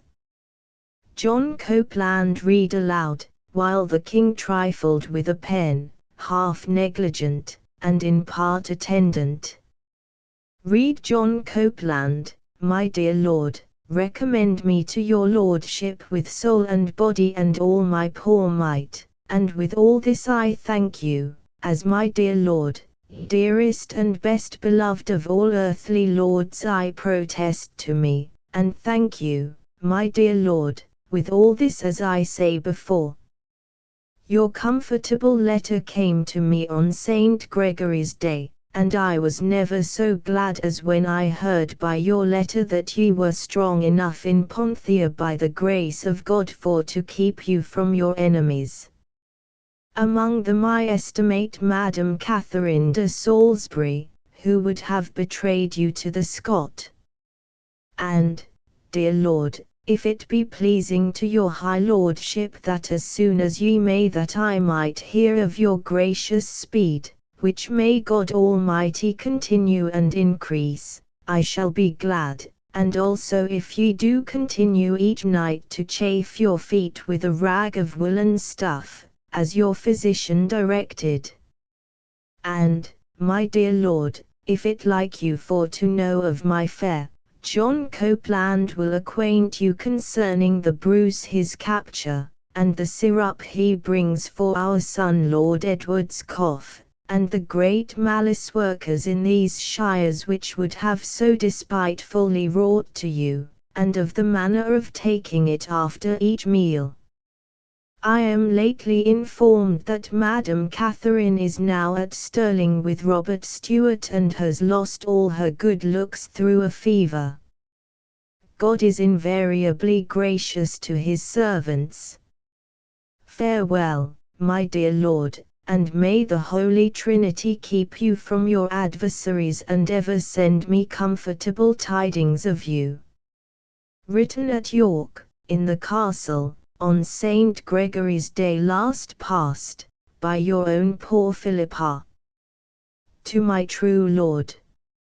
H.M., said the king, and now give me the entire story. John Copeland obeyed. I must tell you that early in the narrative King Edward arose and strode toward a window. Catherine, he said. He remained motionless while Master Copeland went on without any manifest emotion. When he had ended, King Edward said, "And where is Madame de Salisbury now?" At this the Brabanter went mad. As a leopard springs he leaped upon the king, and grasping him by each shoulder, shook that monarch as one punishing a child. Now by the splendor of God. King Edward began, very terrible in his wrath. He saw that John Copeland held a dagger to his breast, and he shrugged. Well, my man, you perceive I am defenseless. First you will hear me out, John Copeland said. It would appear, the king retorted, that I have little choice. At this time John Copeland began, Sire, you are the mightiest monarch your race has known. England is yours, France is yours, conquered Scotland lies prostrate at your feet.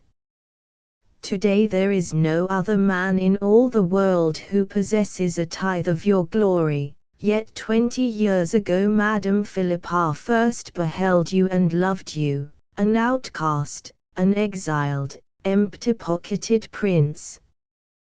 20 years ago the love of Madame Philippa, great Count William's daughter, got for you the armament with which England was regained.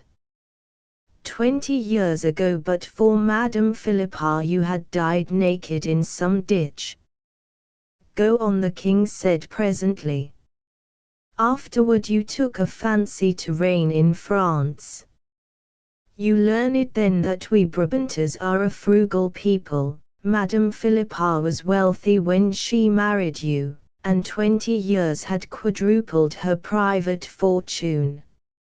She gave you every penny of it that you might fit out this expedition. Now her very crown is in pawn at Ghent. In fine, the love of Madame Philippa gave you France as lightly as one might bestow a toy upon a child who whined for it. The king fiercely said, Go on. Sire, I intend to. You left England undefended that you might posture a little in the eyes of Europe. And meanwhile a woman preserves England, a woman gives you Scotland as a gift, and in return asks nothing, God have mercy on us, save that you nightly chafe your feet with a bit of woolen. You hear of it, and inquire, where is Madame de Salisbury?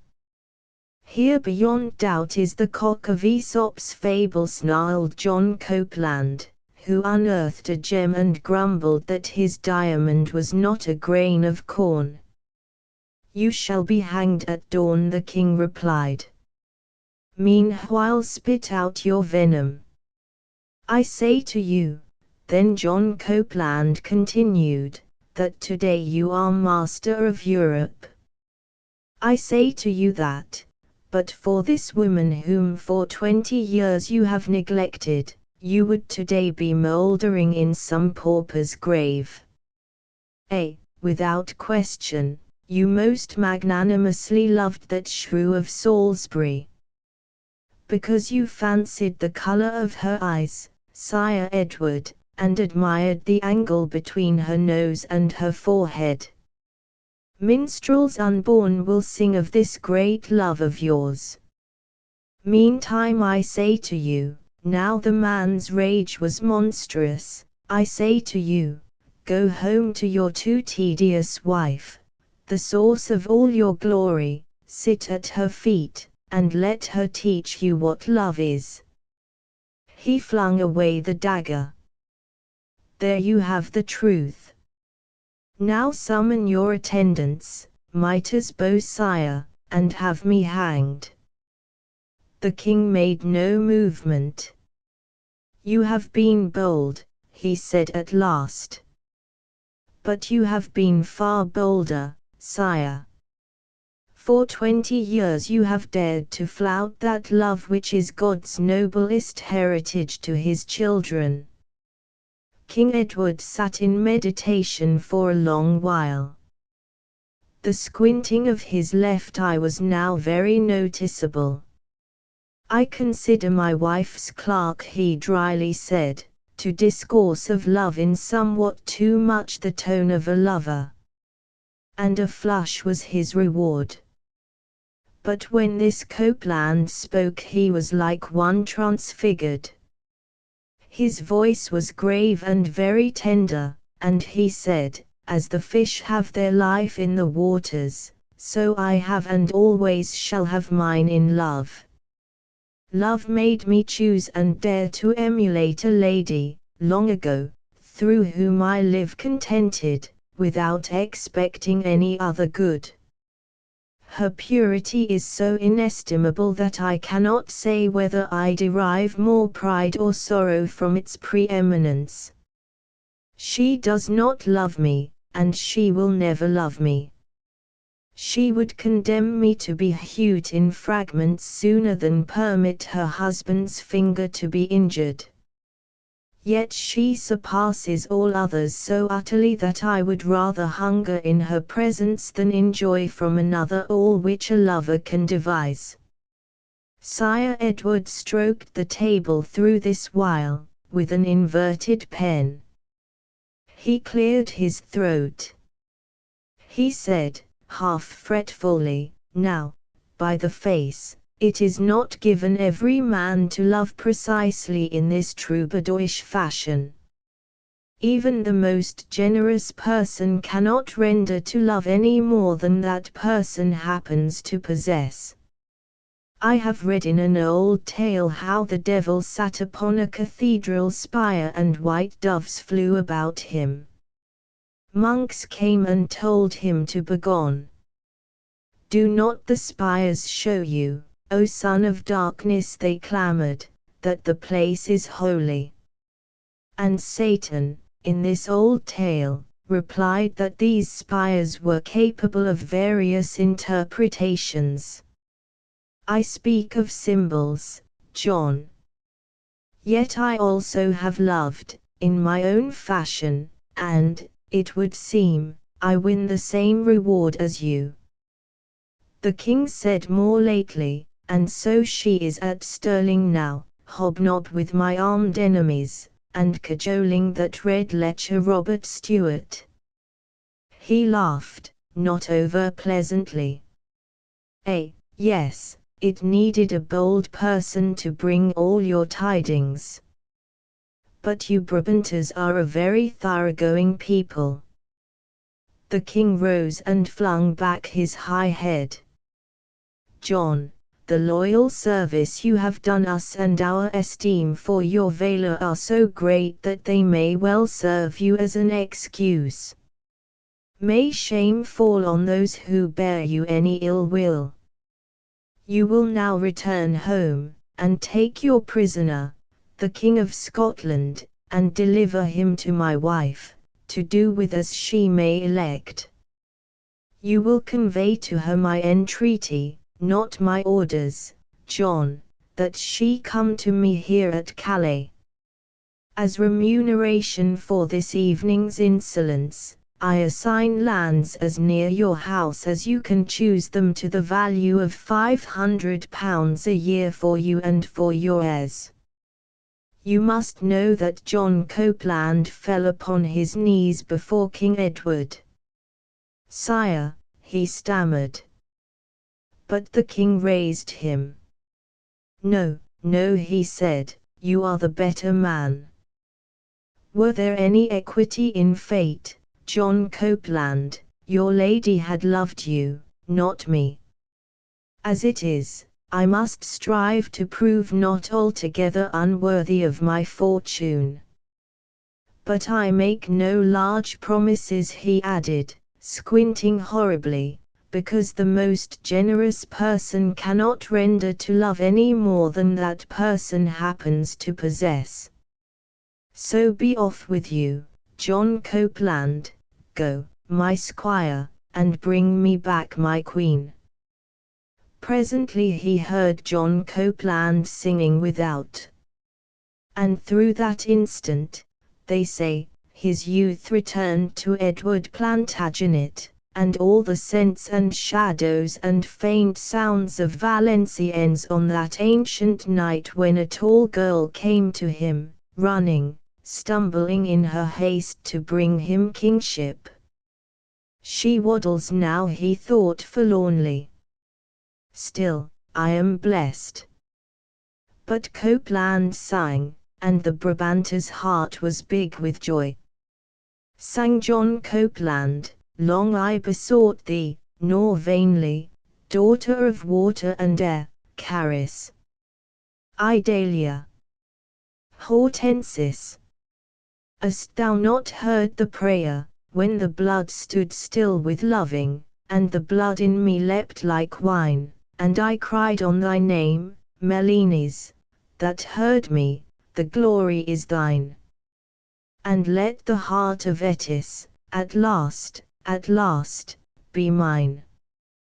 Falsely they tell of thy dying, thou that art older than death, and never the Horselberg hid thee, whatever the slanderer saith, for the stars are as heralds forerunning, when laughter and love combine at twilight, in thy light, Melines, that heard me, the glory is thine. And let the heart of Etis, at last, be mine. The end of the 5th novel. 6. The story of the satraps je suis voix or desert creant que chascun soit rectifiant la voix de sauver, non suis, it accompla gene la puis. The 6th novel. Anne of Bohemia has one sole friend, and by him plays the friend's part, and in doing so achieves their common anguish, as well as the confusion of statecraft and the poulticing of a great disease. The story of the satraps in the year of grace 1381, Nicholas begins, was Dame Anne magnificently fetched from remote Bohemia, and at Westminster married to Sire Richard, the second monarch of that name to reign in England. This king, I must tell you, had succeeded while he was yet an infant, to the throne of his grandfather, the third King Edward, about whom I have told you in the story preceding this. Queen Anne had presently noted a certain priest who went forbiddingly about her court, where he was accorded a provisional courtesy, and who went also into many hovels, where pitiable wrecks of humankind received his alms and ministrations. Queen Anne made inquiries. This young cleric was amanuensis to the Duke of Gloucester, she learned, and was notoriously a byblow of the Duke's brother, dead Lionel of Clarence. She sent for this Edward Magdalen. When he came, her first perception was, how wonderful is his likeness to the king, while the thought's commentary ran, unacknowledged, yes, as an eagle resembles a falcon. For here, to the observant eye, was a more zealous person, already passion-wasted, and a far more dictatorial and stiff-necked person than the lazy and amiable king. Also, this Magdalen's face and nose were somewhat too long and high. The priest was, in a word, the less comely of the pair by a very little, and to an immeasurable extent the more king-like. "You are my cousin now, Messy," the Queen told him, and innocently offered to his lips her own. He never moved, but their glances crossed, and for that instant she saw the face of a man who has just stepped into a quicksand. She grew red, without knowing why. Then he spoke, composedly, of trivial matters. Thus began the Queen's acquaintance with Edward Magdalen. She was by this time the loneliest woman in the island. Her husband granted her a bright and fresh perfection of form and color, but desiderated any appetizing tang, and lamented, in his phrase, a certain kinship to the impeccable loveliness of some female saint in a jaunty tapestry, bright as ice in sunshine. Just so her beauty chilled you, he complained. Moreover, this daughter of the Caesars had been fetched into England, chiefly, to breed him children, and this she had never done. Undoubtedly he had made a bad bargain, he was too easygoing, people presumed upon it. His barons snatched their cue and esteemed Dame Anne to be negligible, whereas the clergy, finding that she obstinately read the scriptures in the vulgar tongue, under the irrelevant plea of not comprehending Latin, began to denounce her from their pulpits as a heretic and as the evil woman prophesied by Ezekiel. It was the nature of this desolate child to crave affection, as a necessary, and pitifully she tried to purchase it through almsgiving. In the attempt she could have found no coadjutor more ready than Edward Magdalen. Giving was with these two a sort of obsession, though always he gave in a half scorn of his fellow creatures which was not more than half concealed. This bastard was charitable and pious because he knew his soul, conceived in double sin, to be doubly evil, and therefore doubly in need of redemption through good works. Now in and about the Queen's lonely rooms the woman and the priest met daily to discuss now this or that point of theology, or now, to cite a single instance, Gamma Tudway's obstinate sciatica. Considerate persons found something of the pathetic in their preoccupation by these matters while, so clamantly, the dissension between the young king and his uncles gathered to a head. The king's uncles meant to continue governing England, with the king as their ward, as long as they could. He meant to relieve himself of this guardianship, and them of their heads, as soon as he was able. War seemed inevitable, the air was thick with portents, and was this, then, an appropriate time, the judicious demanded of high heaven, for the Queen of imperiled England to concern herself about a peasant's toothache. Long afterward was Edward Magdalen to remember this quiet and amiable period of his life, and to wonder over the man that he had been through this queer while. Embittered and suspicious she had found him, noted for the carping tongue he lacked both power and inclination to bridle, and she had, against his nature, made Magdalen see that every person is at bottom lovable, and that human vices are but the stains of a traveller midway in a dusty journey, and had incited the priest no longer to do good for his soul's health, but simply for his fellow's benefit. In place of that monstrous passion which had at first view of her possessed the priest, now, like a sheltered taper, glowed an adoration which made him yearn, in defiance of common sense, to suffer somehow for this beautiful and gracious comrade, though very often pity for her loneliness and knowledge that she dared trust no one save him would throttle Magdalen like two assassins, and would move the hot-blooded young man to a rapture of self-contempt and exultation.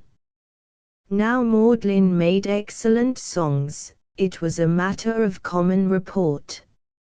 Yet but once in their close friendship did the Queen command him to make a song for her.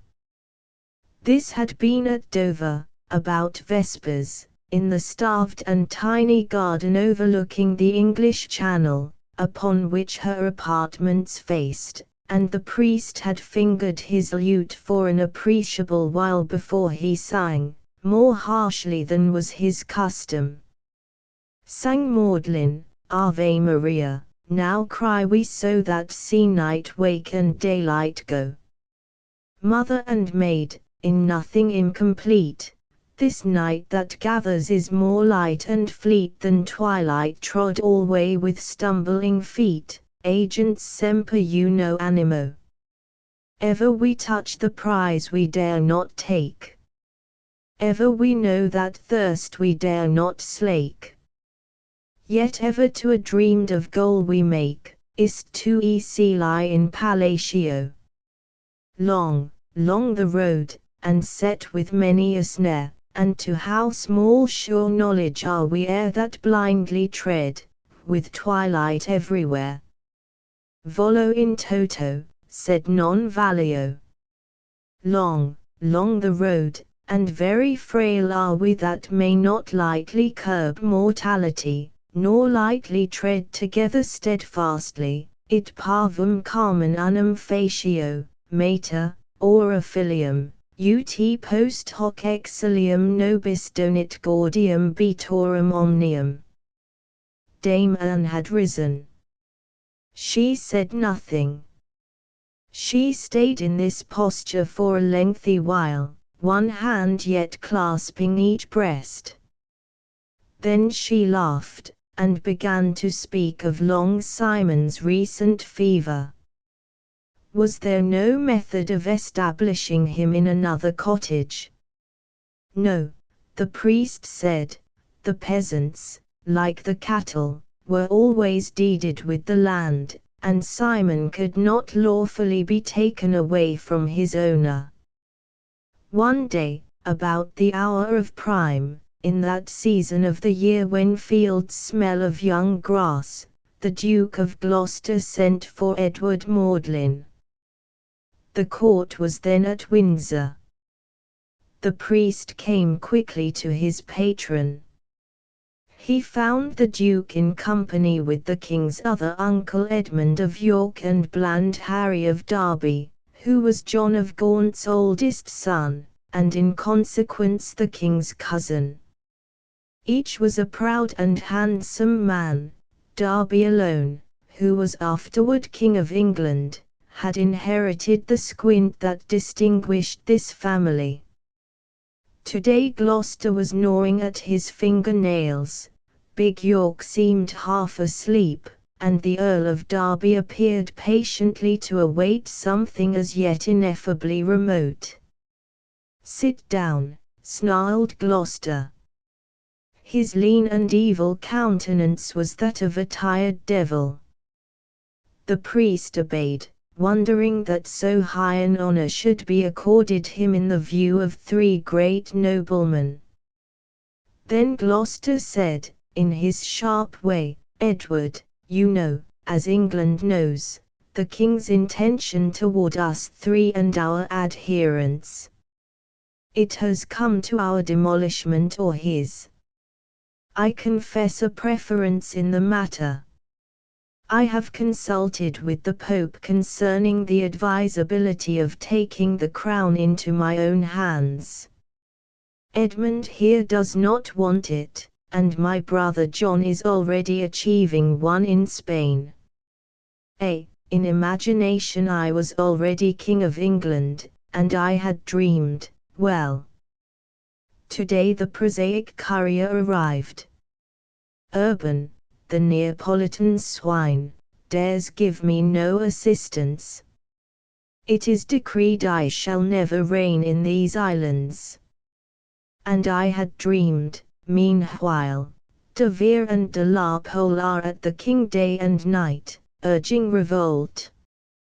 As matters go, within a week or two, the 3 heads before you will be embellishing Temple Bar. You, of course, they will only hang. We must avoid England, then, my noble patron, the priest considered. Angrily the Duke struck a clenched fist upon the table. By the cross, we remain in England, you and I and all of us. Others avoid.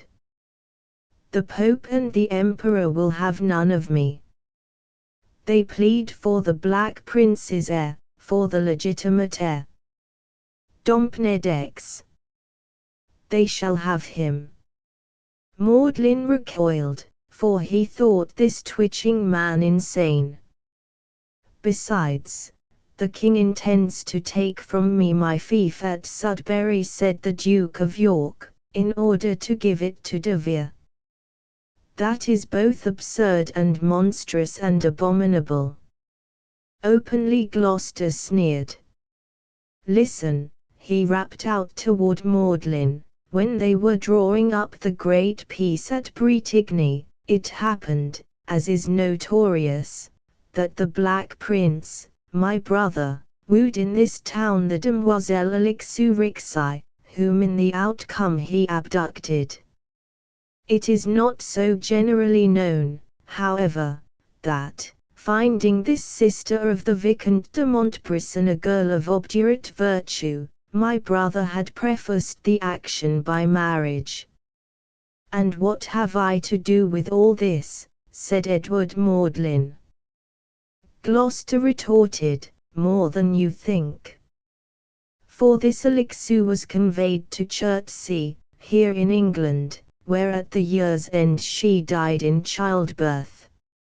A little before this time had Sir Thomas Holland seen his last day, the husband of that Joan of Kent whom throughout life my brother loved most marvellously. The disposition of the late Queen Mother is tolerably well known. I make no comment save that to her moulding my brother was as so much wax. In fine, the 2 lovers were presently married, and their son reigns today in England. The abandoned son of Alixourixai was reared by the Cistercians at Chertsey, where some years ago I found you. He spoke with a stifled voice, wrenching forth each sentence, and now with a stiff forefinger flipped a paper across the table. In extremis my brother did more than confess. He signed, Your Majesty, said Gloucester. The Duke on a sudden flung out his hands, like a wizard whose necromancy fails, and the palms were blooded where his nails had cut the flesh. Moreover, my daughter was born at Sudbury, said the Duke of York. And of Magdalen's face I cannot tell you. He made pretence to read the paper carefully, but his eyes roved, and he knew that he stood among wolves. The room was oddly shaped, with 8 equal sides. The ceiling was of a light and brilliant blue, powdered with many golden stars, and the walls were hung with smart tapestries which commemorated the exploits of Theseus. Then I am king, this Magdalen said aloud, of France and England, and Lord of Ireland, and Duke of Aquitaine. I perceive that heaven loves a jest. He wheeled upon Gloucester and spoke with singular irrelevance, and what is to be done with the present queen? Again the Duke shrugged. I had not thought of the dumb wench. We have many convents. Now Magdalen twisted the paper between his long, wet fingers and appeared to meditate. It would be advisable, Your Grace, observed the Earl of Derby, suavely, and breaking his silence for the first time, that you yourself should wed Dame Anne, once the Apostolic See has granted the necessary dispensation. Treading too close upon the fighting requisite to bring about the dethronement and death of our nominal lord the so-called king, a war with Bohemia, which would be only too apt to follow this noble lady's assassination, would be highly inconvenient, and, lacking that, we would have to pay back her dowry. Then these three princes rose and knelt before the priest. They were clad in long bright garments, and they glittered with gold and many jewels. He standing among them shuddered in his sombre robe. "Hail, King of England!" cried these three. "Hail, ye that are my kinsmen!" he answered. "Hail, ye that spring of an accursed race, as I. And woe to England for that hour wherein Manuel of Poictisme held traffic with the sorceress of Provence, and the devil's son begot an heir for England. Of vice and of lust and of hellfire are all we sprung, old records attest it, and fickle and cold and ravenous and without shame are all our race until the end. Of your brother's dishonor ye make merchandise today, and today fratricide whispers me, and leers, and, heaven help me, I attend. O God of gods! Wilt thou dare bid a man live stainless, having aforetime filled his veins with such a venom? Then Haro, will I cry from thy deepest hell. Oh, now let the adulterous redeemer of Poictisme rejoice in his tall fires, to note that his descendants know of what wood to make a crutch. You are very wise, my kinsman. Take your measures, messires who are my kinsmen. Though were I of any other race, with what expedition would I now kill you, I that recognize within me the strength to do it. Then would I slay you. Without any animosity, would I slay you then, just as I would kill as many splendid snakes. He went away, laughing horribly. Gloucester drummed upon the table, his brows contracted. But the lean Duke said nothing.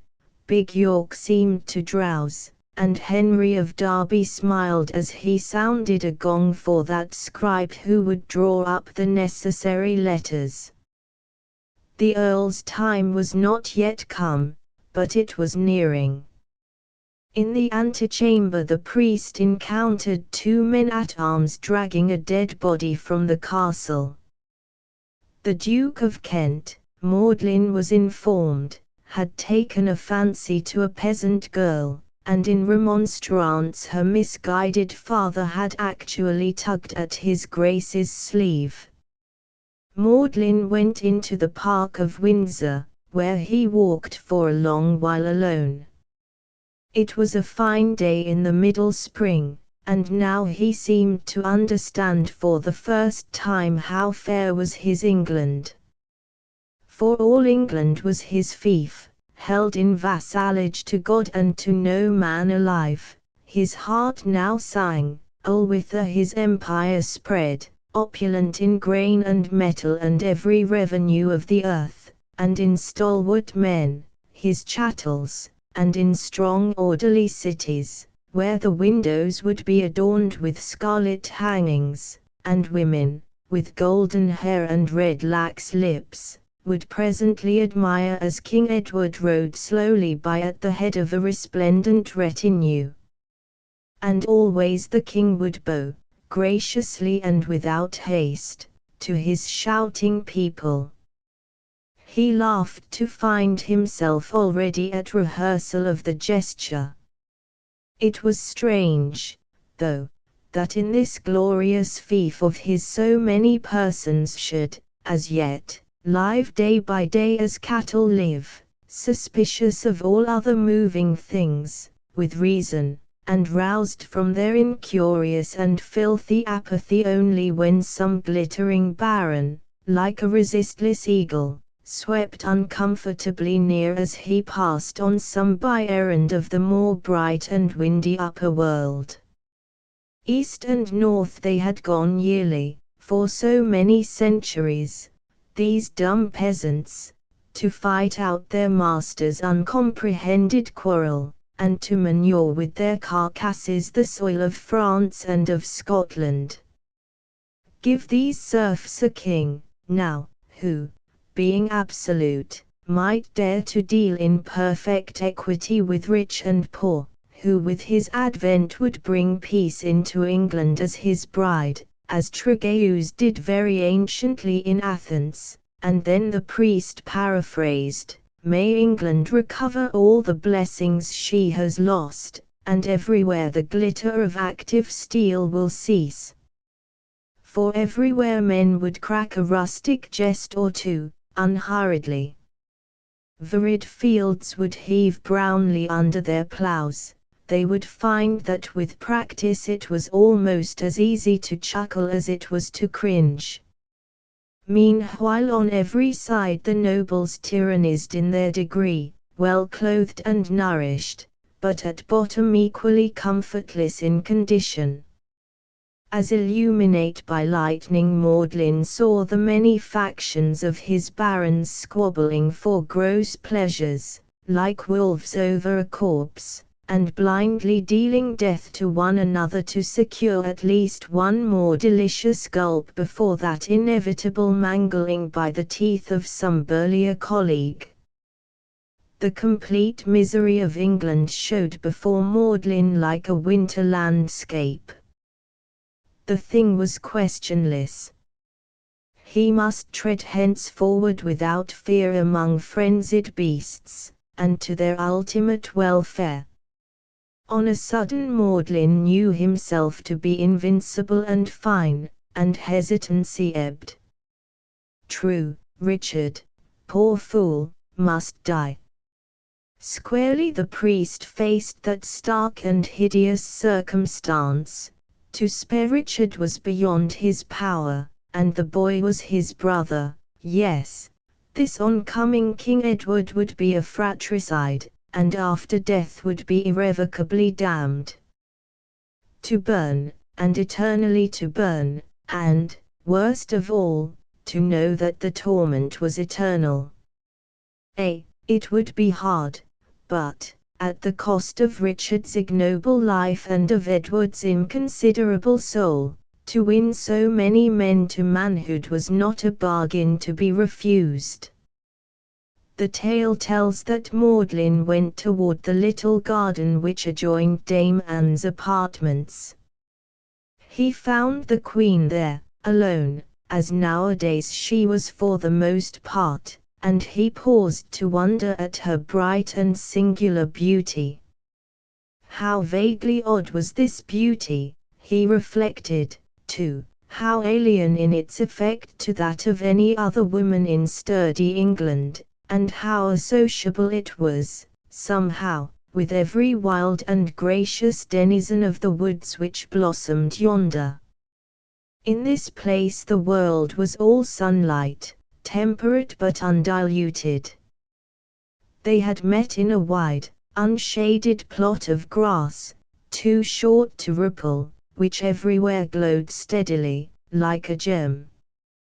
Right and left, birds sang as if in a contest. The sky was cloudless, a faint and radiant blue throughout, save where the sun stayed as yet in the zenith, so that the Queen's brows cast honey-colored shadows upon either cheek. The priest was greatly troubled by the proud and heatless brilliances, the shrill joys, of every object within the radius of his senses. She was splendidly clothed, in a kirtle of very bright green, tinted like the verdancy of young ferns in sunlight, and wore over all a gown of white, cut open on each side as far as the hips. This garment was embroidered with golden leopards and was trimmed with ermine. About her yellow hair was a chaplet of gold, wherein emeralds glowed. Her blue eyes were as large and shining and changeable, he thought, as two oceans in midsummer, and Magdalene stood motionless and seemed to himself but to revere, as the Earlixian did, some bright unstable wisp of cloud, while somehow all elation departed from him as water does from a wetted sponge compressed. He laughed discordantly. "Wait. Oh, my only friend," said Magdalene. Then in a level voice he told her all, unhurriedly and without any apparent emotion. She had breathed once, with a deep inhalation. She had screened her countenance from his gaze the while you might have counted 50. Presently she said, "This means more war, for De Vere and Tressilian and de la Pole and Bramber and others of the barons know that the king's fall signifies their ruin. Many thousands die tomorrow." He answered, "It means a war which will make me king of England, and will make you my wife. In that war the nobles will ride abroad with banners and gay surcoats, and will kill and ravish in the pauses of their songs, while daily in that war the naked peasants will kill the one the other, without knowing why." His thought had forerun hers. "Yes, some must die, so that in the end I may be king, and the general happiness may rest at my disposal. The adventure of this world is wonderful, and it goes otherwise than under the strict tutelage of reason. It would not be yours, but Gloucester's and his barons. Friend, they would set you on the throne to be their puppet and to move only as they pulled the strings. Thwart them in their maraudings and they will fling you aside, as the barons have pulled down every king that dared oppose them. No, they desire to live pleasantly, to have fish on Fridays, and white bread and the finest wine the whole year through, and there is not enough for all, say they. Can you alone contend against them, and conquer them? For not unless you can do this may I dare bid you reign." The sun had grown too bright, too merciless, but as always she drew the truth from him.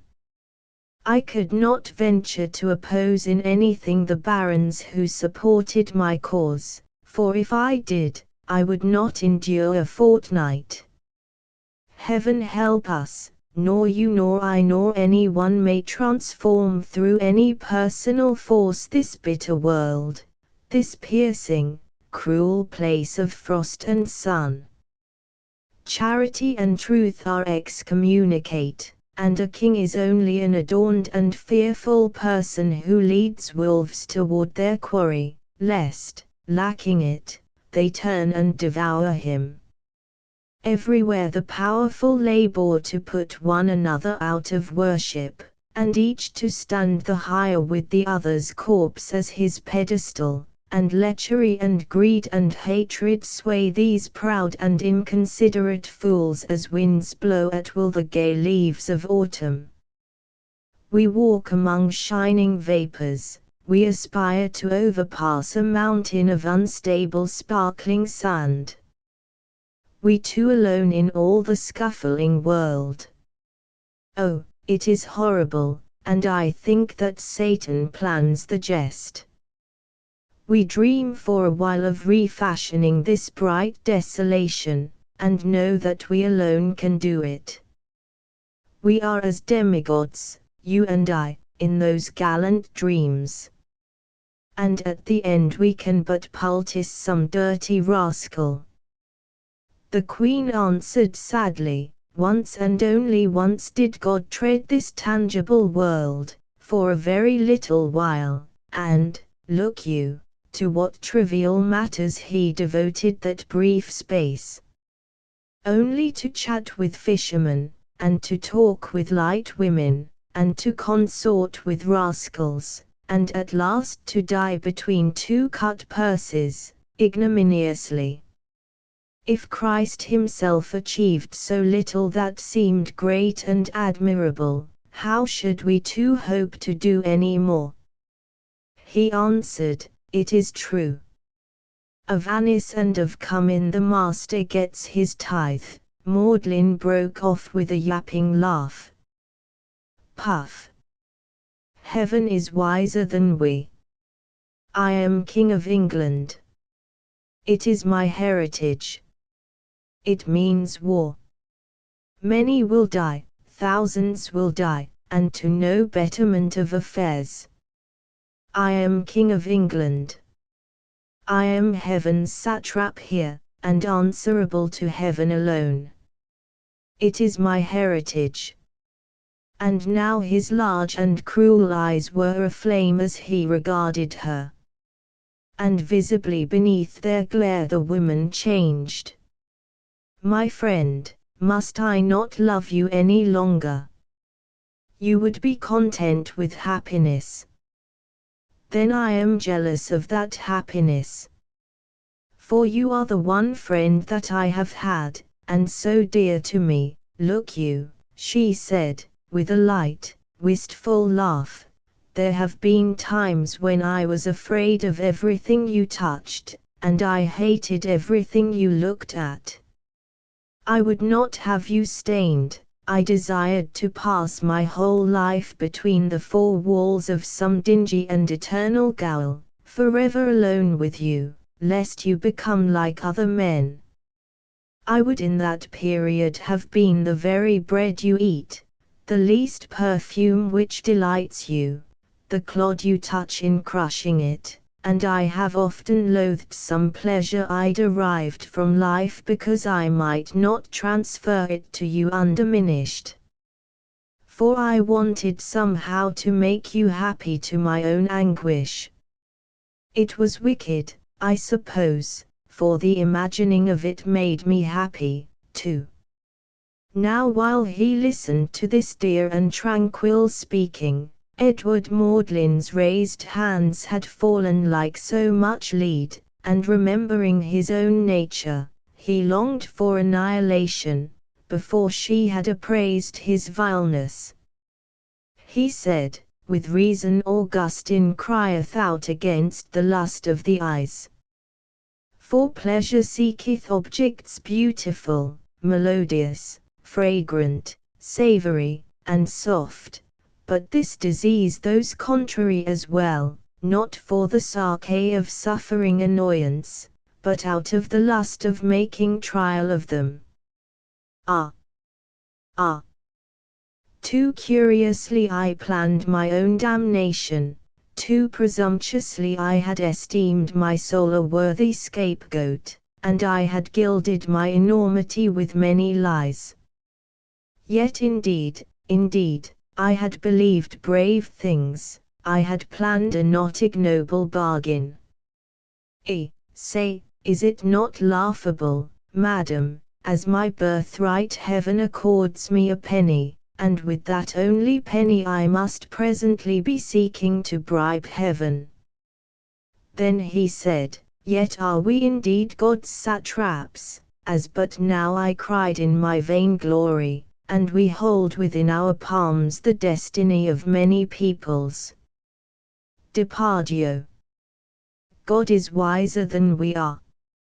Still, Satan offers no unhandsome bribes, bribes that are tangible and sure. For Satan, too, is wiser than we are. They stood like effigies, lit by the broad, unsparing splendor of the morning, but again their kindling eyes had met, and again the man shuddered. Decide, oh, decide very quickly, my only friend, he said, for throughout I am all filth. Closer she drew to him, and laid one hand upon each shoulder. "Oh, my only friend," she breathed, with red lax lips which were very near to his, "through these 6 years I have ranked your friendship as the chief of all my honors, and I pray God with an entire heart that I may die so soon as I have done what I must do today." Now Maudlin was trying to smile, but he could not quite manage it. "God save King Richard," said the priest. "For by the cowardice and greed and ignorance of little men is Salomon himself confounded, and by them is Hercules lightly unhorsed. Were I Leviathan, whose bones were long ago picked clean by pismires, I could perform nothing against the will of many human pismires. Therefore do you pronounce my doom." "O king," then said Dame Anne, "I bid you go forever from the court and live forever a landless man, friendless, and without even any name. Otherwise, you can in no way escape being made an instrument to bring about the misery and death of many thousands. This do I dare adjudge and to pronounce, because we are royal and God's satraps, you and I." Twice or thrice his dry lips moved before he spoke. He was aware of innumerable birds that caroled with a piercing and intolerable sweetness. "O Queen," he hoarsely said, "O fellow satrap! Heaven has many fiefs. A fair province is wasted and accords to heaven no revenue. So wastes beauty, and a shrewd wit, and an illimitable charity, which of their pride go in fetters and achieve no increase. Today the young king junkets with his flatterers, and but rarely thinks of England. You have that beauty by which men are lightly conquered, and the mere sight of which may well cause a man's voice to tremble as my voice trembles now, and through desire of which, but I tread a field. Of that beauty you have made no profit. O daughter of the Caesars, I bid you now gird either loin for an unlovely traffic. Old legion must be fought with fire. True that the age is sick, true that we may not cure, we can but salve the hurt." His hand had torn open his somber gown, and the man's bared breast shone in the sunlight, and on his breast heaved sleek and glittering beads of sweat. Twice he cried the Queen's name. In a while he said, "I bid you weave incessantly such snares of brain and body as may lure King Richard to be swayed by you, until against his will you daily guide this shallow-hearted fool to some commendable action. I bid you live as other folk do hereabouts. Coax, beg, cheat, wheedle, lie," he barked like a teased dog, "and play the prostitute for him that wears my crown, till you achieve in part the task which is denied me. This do I dare adjudge and to pronounce, because we are royal and God's satraps, you and I." She answered with a tiny, wordless sound. "But presently, I take my doom," the Queen proudly said. "I shall be lonely now, my only friend, and yet, it does not matter," the Queen said, with a little shiver. "No, nothing will ever greatly matter now, I think, now that I may not ever see you any more, my dearest." Her eyes had filled with tears, she was unhappy, and, as always, this knowledge roused in Maudlin a sort of frenzied pity and a hatred, quite illogical, of all other things existent. She was unhappy, that only he comprehended, and for her to be made unhappy was unjust. So he stood thus for an appreciable silence, staying motionless save that behind his back his fingers were bruising one another. Everywhere was this or that bright color and an incessant melody. It was unbearable. Then it was over. The ordered progress of all happenings was apparent, simple, and natural, and contentment came into his heart like a flight of linnets over level fields at dawn. He left her, and as he went he sang Maudlin, Christ save us all, as well he can, a solis ortus cardine. For he is both God and man, qui natus de virgin, and we but part of his wide plan that sing, and heartily sing we, Gloria tibi, Domin. Between a heifer and an arsine exerist puerpera, in ragged woolen clad he was qui regnat super ethera, and patiently may we then pass that sing, and heartily sing we, Gloria tibi, Domin. The queen shivered in the glad sunlight. I am, it must be, pitiably weak she said at last, because I cannot sing as he does. And, since I am not very wise, were he to return even now, but he will not return. He will never return, the queen repeated, carefully. It is strange I cannot comprehend that he will never return. Ah, Mother of God, she cried, with a steadier voice, grant that I may weep, nay, of thy infinite mercy let me presently find the heart to weep. And about the Queen of England many birds sang joyously. She sent for the king that evening, after supper, and they may well have talked of many matters, for he did not return to his own apartments that night. Next day the English barons held a council, and in the midst of it King Richard demanded to be told his age. Your Grace is in your 22nd year, said the uneasy Gloucester, who was now with reason troubled, since he had been vainly seeking everywhere for the evanished Maudlin.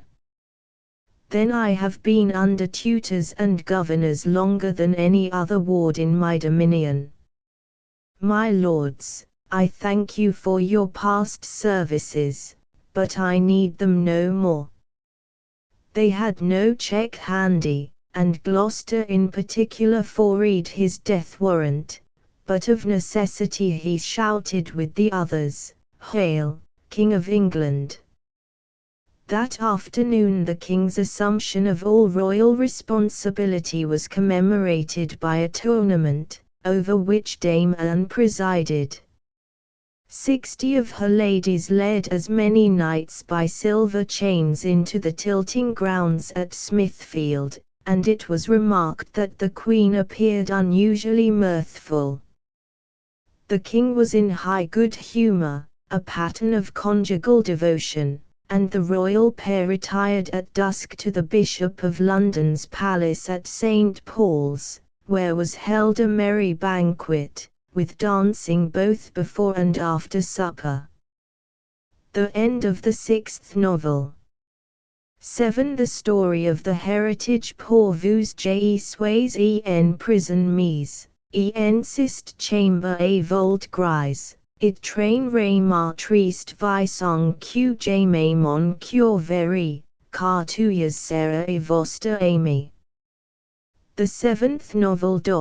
Isabel of Valois, being forsaken by all others, is befriended by a priest, who in chief through a child's innocence, contrives and executes a laudable imposture, and wins thereby to death. The story of the heritage in the year of grace 1399, Nicholas begins, dwelt in a hut near Dathil in Arvon, as he had dwelt for some 5 years, a gaunt hermit, notoriously consecrate, whom neighbouring Welshmen revered as the blessed Evroc. There had been a time when people called him Edward Magdalen, but this period he dared not often remember. For though in macerations of the flesh, in fasting, and in hour-long prayers he spent his days, this holy man was much troubled by devils. He got little rest because of them. Sometimes would come into his hut Belphegor in the likeness of a butler, and whisper, "Sire, had you been king, as was your right, you had drunk today not water but the wines of Spain and Hungary." Or Asmodeus saying, "Sire, had you been king, as was your right, you had lain now not upon the bare earth but on cushions of silk." One day in early spring, they say, the spirit called Auverndile sent the likeness of a fair woman with yellow hair and large blue eyes. She wore a massive crown which seemed too heavy for her frailness to sustain. Soft tranquil eyes had lifted from her book. "You are my cousin now, Messie," this phantom had appeared to say. That was the worst, and Magdalen began to fear he was a little mad, because even this he had resisted with many Aves. There came also to his hut, through a sullen snowstorm, upon the afternoon of All Souls' Day, a horseman in a long cloak of black.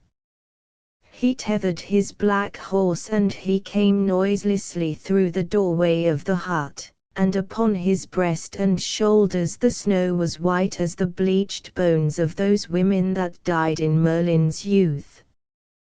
"Greetings in God's name, Messie Edward Magdalen," the stranger said. Since the newcomer spoke intrepidly of holy things, a cheerier Magdalen knew that this at least was no demon. "Greetings," he answered. "But I am Evrock. You name a man long dead. But it is from a certain Bohemian woman I come. What matter, then, if the dead receive me?" And thus speaking, the stranger dropped his cloak. He was clad, as you now saw, in flame-colored satin, which shimmered with each movement like a high flame. He had the appearance of a tall, lean youngster, with crisp, curling, very dark red hair. He now regarded Magdalen. He displayed peculiarly wide-set brown eyes, and their gaze was tender, and the tears somehow had come to Magdalen's eyes because of his great love for this tall stranger. From the dead to the dead I travel," as ever said the newcomer, "with a message and a token. My message runs, time is, O fellow satrap. And my token is this. In this packet, wrapped with white parchment and tied with a golden cord, was only a lock of hair. It lay like a little yellow serpent in Magdalen's palm. And yet 5 years ago, he mused, this hair was turned to dust. God keep us all. Then he saw the tall lean emissary puffed out like a candle flame, and upon the floor he saw the huddled cloak waver and spread like ink, and he saw the white parchment slowly dwindle, as snow melts under the open sun. But in his hand remained the lock of yellow hair. "Oh, my only friend," said Magdalen, "I may not comprehend, but I know that by no unhallowed art have you won back to me." Hair by hair he scattered upon the floor that which he held. "Time is, and I have not need of any token to spur my memory." He prized up a corner of the hearthstone, took out a small leather bag, and that day purchased a horse and a sword. At dawn the blessed Evrock rode eastward in secular apparel. 2 weeks later he came to Sunninghill, and it happened that the same morning the Earl of Salisbury, who had excellent reason to consider, follows a lacuna of 14 pages. Magdalen's successful imposture of his half-brother, Richard II, so strangely favored by their physical resemblance, and the subsequent fiasco at Cirencester, are now, however, tolerably well known to students of history. In one way or another, Magdalen contrived to take the place of his now dethroned brother, and therewith also the punishment designed for Richard. It would seem evident, from the argument of the story in hand, that Nicholas Dizain attributes a large part of this mysterious business to the co-operancy of Isabel of Valois, King Richard's 11-year-old wife. And, should one have a taste for the deductive, the foregoing name of Auverndale, when compared with the story of the scabbard, would certainly hint that Owyndwr had a finger in the affair. It is impossible to divine by what method, according to Nicholas, this Edward Magdalen was substituted for his younger brother. Nicholas, if you are to believe his epilogue, had the best of reasons for knowing that the prisoner locked up in Pontefract Castle in the February of 1400, after Harry of Derby had seized the crown of England, was not Richard Plantagenet, as is attested, also, by the remaining fragment of this same story of the heritage, and 8 men-at-arms followed him. Quickly Magdalen rose from the table, pushing his tall chair aside, and as he did this, one of the soldiers closed the door securely. "Nay, eat your fill, Sire Richard," said Piers Exton, "since you will not ever eat again." "Is it so?" the trapped man answered quietly. "Then indeed you come in a good hour." Once only he smote upon his breast. "Me culpa. O Eternal Father, do thou shrive me very quickly of all those sins I have committed, both in thought and deed, for now the time is very short." And Exton spat upon the dusty floor. "For, they had told me I would find a king here. I discover only a cat that whines. Then where his claws?" As a viper leaps, Magdalen sprang upon the nearest fellow and wrested away his halberd. "Then where his claws, my men? For I come of an accursed race. And now let some of you lament that hour wherein the devil's son begot an heir for England. For of vice and of lust and of hell-fire are all we sprung, old records attest it, and fickle and cold and ravenous and without fear are all our race until the end. Ha, until the end. O God of gods!" This Magdalen cried, with a great voice, "wilt thou dare bid a man die patiently, having aforetime filled his veins with such a venom? For I lack the grace to die as all thy saints have died, without one carnal blow struck in my own defense. I lack the grace, my Father, for even at the last the devil's blood you gave me is not quelled. I dare atone for that old sin done by my father in the flesh, but yet I must atone as befits the race of Oriander." Then it was he and not they who pressed to the attack. Their meeting was a bloody business, for in that dark and crowded room Magdalen raged among his 9 antagonists like an angered lion among wolves. They struck at random and cursed shrilly, for they were now half afraid of this prey they had entrapped, so that presently he was all hacked and bleeding, though as yet he had no mortal wound. 4 of these men he had killed by this time, and Piers Exton also lay at his feet. Then the other 4 drew back a little. "Are ye tired so soon?" said Magdalen, and he laughed terribly. "What, even you? Why, look ye, my bold veterans, I never killed before today, and I am not breathed as yet." Thus he boasted, exultant in his strength. But the other men saw that behind him Piers Exton had crawled into the chair from which, they thought, King Richard had just risen, and they saw Exton standing erect in this chair, with both arms raised. They saw this Exton strike the king with his pole-axe, from behind, once only, and they knew no more was needed. "By God," said one of them in the ensuing stillness, and it was he who bled the most, "that was a felon's blow." But the dying man who lay before them made as though to smile. "I charge you all to witness," he faintly said, "how willingly I render to Caesar's daughter that which was ever hers." Then Exton fretted, as if with a little trace of shame. Who would have thought the rascal had remembered that first wife of his so long? "Caesar's daughter," saith he, "and dares in extremis to pervert holy scripture like any Wycliffite.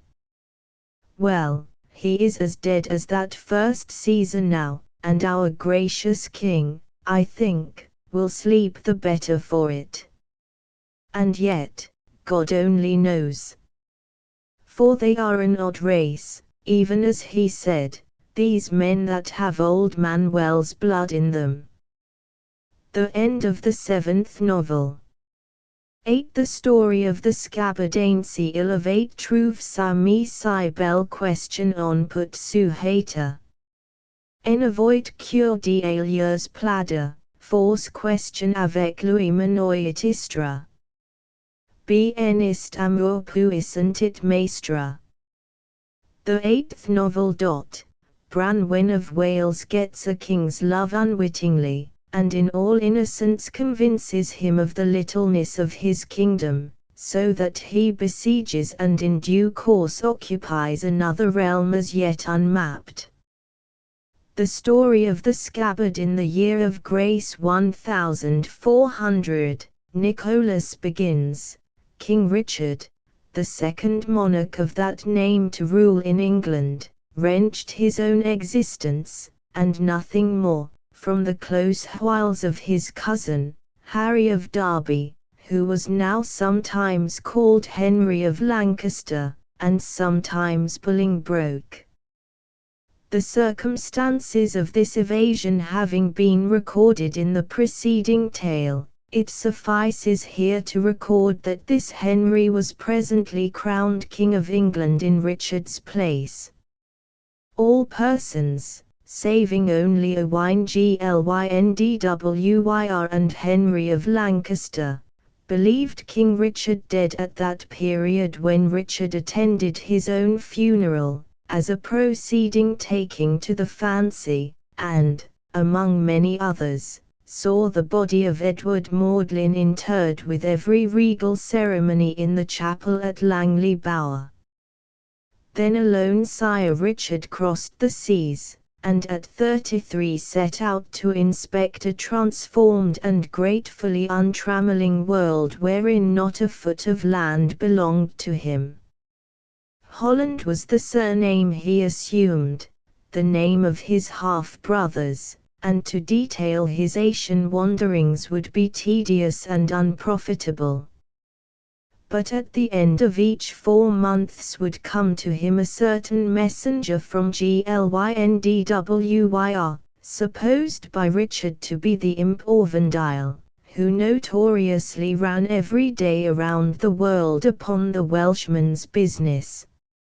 It was in the Isle of Taprobane, where the pismires are as great as hounds, and mine and store the gold of which the inhabitants afterward rob them through a very cunning device, that this emissary brought the letter which reads simply, "Now is England fit pasture for the white hart." Presently Richard Holland was in Wales, and then he rode to Sycharth. There, after salutation, Glyndywyr gave an account of his long stewardship. It was a puzzling record of obscure and tireless machinations with which we have no immediate concern. In brief, the barons who had ousted King Log had been the very first to find their squinting King Stalk intolerable, and Northumberland, Worcester, Douglas, Mortimer, and so on, were already pledged and in open revolt. By the God I do not altogether serve. Owain ended, you have but to declare yourself, sire, and within the moment England is yours. Richard spoke with narrowed eyes.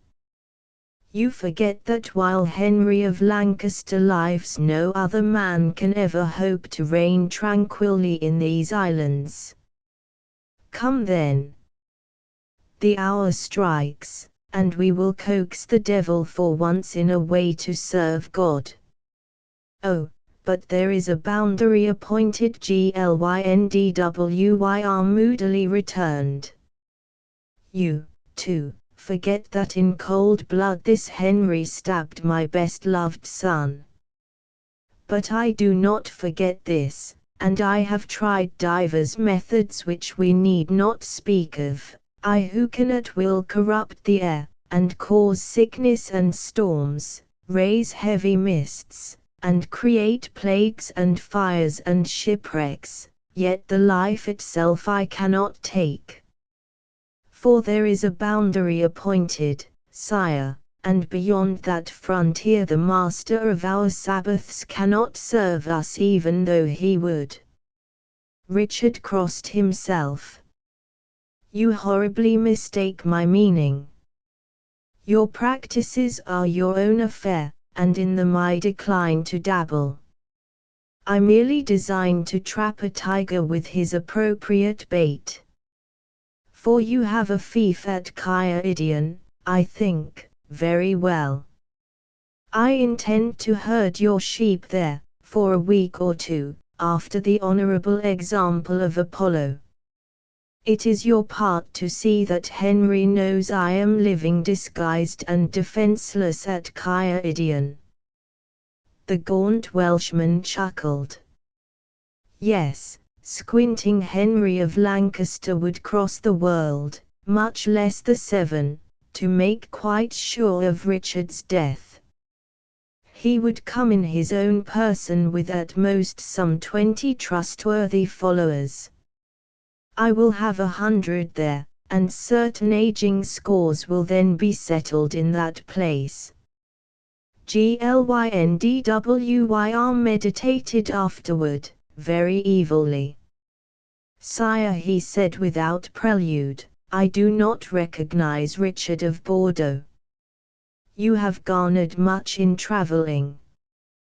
Why, look you, Richard returned, I have garnered so much that I do not greatly care whether this scheme succeed or no.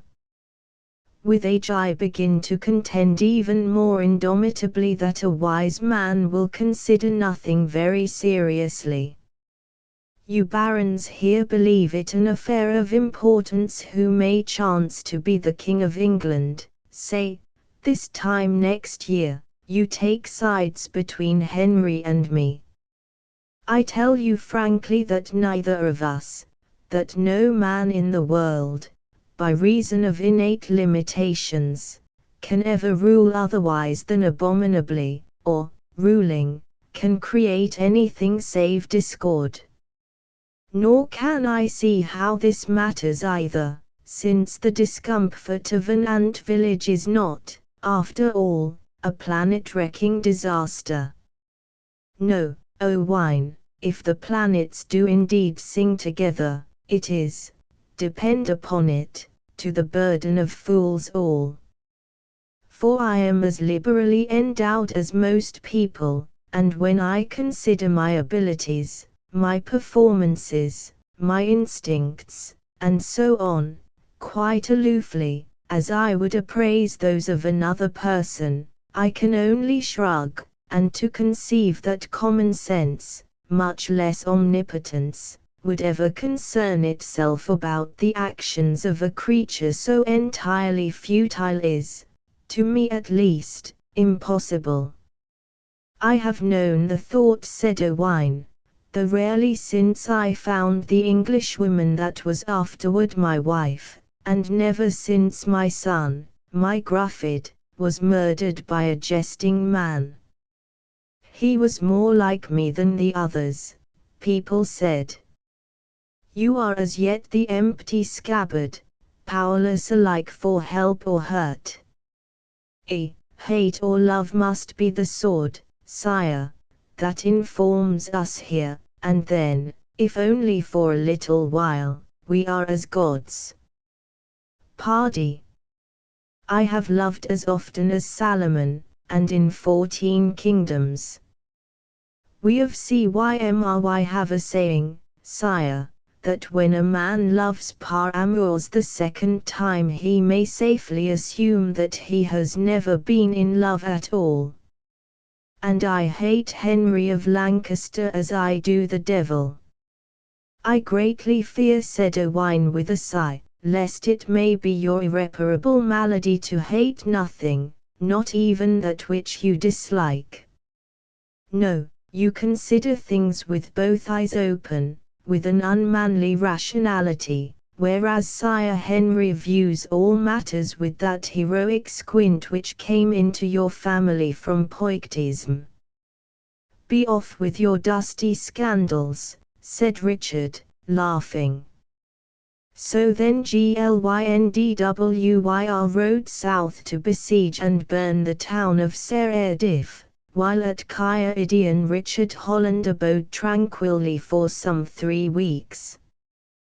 There was in this place only Caradoc, the former shepherd, his wife Alundine, and their sole daughter Branwen. They gladly perceived Sire Richard was no more a peasant than he was a curmudgeon. As Caradoc observed, it is perfectly apparent that the rope of Pardonby is rud, which refuses to adjust itself to any save high-born persons, would fit him as a glove does the hand, but we will ask no questions, since it is not wholesome to dispute the orderings of Owain Glynndwyr. Now day by day would Richard Holland drive the flocks to pasture near the Severn, and loll there in the shade, and make songs to his lute. He grew to love this leisured life of bright and open spaces, and its long solitudes, grateful with the warm odors of growing things and with poignant bird noises, and the tranquility of these meadows, that were always void of hurry, bedrugged the man through many fruitless and contented hours. Each day at noon Branwen would bring his dinner, and she would sometimes chat with him while he ate. After supper he would discourse to Branwen of remote kingdoms, through which, as aimlessly as a wind veers, he had ridden at adventure, among sedate and alien peoples who adjudged him a madman, and she, in turn, would tell him curious tales from the Red Book of her jest, telling of Gwalchmai, and Pajor, and Geraint, in each one of which fine heroes she had presently discerned an inadequate forerunnership of Richard's existence. This Branwen was a fair wench, slender and hardy. She had the bold demeanour of a child who is ignorant of evil and in consequence of suspicion. Happily, though, had she been named for that unhappy lady of old, the wife of King Matholch, for this Branwen, too, had a white, thin, wistful face, like that of an empress on a silver coin which is a little worn, Her eyes were large and brilliant, colored like clear emeralds, and her abundant hair was so much corn floss, only it was more brightly yellow and was of immeasurably finer texture. In full sunlight her cheeks were frosted like the surface of a peach, but the underlying cool pink of them was rather that of a cloud just after sunset, Richard decided. In all, a taking morsel. Though her shapely hands were hard with labor, and she rarely laughed, for, as if in recompense, her heart was tender, and she rarely ceased to smile as though she were thinking of some peculiar and wonderful secret which she intended, in due time, to share with you and with nobody else. Branwen had many lovers, and preferred among them young Gwylym ap Llwyr, a portly lad, who was handsome enough, though he had tiny and piggish eyes, and who sang divinely. One day this Gwylym came to Richard with 2 quarter-staves. "Saxon," he said, "you appear a stout man. Take your pick of these, then, and have at you."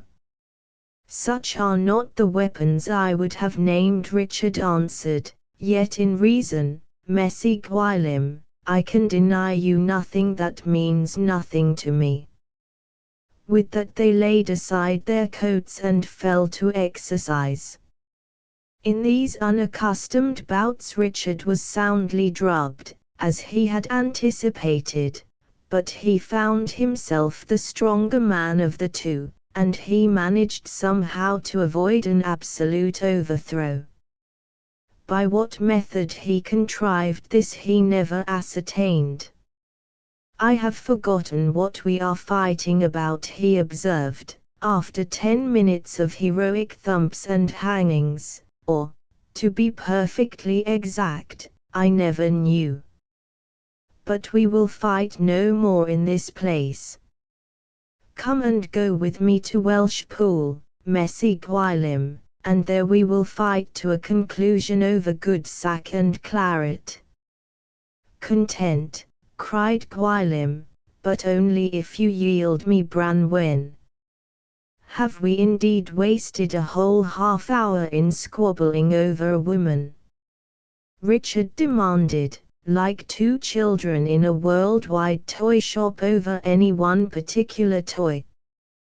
"Then devil take me if I am not heartily ashamed of my folly.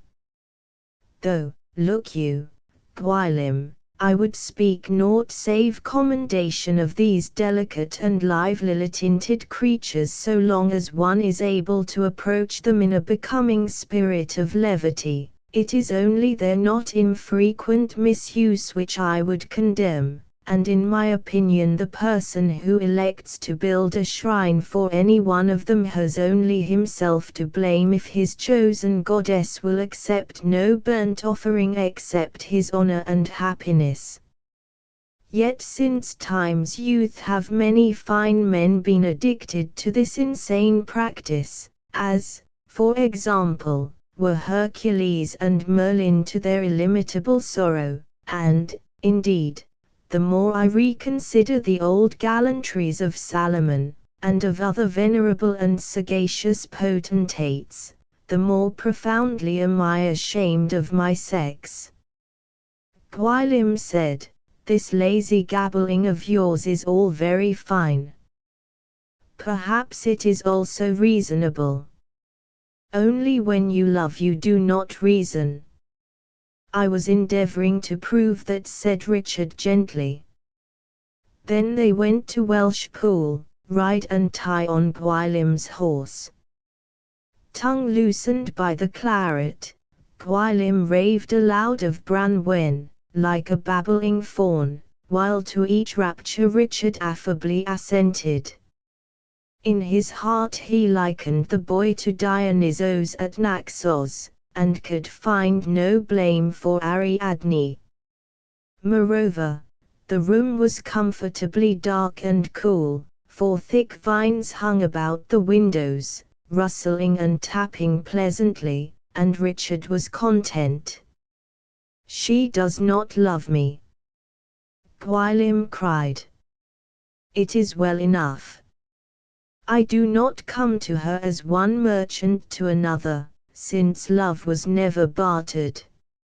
Listen, Saxon."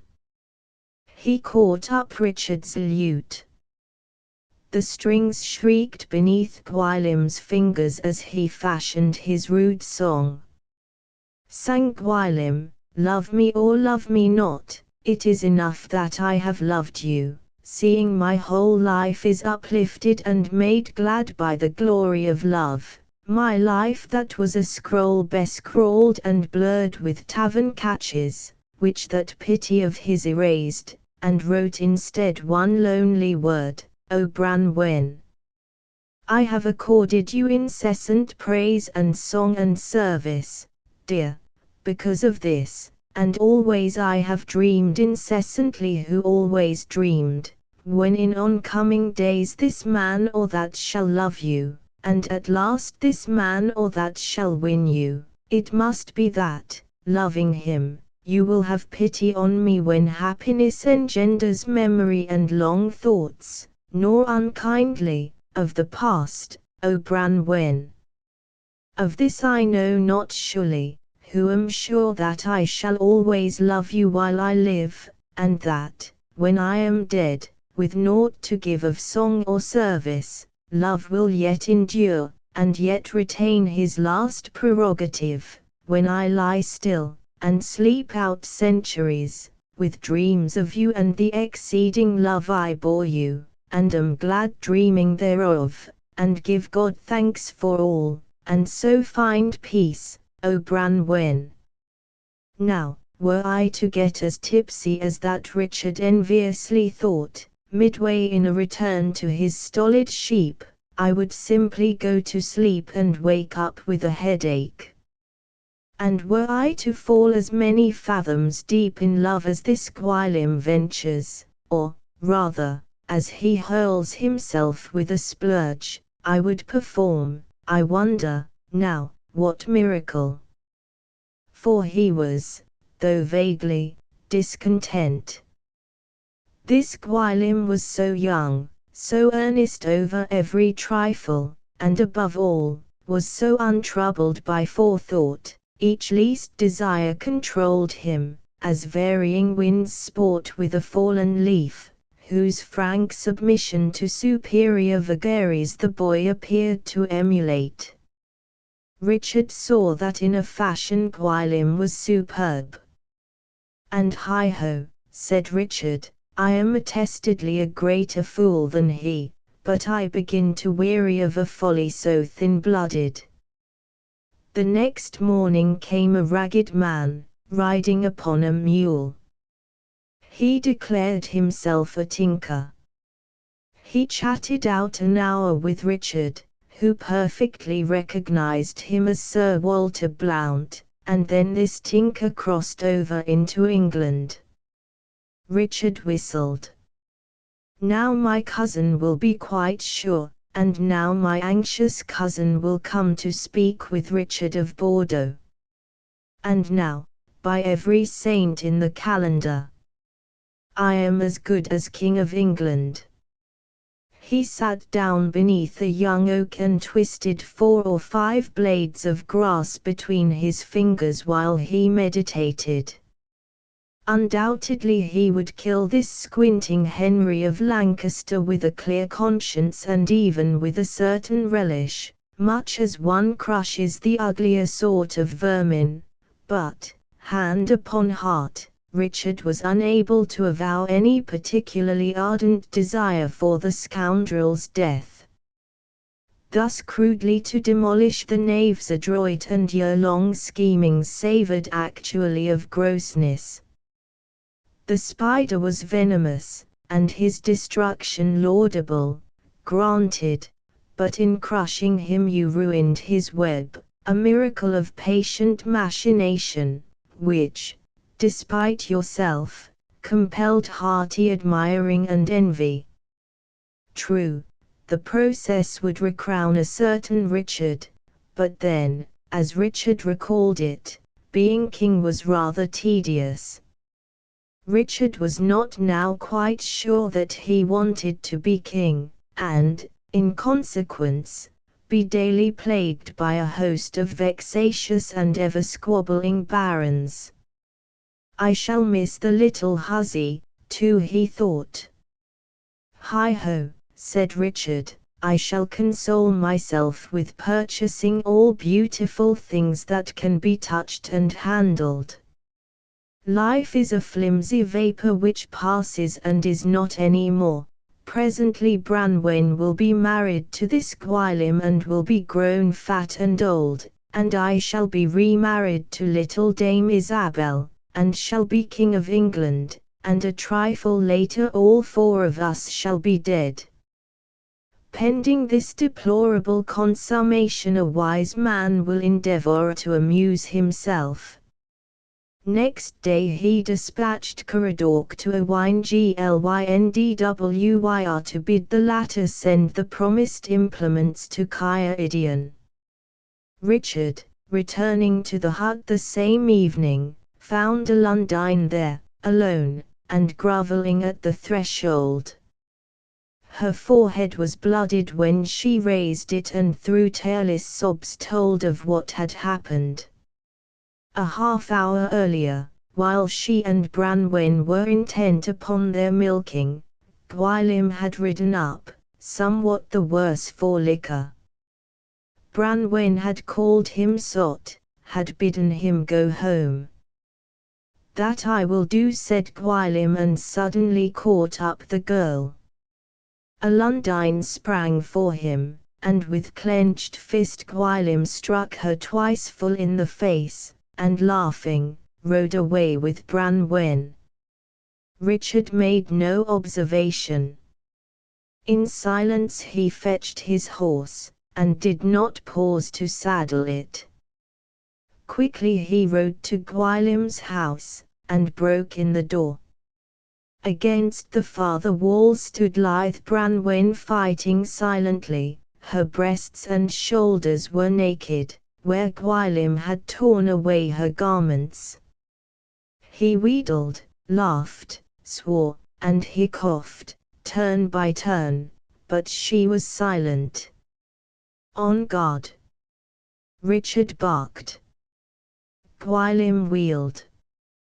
His head twisted toward his left shoulder, and one corner of his mouth convulsively snapped upward, so that his teeth were bared. There was a knife at Richard's girdle, which he now unsheathed and flung away. He stepped eagerly toward the snarling Welshman, and with both hands seized the thick and hairy throat.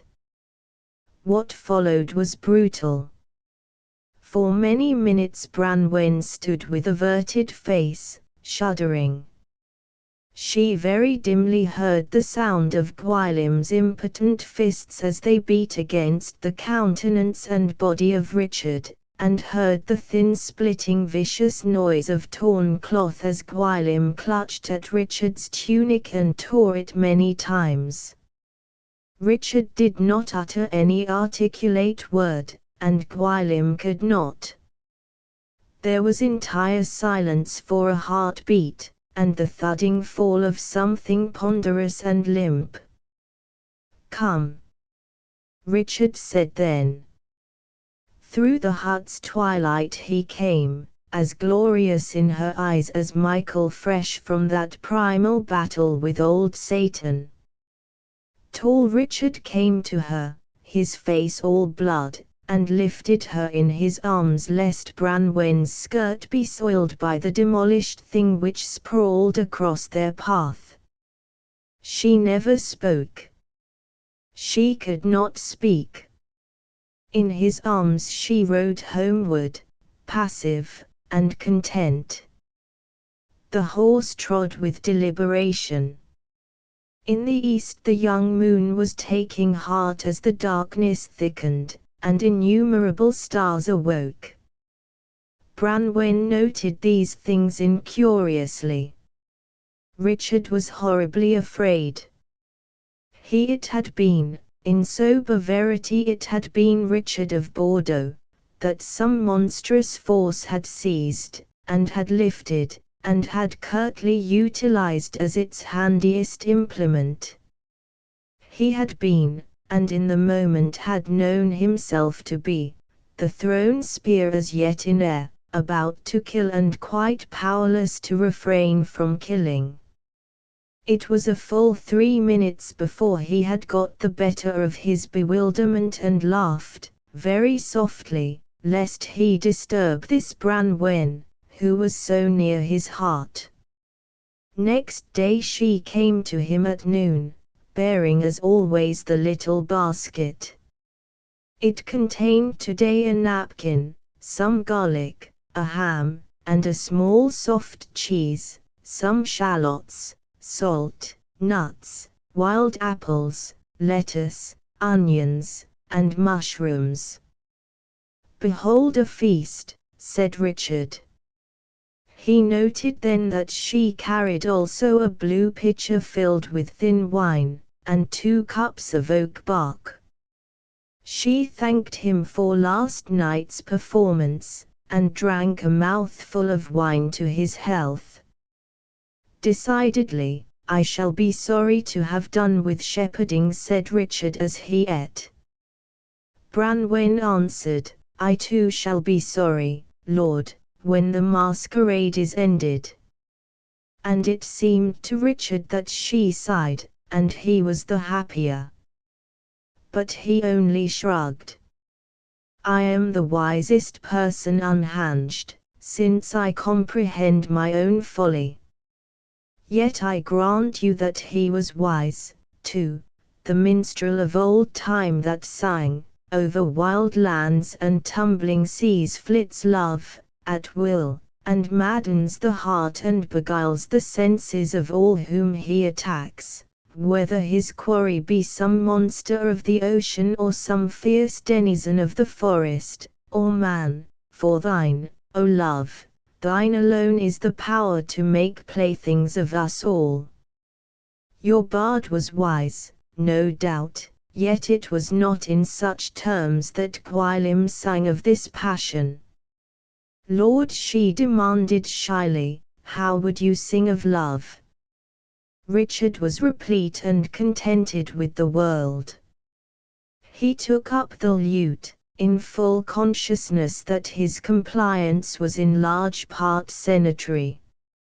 "In courtesy, thus," sang Richard, "the gods in honor of fair Branwen's worth bore gifts to her, and Jove, Olympus' lord, co-rule of earth and heaven did accord, and Hermes brought that lyre he framed at birth, and Venus her famed girdle, to endure the fairer beauty now, and Mars his sword, and wrinkled Pluto's half the secret hoard and immemorial treasure of mid-earth, and while the careful gods were pondering which of these goodly gifts the goodliest was, young Cupid came among them, caroling and proffered unto her a looking-glass, wherein she gazed, and saw the goodliest thing that earth had borne, and heaven might not surpass.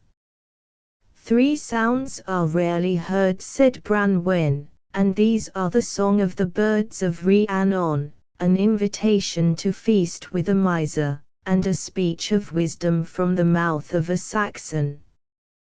The song you have made of courtesy is tinsel. Sing now in verity." Richard laughed, though he was sensibly nettled and perhaps a shade abashed. Presently he sang again. Sang Richard, Catullus might have made of words that seek with rippling sound, in soft recurrent ways, the perfect song, or in remoter days Theocritus have hymned you in glad Greek, but I am not as they, and dare not speak of you unworthily, and dare not praise perfection with imperfect roundelays, and desecrate the prize I dare to seek. I do not woo you, then, by fashioning vexed analogues twixt you and Gnevere, nor do I come with agile lips that bring the sugared periods of a sonneteer, and bring no more, but just with lips that cling to yours, in murmuring, I love you, dear. Richard had resolved that Branwen should believe him. Tinsel, indeed. Then here was yet more tinsel which she must receive as gold. He was very angry, because his vanity was hurt, and the pinprick spurred him to a counterfeit so specious that consciously he gloried in it. He was superb, and she believed him now. There was no questioning the fact, he saw it plainly, and with exultant cruelty. Then curt as lightning came the knowledge that what Branwen believed was the truth. Richard had taken just 2 strides toward this fair girl. Branwen stayed motionless, her lips a little parted. The affairs of earth and heaven were motionless throughout the moment, attendant, it seemed to him, and to him his whole life was like a wave that trembled now at full height, and he was aware of a new world all made of beauty and of pity. Then the lute fell from his spread out hands, and Richard sighed, and shrugged. There is a task set me, he said. It is God's work, I think. But I do not know, I only know that you are very beautiful, Branwen, he said, and in the name he found a new and piercing loveliness. And he said also, go. For I have loved many women, and, God help me, I know that I have but to wheedle you, and you, too, will yield. Yonder is God's work to be done, and within me rages a commonwealth of devils. Child, child, he cried, I am, and ever was, a coward, too timid to face life without reserve, and always I laughed because I was afraid to concede that anything is serious. For a long while Richard lay at his ease in the lengthening shadows of the afternoon. I love her. She thinks me an elderly imbecile with a flat and reedy singing voice, and she is perfectly right. She has never even entertained the notion of loving me. That is well, for tomorrow, or, it may be, the day after, we must part forever. I would not have the parting make her sorrowful, or not, at least, too unalterably sorrowful. It is very well that Branwen does not love me. Why should she? I am almost twice her age, an aging fellow now, battered and selfish and too indolent to love her, say, as Gwylym loved her. I did well to kill that Gwylym. I am profoundly glad I killed him, and I thoroughly enjoyed doing it, but, after all, the man loved her in his fashion, and to the uttermost reach of his gross nature. I love her in a rather more decorous and acceptable fashion, it is true, but only a half of me loves her. The other half of me remembers that I am aging, that Caradoc's hut is leaky, that, in fine, bodily comfort is the single luxury of which one never tires.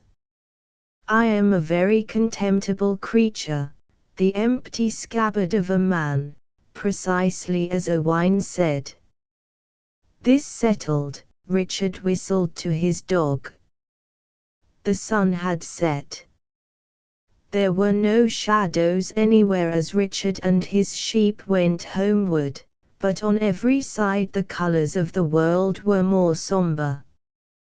Twice his flock roused a covey of partridges which had settled for the night.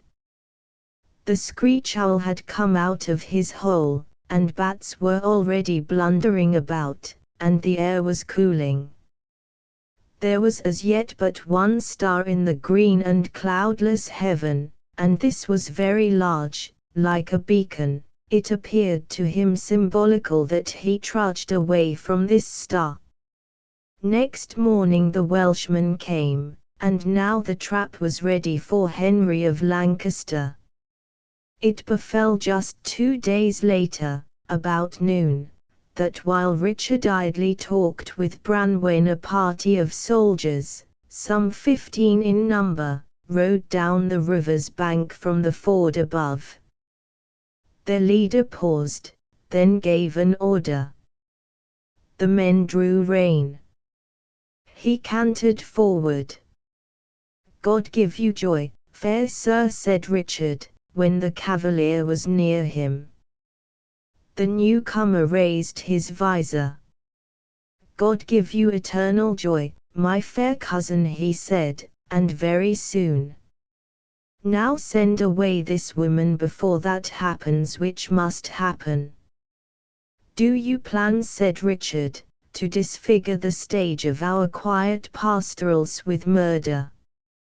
"I design my own preservation," King Henry answered, "for while you live my rule is insecure."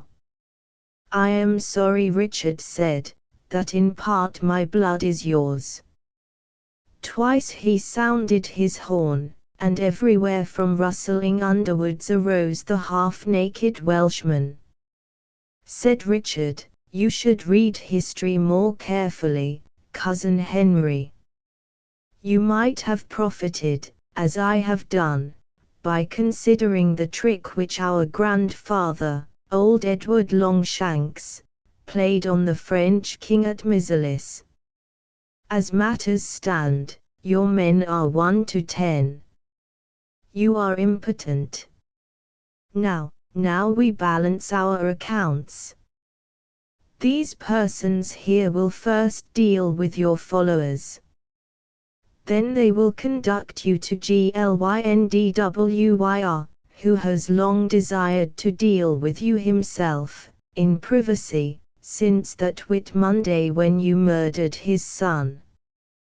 The king began, "In mercy, sire," and Richard laughed a little, saying, "that virtue is not overabundant among us of Oriander's blood, as we both know.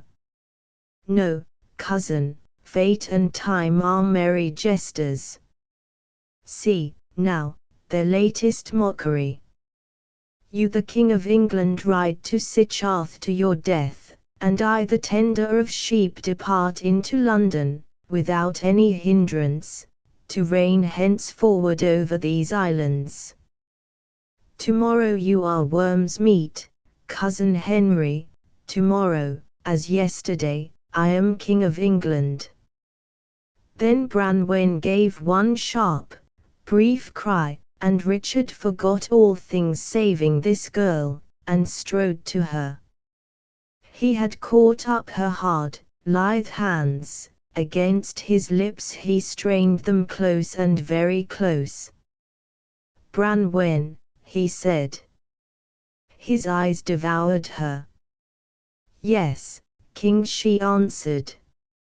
"O King of England!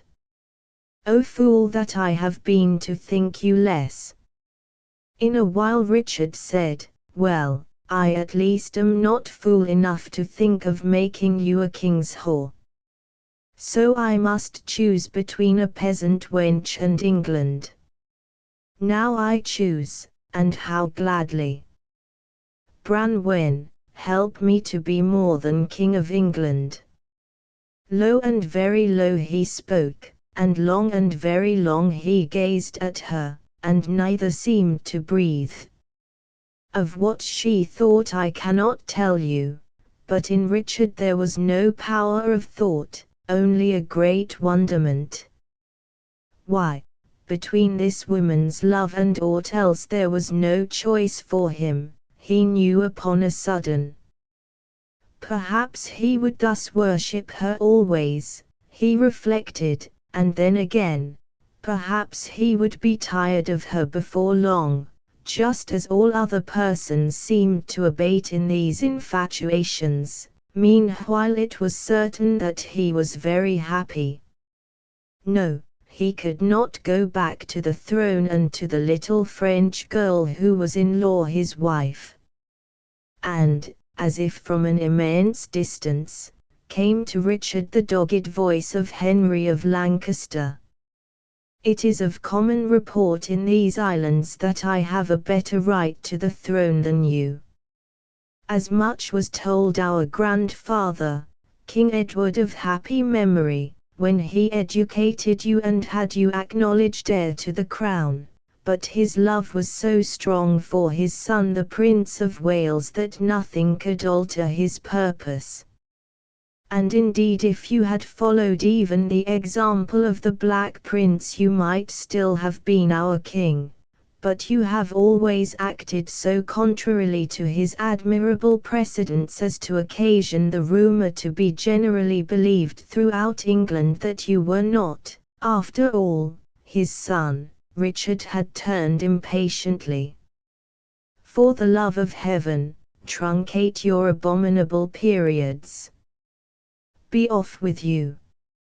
Yonder across that river is the throne of England, which you appear, through some lunacy, to consider a desirable possession. Take it, then, for, praise God, the sword has found its sheath. The king answered, I do not ask you to reconsider your dismissal. Assuredly, Richard, he cried, a little shaken, I perceive that until your death you will win contempt and love from every person. Yes, yes, for many years I have been the playmate of the world, said Richard, but today I wash my hands, and set about another and more laudable business. I had dreamed certain dreams, indeed, but what had I to do with all this strife between the devil and the tiger? No, Glynndwyr will set up Mortimer against you now, and you two must fight it out. I am no more his tool, and no more your enemy, my cousin, Henry, he said with quickening voice. There was a time when we were boys and played together, and there was no hatred between us, and I regret that time. As God lives, I too regret that time, the bluff, squinting king replied. He stared at Richard for a while, wherein each understood. Dear fool, sire, Henry said, there is no man in all the world but hates me saving only you. Then the proud king clapped spurs to his proud horse and rode away. More lately Richard dismissed his wandering marauders. Now he and Branwen were alone and a little troubled, since each was afraid of that oncoming moment when their eyes must meet. So Richard laughed. Praise God, he wildly cried, I am the greatest fool unhinged. She answered, I am the happier for your folly. I am the happiest of God's creatures. And Richard meditated. Faith of a gentleman, he declared, but you are nothing of the sort, and of this fact I happen to be quite certain. Their lips met then and afterward their eyes, and each of these ragged peasants was too glad for laughter. The end of the 8th novel. 9. The story of the Navarrese Jaen Moncure Joyeusement Escript, Affin qne Elubli, ce refrain question amchieriment, sais vous de qui sois aimé. The 9th novel. Jehan of Navarre, after a withstanding of all other assaults, is in a long duel, wherein time and common sense are flouted, and kingdoms are shaken, dethroned and recompensed by an enduring lunacy. The story of the Navaris in the year of grace 1386, upon the feast of Saint Bartholomew, thus Nicholas begins, came to the Spanish coast Messiper de l'Esneric, in a warship sumptuously furnished and manned by many persons of dignity and wealth, in order suitably to escort the Princess Jehan into Brittany, where she was to marry the Duke of that province. There were now rejoicings throughout Navarre, in which the princess took but a nominal part and young Antoine Rixai none at all. This Antoine Rixai came to Jehan that August twilight in the hedged garden. King's daughter, he sadly greeted her. Duchess of Brittany, Countess of Rougemont, Lady of Nantes and of Guérande, of Ray and of Touffin and Gutch. She answered, No, my dearest, I am that Jehan, whose only title is the constant lover. And in the green twilight, lit as yet by one low-hanging star alone, their lips and desperate young bodies clung, now, it might be, for the last time. Presently the girl spoke. Her soft mouth was lax and tremulous, and her grey eyes were more brilliant than the star yonder. The boy's arms were about her, so that neither could be quite unhappy, yet. Friend, said Jehan, I have no choice. I must wed with this de Montfort. I think I shall die presently. I have prayed God that I may die before they bring me to the dotard's bed. Young Rixai held her now in an embrace more brutal. Mine, mine, he snarled toward the obscuring heavens. Yet it may be I must live.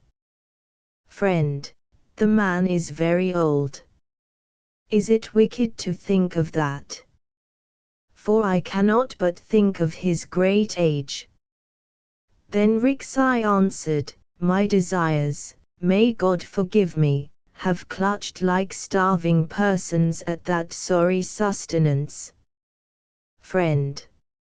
Ah, fair, sweet friend. The man is human and must die, but love, we read, is immortal. I am wishful to kill myself, Jehan. But, oh, Jehan, dare you to bid me live? Friend, as you love me, I entreat you to live. Friend, I crave of the Eternal Father that if I falter in my love for you I may be denied even the one bleak night of ease which Judas knows. The girl did not weep. Dry-eyed she winged a perfectly sincere prayer toward incorruptible saints. Rixai was to remember the fact, and through long years of severance. For even now, as Rixai went away from Jehan, a shrill singing girl was rehearsing, yonder behind the yew hedge, the song which she was to sing at Jehan's bridal feast. Sang this joculatrix. When the morning broke before us came the wayward three a-straying, chattering in babbling chorus, obloquies of ether saying, hoydens that, at peg-top playing, flung their top where yet it whirls through the coil of clouds unstaying, for the fates are captious girls. And upon the next day de l'Esneric bore young Jehan from Pampeluna and presently to Sale, where old Jehan the brave took her to wife. She lived as a queen, but she was a woman of infrequent laughter. She had Duke Jehan's adoration, and his baron's obeisancy, and his villagers applauded her passage with stentorian shouts. She passed interminable days amid bright cuirassesses and trod listlessly over pavements strewn with flowers. She had fiery-hearted jewels, and shimmering purple cloths, and much furniture adroitly carven, and many tapestries of Samarkand and Baldak upon which were embroidered, by brown fingers that time had turned long ago to ashen dust, innumerable asps and deer and phoenixes and dragons and all the motley inhabitants of air and of the thicket. But her memories, too, she had, and for a dreary while she got no comfort because of them. Then ambition quickened. Young Antoine Rixey likewise nursed his wound as best he might, but at the end of the second year after Jehan's wedding his uncle, the Vicomte de Montbrison, a gaunt man, with preoccupied and troubled eyes, had summoned Antoine into Lyonnois and, after appropriate salutation, had informed the lad that, as the Vicomte's heir, he was to marry the Demoiselle Gerberge de Nerac upon the ensuing Michaelmas. That I may not do, said Rixey, and since a chronicler that would tempt fortune should never stretch the fabric of his wares too thin, unlike Sir Hengist, I merely tell you these two dwelled together at Montbrison for a decade, and the Vicomte swore at his nephew and predicted this or that disastrous destination as often as Antoine declined to marry the latest of his uncle's candidates, in whom the Vicomte was of an astonishing fertility. In the year of grace 1401 came the belated news that Duke Jehan had closed his final day. You will be leaving me, the Vicomte growled, now, in my decrepitude, you will be leaving me. It is abominable, and I shall in all likelihood disinherit you this very night. Yet it is necessary, Rixey answered, and, filled with no unhallowed joy, he rode for Vence, in Brittany, where the Duchess Regent held her court. Dame Jehan had within that fortnight put aside her mourning. She sat beneath a green canopy, gold-fringed and powdered with many golden stars, when Rixey came again to her, and the rising saps of spring were exercising their august and formidable influence. She sat alone, by prearrangement, to one end of the high-ceiled and radiant apartment. Midway in the hall her lords and divers ladies were gathered about a saltatrice and a jongleur, who were diverting the courtiers, to the mincing accompaniment of a lute. But Jehan sat apart from these, frail, and splendid with many jewels, and a little sad.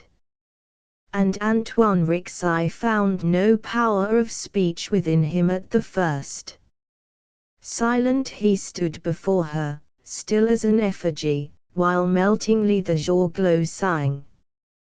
Jehan, said Antoine Rixey, in a while, have you, then, forgotten, O Jehan? The resplendent woman had not moved at all.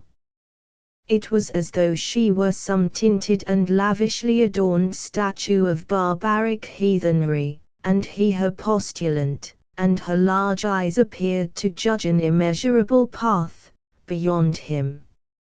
Now her lips fluttered somewhat. I am the Duchess of Brittany, she said, in the phantom of a voice. I am the Countess of Rougemont, the Lady of Nantes and of Guérande, of Ray and of Touffin and Gurch. Jehan is dead. The man had drawn one audible breath. You are that Jehan, whose only title is the constant lover. Friend, the world smirches us, she said half pleadingly. I have tasted too deep of wealth and power. I am drunk with a deadly wine, and ever I thirst, Jehan. Do you remember that May morning in Pampeluna when first I kissed you, and about us sang many birds. Then as now you wore a gown of green, Jehan. Friend, I have swayed kingdoms since. Jehan, do you remember that August twilight in Pampeluna when last I kissed you? Then as now you wore a gown of green, Jehan. But I wore no such chain as this about my neck, the woman answered, and lifted a huge golden collar garnished with emeralds and sapphires and with many pearls. Friend, the chain is heavy, yet I lack the will to cast it off. I lack the will, Antoine. And now with a sudden shout of mirth her courtiers applauded the evolutions of the saltatrice. King's daughter, said Rixai then, O perilous merchandise, a god came to me and a sword had pierced his breast. He touched the gold hilt of it and said, Take back your weapon. I answered, I do not know you. I am youth, he said, take back your weapon. It is true, she responded, it is lamentably true that after tonight we are as different persons, you and I. He said, Jehan, do you not love me any longer? Remember old years and do not break your oath with me, Jehan, since God abhors nothing so much as unfaith. For your own sake, Jehan, no, not for your sake nor for mine, but for the sake of that blithe Jehan, whom, so you tell me, time has slain. Once or twice she blinked, as if dazzled by a light of intolerable splendor, but otherwise she stayed rigid. You have dared, Messi, to confront me with the golden-hearted, clean-eyed Navarrese that once was I, and I requite. The austere woman rose. Messi, you swore to me, long since, eternal service. I claim my right in Domnii. Yonder, grey-bearded, the man in black and silver, is the Earl of Worcester, the King of England's ambassador, in common with whom the wealthy Dowager of Brittany has signed a certain contract. Go you, then, with Worcester into England, as my proxy, and in that island, as my proxy, become the wife of the King of England. Messi, your audience is done. Rixai said this, can you hurt me any more? Jehan, no, even in hell they cannot hurt me now. Yet I, at least, keep faith, and in your face I fling faith like a glove, old-fashioned, it may be, but clean, and I will go, Jehan. Her heart raged. Poor, glorious fool, she thought, had you but the wit even now to use me brutally, even now to drag me from this dais. Instead he went away from her smilingly, treading through the hall with many affable salutations, while the Jourglo sang. Sang the Jourglo, there is a land those hereabout ignore. Its gates are barred by Titan twins, named Fear and Doubt. These mercifully guard that land we seek, the land so fair, and all the fields thereof, where daffodils flaunt everywhere and ouzels chant of love, lest we attain the middle land, whence clouded wellsprings rise, and vipers from a slimy strand lift glittering cold eyes.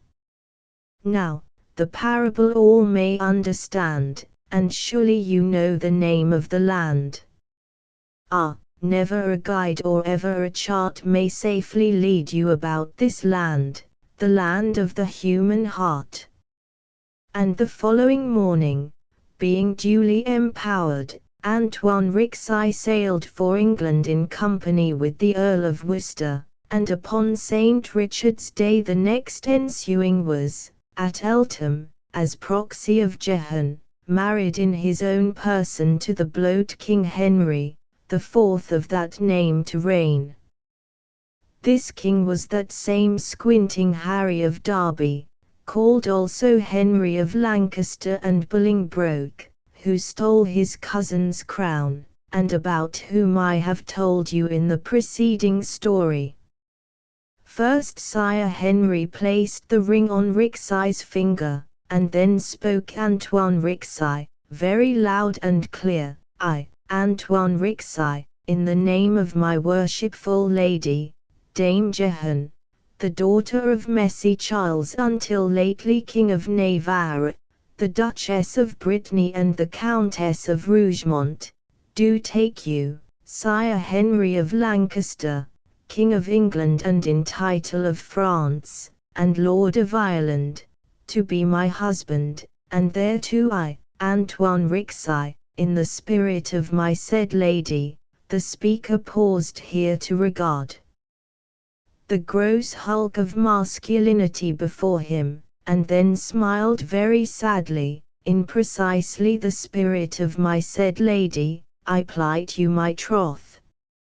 Afterward the king made him presents of some rich garments of scarlet trimmed with costly furs, and of 4 silk belts studded with silver and gold, and with valuable clasps, of which the owner might well be proud, and Rixey returned to Lyonnois.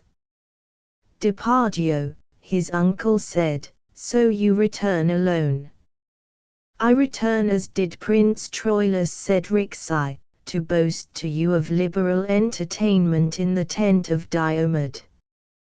You are certainly an inveterate fool, the Viscount considered after a prolonged appraisal of his face, since there is always a deal of other pink and white flesh as yet unmortgaged.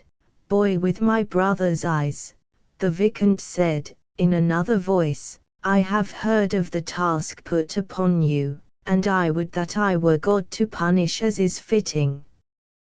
But you are welcome home, my lad. So these two abode together at Montbrison for a long time, and in the purlieus of that place hunted and hawked, and made sonnets once in a while, and read aloud from old romances some 5 days out of the 7. The verses of Rixey were in the year of grace 1410 made public, not without acclamation, and thereafter the stripling Comte de Charolais, future heir to all Burgundy and a zealous patron of rhyme, was much at Montbrison, and there conceived for Antoine Rixey such admiration as was possible to a very young man only. In the year of grace 1412 the Viscount, being then bedridden, died without any disease and of no malady save the inherences of his age. I entreat of you, my nephew, he said at last, that always you use as touchstone the brave deed you did at Eltham. It is necessary for a gentleman to serve his lady according to her commandments, but you performed the most absurd and the most cruel task which any woman ever imposed upon her lover and servitor in Domnii. I laugh at you, and I envy you. Thus he died, about Martinmas. Now was Antoine Rixey a powerful baron, but he got no comfort of his lordship, because that old incendiary, the King of Darkness, daily added fuel to a smouldering sorrow until grief quickened into vaulting flames of wrath and of disgust. What now avail my riches, said the Viscount. How much wealthier was I when I was loved, and was myself an eager lover. I relish no other pleasures than those of love. I am love's sot, drunk with a deadly wine, poor fool, and ever I thirst. All my chattels and my acres appear to me to be bright vapors, and the more my dominion and my power increase, the more rancorously does my heart sustain its bitterness over having been robbed of that fair merchandise which is the King of England's. To hate her is scant comfort, and to despise her none at all, since it follows that I who am unable to forget the wanton am even more to be despised than she. I will go into England and execute what mischief I may against her. The new Vicomte de Montbrison set forth for Paris, first to do homage for his fief, and secondly to be accredited for some plausible mission into England. But in Paris he got disquieting news. Jehan's husband was dead, and her stepson Henry, the fifth monarch of that name to reign in Britain, had invaded France to support preposterous claims which the man advanced to the crown of that latter kingdom, and as the earth is altered by the advent of winter, so was the appearance of France transformed by King Henry's coming, and everywhere the nobles were stirred up to arms, the castles were closed, the huddled cities were fortified, and on every side arose entrenchments. Thus through this sudden turn was the new Vicomte, the dreamer and the recluse, caught up by the career of events, as a straw is borne away by a torrent, when the French lords marched with their vassals to Harfleur, where they were soundly drubbed by the King of England, as afterward at Agincourt.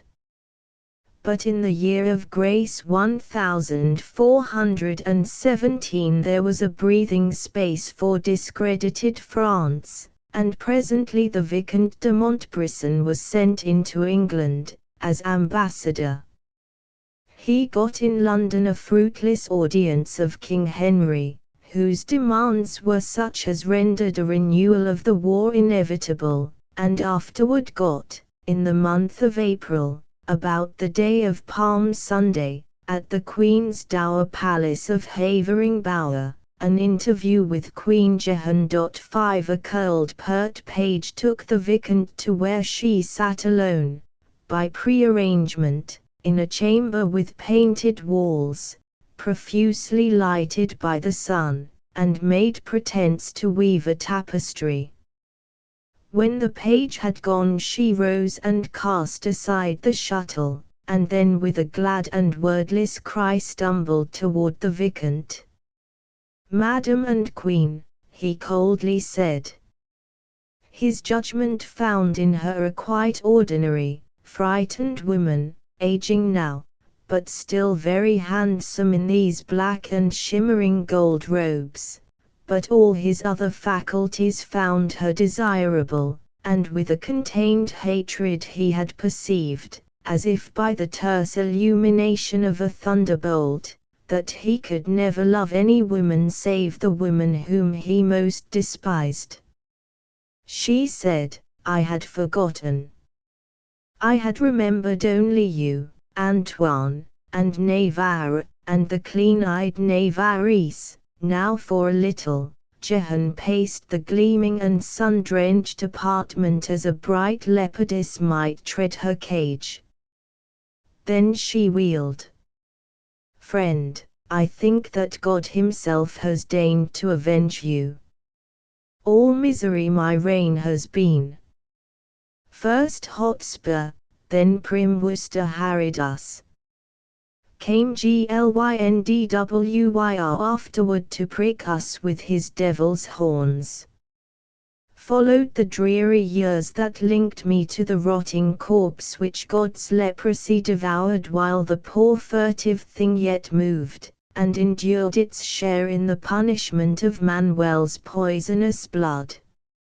All misery, Antoine. And now I live beneath a sword." "You have earned no more," he said. "You have earned no more, O Jehan, whose only title is the constant lover." He spat it out. She came uncertainly toward him, as though he had been some not implacable knave with a bludgeon. "For the king hates me," she plaintively said, "and I live beneath a sword. The big, fierce-eyed boy has hated me from the first, for all his lip courtesy. And now he lacks the money to pay his troops, and I am the wealthiest person within his realm. I am a woman and alone in a foreign land. So I must wait, and wait, and wait, Antoine, till he devises some trumped-up accusation. Friend, I live as did Saint Damocles, beneath a sword." "Antoine," she wailed, for now the pride of Queen Jehan was shattered utterly, "I am held as a prisoner for all that my chains are of gold." Yet it was not until of late he observed, that you disliked the metal which is the substance of all crowns. And now the woman lifted toward him her massive golden necklace, garnished with emeralds and sapphires and with many pearls, and in the sunlight the gems were tawdry things. "Friend, the chain is heavy, and I lack the power to cast it off. The Navaris we know of wore no such perilous fetters. Ah, you should have mastered me at Vance. You could have done so, very easily. But you only talked, oh, Mary pity us. You only talked, and I could find only a servant where I had sore need to find a master. Let all women pity me." But now came many armed soldiers into the apartment. With spirit Queen Jehan turned to meet them, and you saw that she was of royal blood, for now the pride of many emperors blazed and informed her body as light occupies a lantern. "At last you come for me, messires." Whereas the leader of these soldiers read from a parchment, whereas the king's stepmother, Queen Jehan, is accused by certain persons of an act of witchcraft that with diabolical and subtile methods wrought privily to destroy the king, the said Dame Jehan is by the king committed, all her attendants being removed, to the custody of Sir John Pelham, who will, at the king's pleasure, confine her within Pevensey Castle, there to be kept under Sir John's control, the lands and other properties of the said Dame Jehan being hereby forfeit to the king, whom God preserve.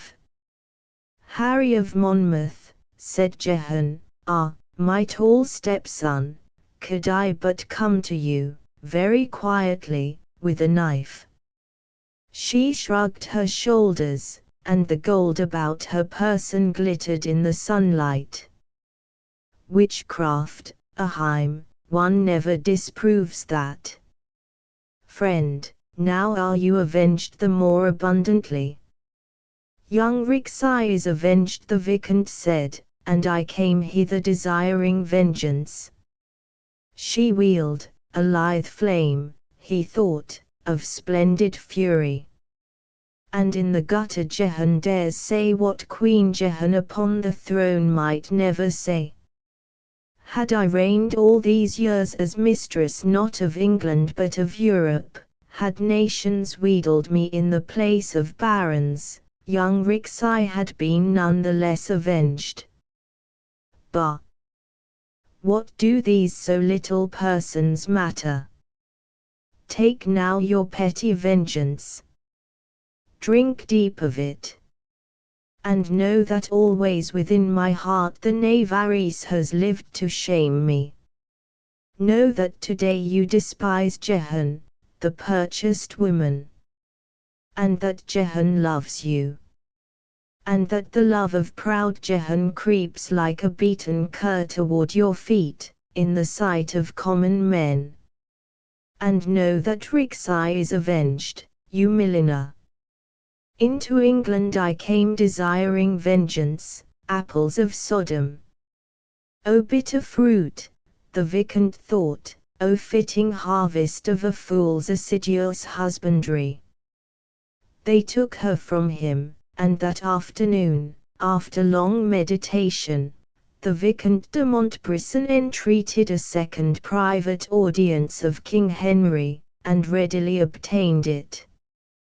Unhardy is unseelie, the Viscount said at this interview's conclusion. The tale tells that the Viscount returned to France and within this realm assembled all such lords as the abuses of the Queen Regent Isabeau had more notoriously dissatisfied.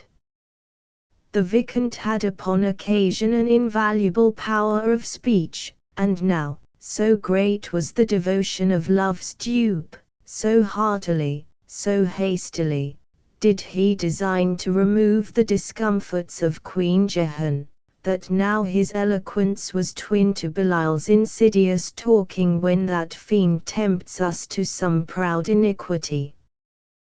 Then presently these lords had sided with King Henry, as did the Viscount de Montbrison, in open field. Next, as luck would have it, Jehan Saint-Pierre was slain at Montereau, and a little later the new Duke of Burgundy, who loved the Viscount as he loved no other man, had shifted his coat, forsaking France. These treacheries brought down the wavering scales of warfare, suddenly, with an awful clangor, and now in France clean-hearted persons spoke of the Viscount de Montbrison as they would speak of Gamelin or of Iscariot, and in every market-place was King Henry proclaimed as governor of the realm. Meantime Queen Jehan had been conveyed to prison and lodged therein. She had the liberty of a tiny garden, high-walled, and of 2 scantily furnished chambers.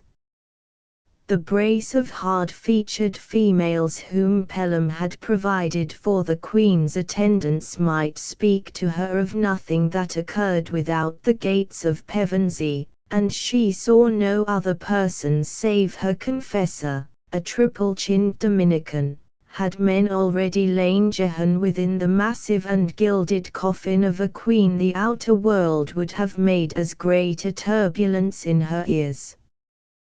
But in the year of grace 1422, upon the feast of Saint Bartholomew, and about Vespers, for thus it wonderfully fell out, one of those grim attendants brought to her the first man, save the fat confessor, whom the Queen had seen within 5 years. The proud, frail woman looked, and what she saw was the inhabitant of all her dreams. Said Jehan, "This is ill done. Time has avenged you. Be contented with that knowledge, and, for heaven's sake, do not endeavor to moralize over the ruin which heaven has made, and justly made, of Queen Jehan, as I perceive you mean to do." She leaned backward in the chair, very coarsely clad in brown, but knowing that her coloring was excellent, that she had miraculously preserved her figure, and that she did not look her real age by a good 10 years. Such reflections beget spiritual comfort even in a prison. "Friend," the lean-faced man now said, "I do not come with such intent, as my mission will readily attest, nor to any ruin, as your mirror will attest. Instead, madam, I come as the emissary of King Henry, now dying at Vincennes, and with letters to the lords and bishops of his council." Dying, the man restores to you your liberty and your dower lands, your bed and all your movables, and 6 gowns of such fashion and such color as you may elect. Then with hurried speech he told her of 5 years' events, of how within that period King Henry had conquered France, and had married the French king's daughter, and had begotten a boy who would presently inherit the united realms of France and England, since in the supreme hour of triumph King Henry had been stricken with a mortal sickness, and now lay dying, or perhaps already dead, at Vincennes, and of how with his penultimate breath the prostrate conqueror had restored to Queen Jehanne all properties and all honors which she formerly enjoyed. "I shall once more be regent," the woman said when the Viscount had made an end. "Antoine, I shall presently be regent both of France and of England, since Dame Catherine is but a child." Jehanne stood motionless save for the fine hands that plucked the air. Mistress of Europe, absolute mistress, and with an infant ward, now, may God have mercy on my unfriends, for they will soon perceive great need of it.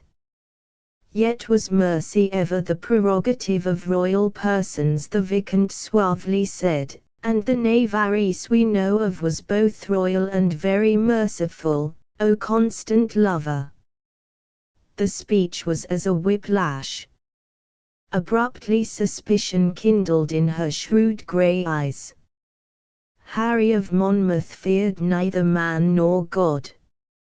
It needed more than any deathbed repentance to frighten him into restoring my liberty. There was a silence. "You, a Frenchman, come as the emissary of King Henry who has devastated France. Are there no English lords, then, left alive of his army?" The Viscount de Montbrison said, "There is at all events no person better fitted to patch up this dishonorable business of your captivity, in which no clean man would care to meddle." She appraised this, and said with entire irrelevance, "The world has smirched you, somehow. At last you have done something, save consider how badly I treated you. I praise God, Antoine, for it brings you nearer." He told her all. King Henry, it appeared, had dealt with him at Havering in perfect frankness. The king needed money for his wars in France, and failing the seizure of Jehanne's enormous wealth, had exhausted every resource. "And France I mean to have," the king said. "Now the world knows you enjoy the favor of the Comte de Charolais, so get me an alliance with Burgundy against my imbecile brother of France, and Dame Jehanne shall repossess her liberty. There you have my price." "And this price I paid," the Viscount sternly said, "for unhardy is unseelie," Satan whispered, "and I knew that Duke Philippe trusted me. Yea, all Burgundy I marshalled under your stepson's banner, and for 3 years I fought beneath his loathed banner, until at Troyes we had trapped and slain the last loyal Frenchman. And today in France my lands are confiscate, and there is not an honest Frenchman but spits upon my name. All infamy I come to you for this last time, Jehanne. As a man already dead I come to you, Jehanne, for in France they thirst to murder me, and England has no further need of Montbrison, her blunted and her filthy instrument." The woman nodded here. "You have set my thankless service above your life, above your honor. I find the rhymester glorious and very vile." "All vile," he answered, "and outworn. King's daughter, I swore to you, long since, eternal service. Of love I freely gave you yonder in Navarre, as yonder at Eltham I crucified my innermost heart for your delectation. Yet I, at least, keep faith, and in your face I fling faith like a glove, outworn, it may be, and God knows, unclean. Yet I, at least, keep faith. Lands and wealth have I given up for you, O king's daughter, and life itself have I given you, and lifelong service have I given you, and all that I had save honor, and at the last I give you honor, too. Now let the naked fool depart, Jehan, for he has nothing more to give.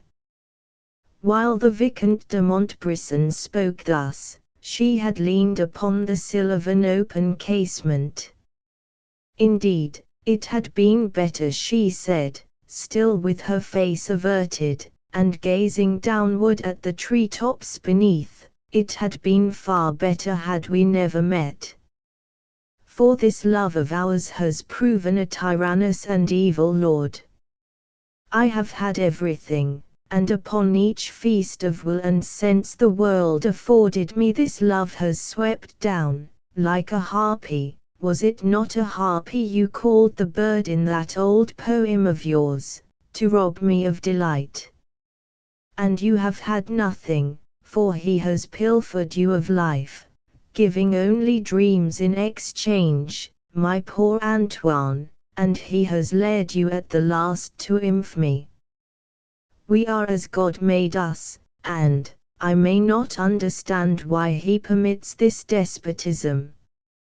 Thereafter, somewhere below, a peasant sang as he passed supperward through the green twilight, lit as yet by one low-hanging star alone. Sang the peasant, King Jesus hung upon the cross, and have ye sinned, quo he.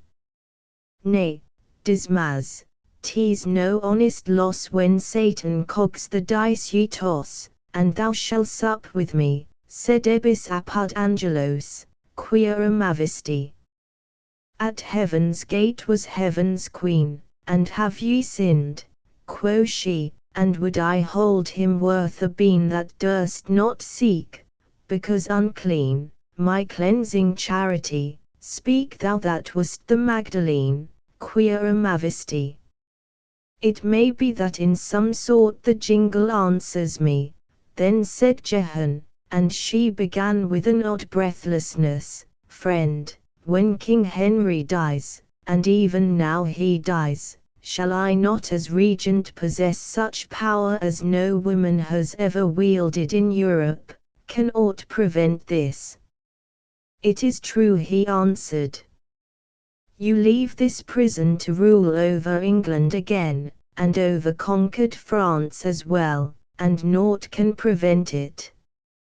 Unless, friend, I were wedded to a Frenchman. Then would the stern English lords never permit that I have any finger in the government. She came to him with conspicuous deliberation and rested her hands upon his breast. Friend, I am weary of these tinsel splendors. What are this England and this France to me, who crave the real kingdom? Her mouth was tremulous and lax, and her grey eyes were more brilliant than the star yonder. The man's arms were about her, and of the man's face I cannot tell you. King's daughter, mistress of half Europe. I am a beggar, an outcast, as a leper among honorable persons. But it was as though he had not spoken. Friend, it was for this I have outlived these garish, fevered years. It was this which made me glad when I was a child and laughed without knowing why. That I might today give up this so great power for love of you, my all incapable and soiled Antoine, was, as I now know, the end to which the Eternal Father created me. For, look you, she pleaded, to surrender absolute dominion over half Europe is a sacrifice. Assure me that it is a sacrifice, Antoine. O glorious fool, delude me into the belief that I surrender much in choosing you. Nay, I know it is as nothing beside what you have given up for me, but it is all I have, it is all I have, Antoine. He drew a deep and big lunged breath that seemed to inform his being with an indomitable vigor, and grief and doubtfulness went quite away from him. Love leads us, he said, and through the sunlight of the world love leads us, and through the filth of it love leads us, but always in the end, if we but follow without swerving, love leads upward. Yet, O God upon the cross, Thou that in the article of death didst pardon dismas, as what maimed warriors of life, as what bemired travellers in mudded byways, must we presently come to Thee. Ah, but we will come hand in hand, she answered, and He will comprehend. The end of the 9th novel. The story of the fox-brush Dame Thérèse de Moncure, sans débat, entièrement, jusqu'à mort me consume. Lauria suif qui pour mon droit combat, Olivier Frank, Emostant tout amatium. The 10th novel. Catherine of Valois is loved by a huntsman, and loves him greatly, then finds him, to her horror, an impostor, and for a sufficient reason consents to marry quite another person, not all unwillingly. The story of the fox-brush in the year of grace 1417, about Martin Maz. Thus Nicholas begins. Queen Isabeau fled with her daughter the Lady Catherine to Chartres.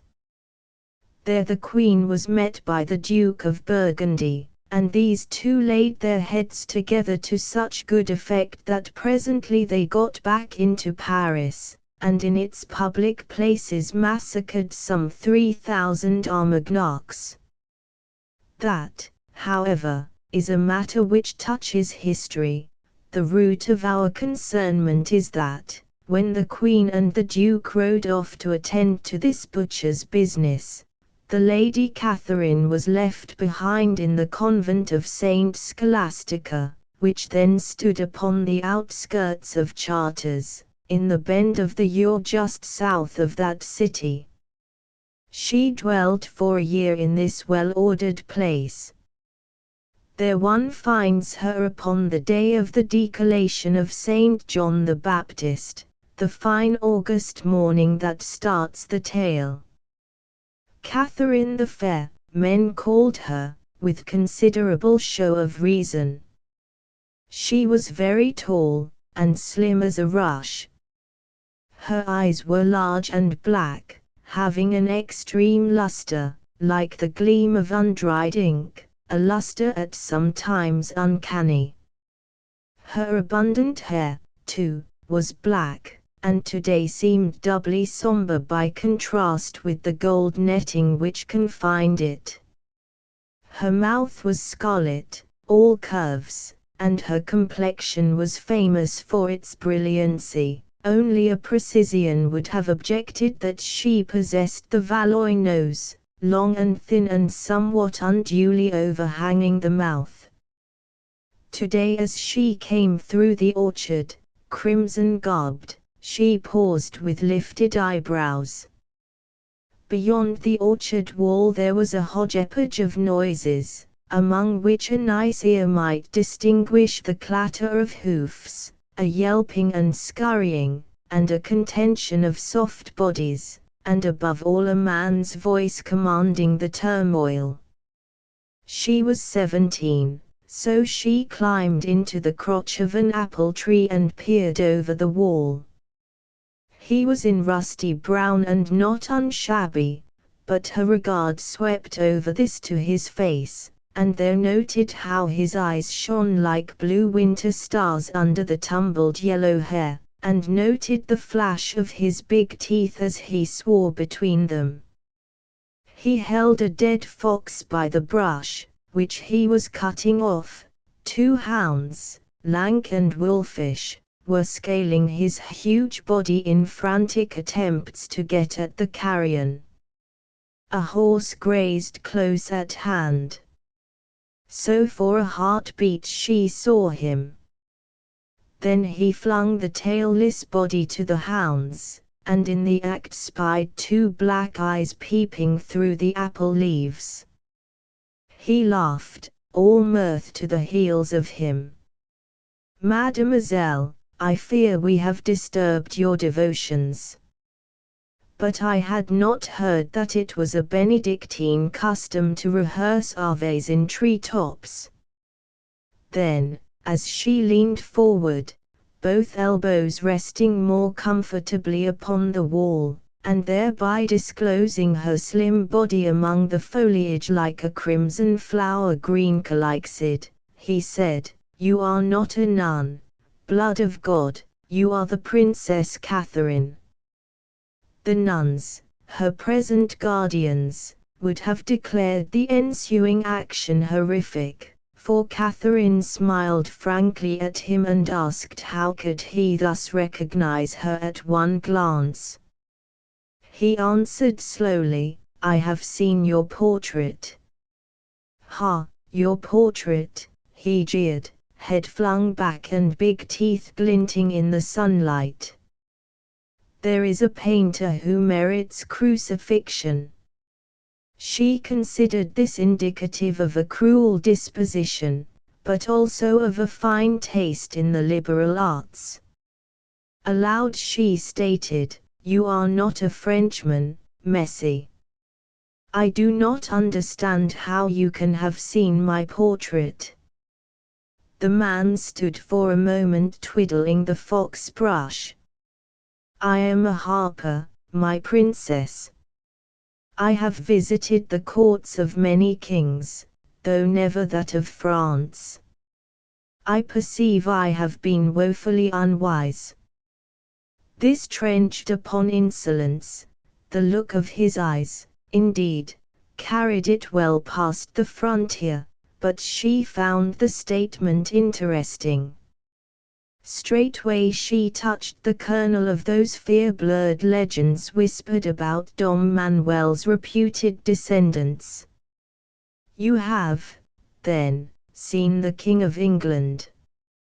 "Yes, Highness." "Is it true that in him, the devil blood of Oriander has gone mad, and that he eats children, like a grapehard and Angelus of the broken teeth?"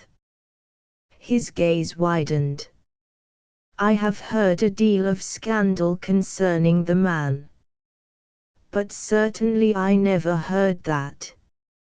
Catherine settled back, luxuriously, in the crotch of the apple tree. "Tell me about him." Composedly he sat down upon the grass and began to acquaint her with his knowledge and opinions concerning Henry, the 5th of that name to reign in England, and the son of that squinting Harry of Derby about whom I have told you so much before. Catherine punctuated the harper's discourse with eager questionings, which are not absolutely to our purpose. In the main, this harper thought the man now buffeting France a just king, and he had heard, when the crown was laid aside, Sire Henry was sufficiently jovial, and even prankish. The harper adduced anecdotes. He considered that the king would manifestly take Rouen, which the insatiable man was now besieging. Was the king in treaty for the hand of the Infanta of Aragon? Yes, he undoubtedly was. Catherine sighed her pity for this ill-starred woman. "And now tell me about yourself." He was, it appeared, Alain Macedonio, a harper by vocation, and by birth a native of Ireland. Beyond the fact that it was a savage kingdom adjoining Cataya, Catherine knew nothing of Ireland. The harper assured her that in this she was misinformed, since the kings of England claimed Ireland as an appanage, though the Irish themselves were of two minds as to the justice of these pretensions. All in all, he considered that Ireland belonged to Saint Patrick, and that the holy man had never accredited a vicar. Doubtless, by the advice of God, Alan said, for I have read in Master Roger de Wendover's chronicles of how at the dread day of judgment all the Irish are to muster before the high and pious Patrick, as their liege lord and father in the spirit, and by him be conducted into the presence of God, and of how, by virtue of Saint Patrick's request, all the Irish will die 7 years to an hour before the second coming of Christ, in order to give the blessed saint sufficient time to marshal his company, which is considerable. Catherine admitted the convenience of this arrangement, as well as the neglect of her education. Alan gazed up at her for a long while, as if in reflection, and presently said, doubtless the Lady Helena Vargas also was thus starry-eyed and found in books less diverting reading than in the faces of men. It flooded Catherine's cheeks with a livelier hue, but did not vex her irretrievably. If she chose to read this man's face, the meaning was plain enough. I give you the gist of their talk, and that in all conscience is trivial. But it was a day when one entered love's wardship with a plunge, not in more modern fashion venturing forward bit by bit, as though love were so much cold water. So they talked for a long while, with laughter mutually provoked and shed, with divers eloquent and dangerous pauses. The harper squatted upon the ground, the princess leaned over the wall, but to all intent they sat together upon the loftiest turret of paradise, and it was a full 2 hours before Catherine hinted at departure. Alan rose, approaching the wall. Tomorrow I ride for Milan to take service with Duke Filippo. I had broken my journey these 3 days past at Chateauneuf-yonder, where this fox has been harrying my host's chickens. Today I went out to slay him, and he led me, his murderer, to the fairest lady earth may boast. Do you not think that, in returning good for evil, this fox was a true Christian, my princess? Catherine said, I lament his destruction. Farewell, Messie Alan. And since chance brought you hither, destiny brought me hither, Alan affirmed, a mastering hunger in his eyes. Destiny has been kind, I shall make a prayer to her that she continue so. But when Catherine demanded what this prayer would be, Alan shook his tawny head. Presently you shall know, Highness, but not now. I return to Chateauneuf on certain necessary businesses. Tomorrow I set out at cockcrow for Milan and the Visconti's livery. Farewell. He mounted and rode away in the golden August sunlight, the hounds frisking about him. The fox brush was fastened in his hat. Thus Tristram de Lyonnois may have ridden a hawking in drowned Cornwall, thus statelily and composedly, Catherine thought, gazing after him. She went to her apartments, singing an inane song about the amorous and joyful time of spring when everything and everybody is happy. El temps amorius plein de joie, el temps ou tot rens esisci, and burst into a sudden passion of tears. There were born every day, she reflected, such hosts of women children, who were not princesses, and therefore compelled to marry detestable kings.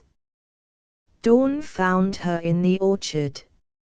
She was to remember that it was a cloudy morning, and that mist tatters trailed from the more distant trees.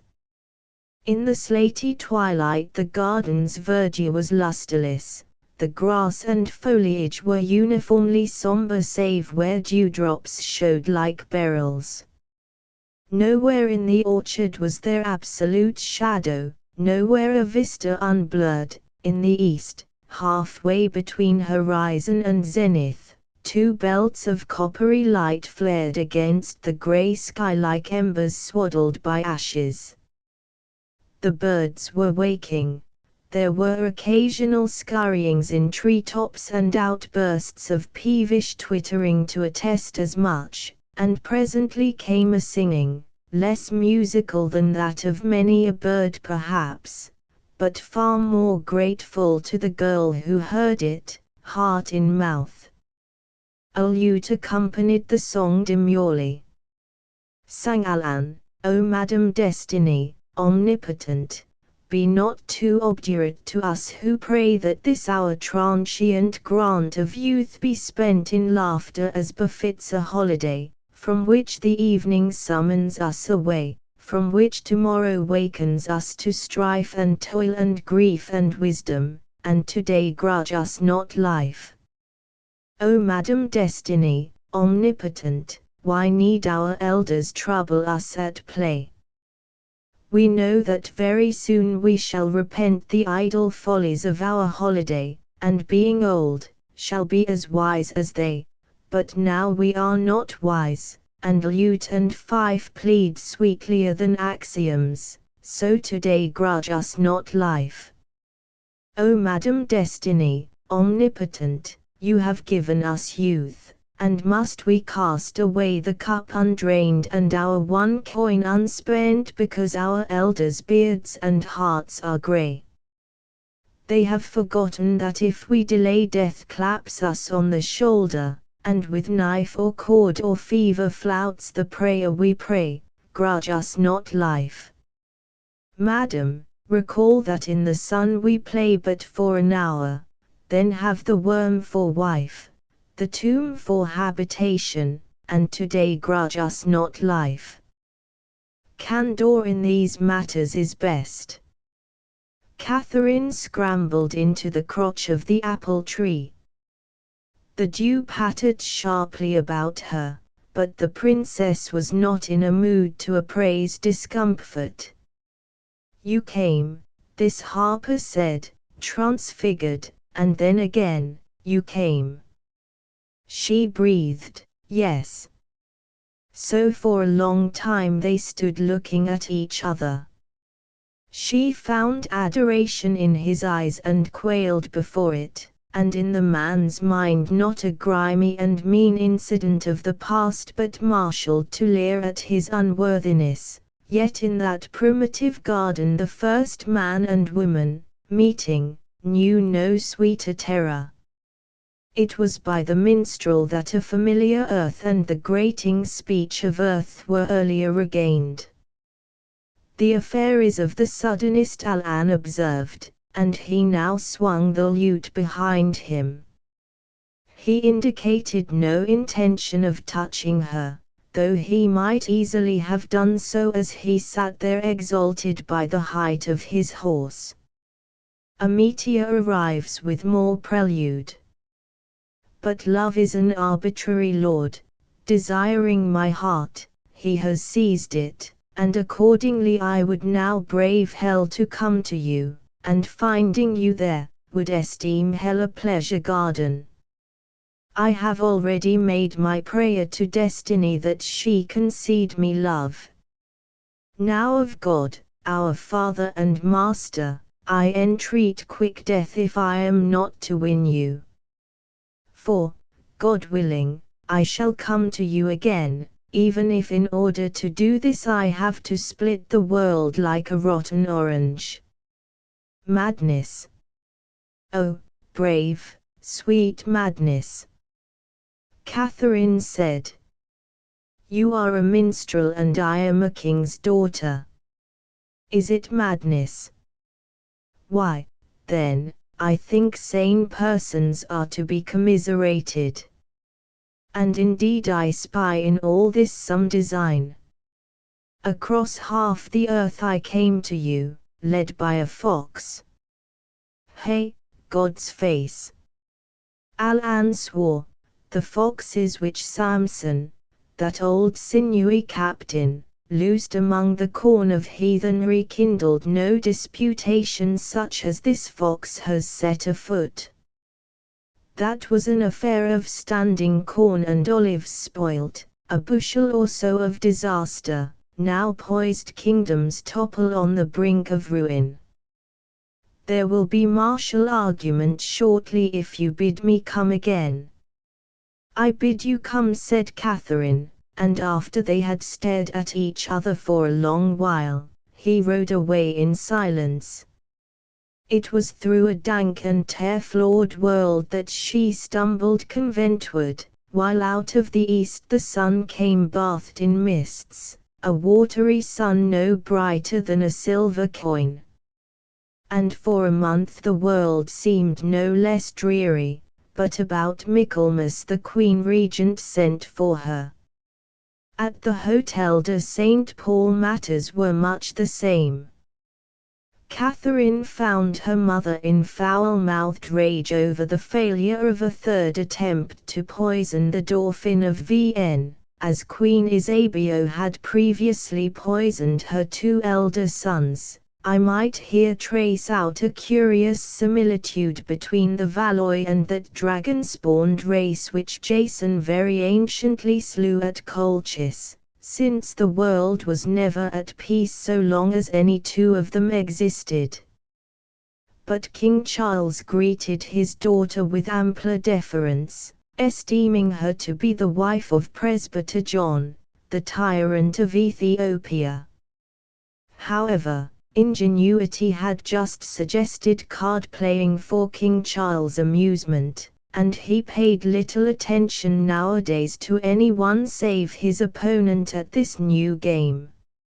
So the French king chirped his senile jests over the card table, while the King of England was besieging the French city of Rouen sedulously and without mercy. In late autumn an armament from Ireland joined Henry's forces. The Irish fought naked, it was said, with long knives. Catherine heard discreditable tales of these Irish, and reflected how gross are the exaggerations of rumour. In the year of grace 1419, in January, the burgesses of Rouen, having consumed their horses, and finding frogs and rats unpalatable, yielded the town. It was the Queen Regent who brought the news to Catherine. God is asleep, the Queen said, and while he nods, the butcher of Agincourt has stolen our good city of Rouen. She sat down and breathed heavily. Never was any poor woman so pestered as I. The puddings today were quite uneatable, as you saw for yourself, and on Sunday the Englishman entered Rouen in great splendor, attended by his chief nobles, but the butcher rode alone, and before him went a page carrying a fox brush on the point of his lance. I put it to you, is that the contrivance of a sane man? You! Dame Isabeau squealed on a sudden, you are bruising me. Catherine had gripped her by the shoulder. The King of England, a tall, fair man, with big teeth, a tiny wen upon his neck, here, and with his left cheek scarred, with blue eyes, very bright as tapers. She poured out her questions in a torrent, and awaited the answer, seeming not to breathe at all. I believe so, the Queen said, and they say, too, that he has the damned squint of old Manuel the Redeemer. Oh God, said Catherine. Our only hope now. And may God show him no more mercy than has this misbegotten English butcher shown us, the good lady desired, with fervour. The hog, having won our Normandy, is now advancing on Paris itself. He repudiated the Aragonish alliance last August, and until last August he was content with Normandy, they tell us, but now he swears to win all France. The man is a madman, and Scythian Tamburlaine was more lenient. And I do not believe that in all France there is a cook who understands his business. She went away whimpering, and proceeded to get tipsy. The princess remained quite still, as Dame Isabeau had left her. You may see a hare crouch so at sight of the hounds. Finally the girl spoke aloud. Until last August. Catherine said. Until last August. Poised kingdoms topple on the brink of ruin, now that you bid me come to you again. And I bade this devil's grandson come to me, as my lover. Presently she went into her oratory and began to pray. In the midst of her invocation she wailed, "Fool, fool! How could I have thought him less than a king?" You are to imagine her breast thus adrum with remorse and hatred of herself, the while that town by town fell before the invader like card houses. Every rumor of defeat, and the news of some fresh defeat came daily, was her arraignment. Impotently she cowered at God's knees, knowing herself a murderess, whose infamy was still afoot, outpacing her prayers, whose victims were battalions. Tarpeia and Pisidius and Rahab were her sisters. She hungered in her abasement for Judith's nobler guilt. In May he came to her. A truce was patched up, and French and English met amicably in a great plain near Moulins. A square space was staked out and on 3 sides boarded in, the 4th side being the river Seine. This enclosure the Queen Regent, Jehanne of Burgundy, and Catherine entered from the French side.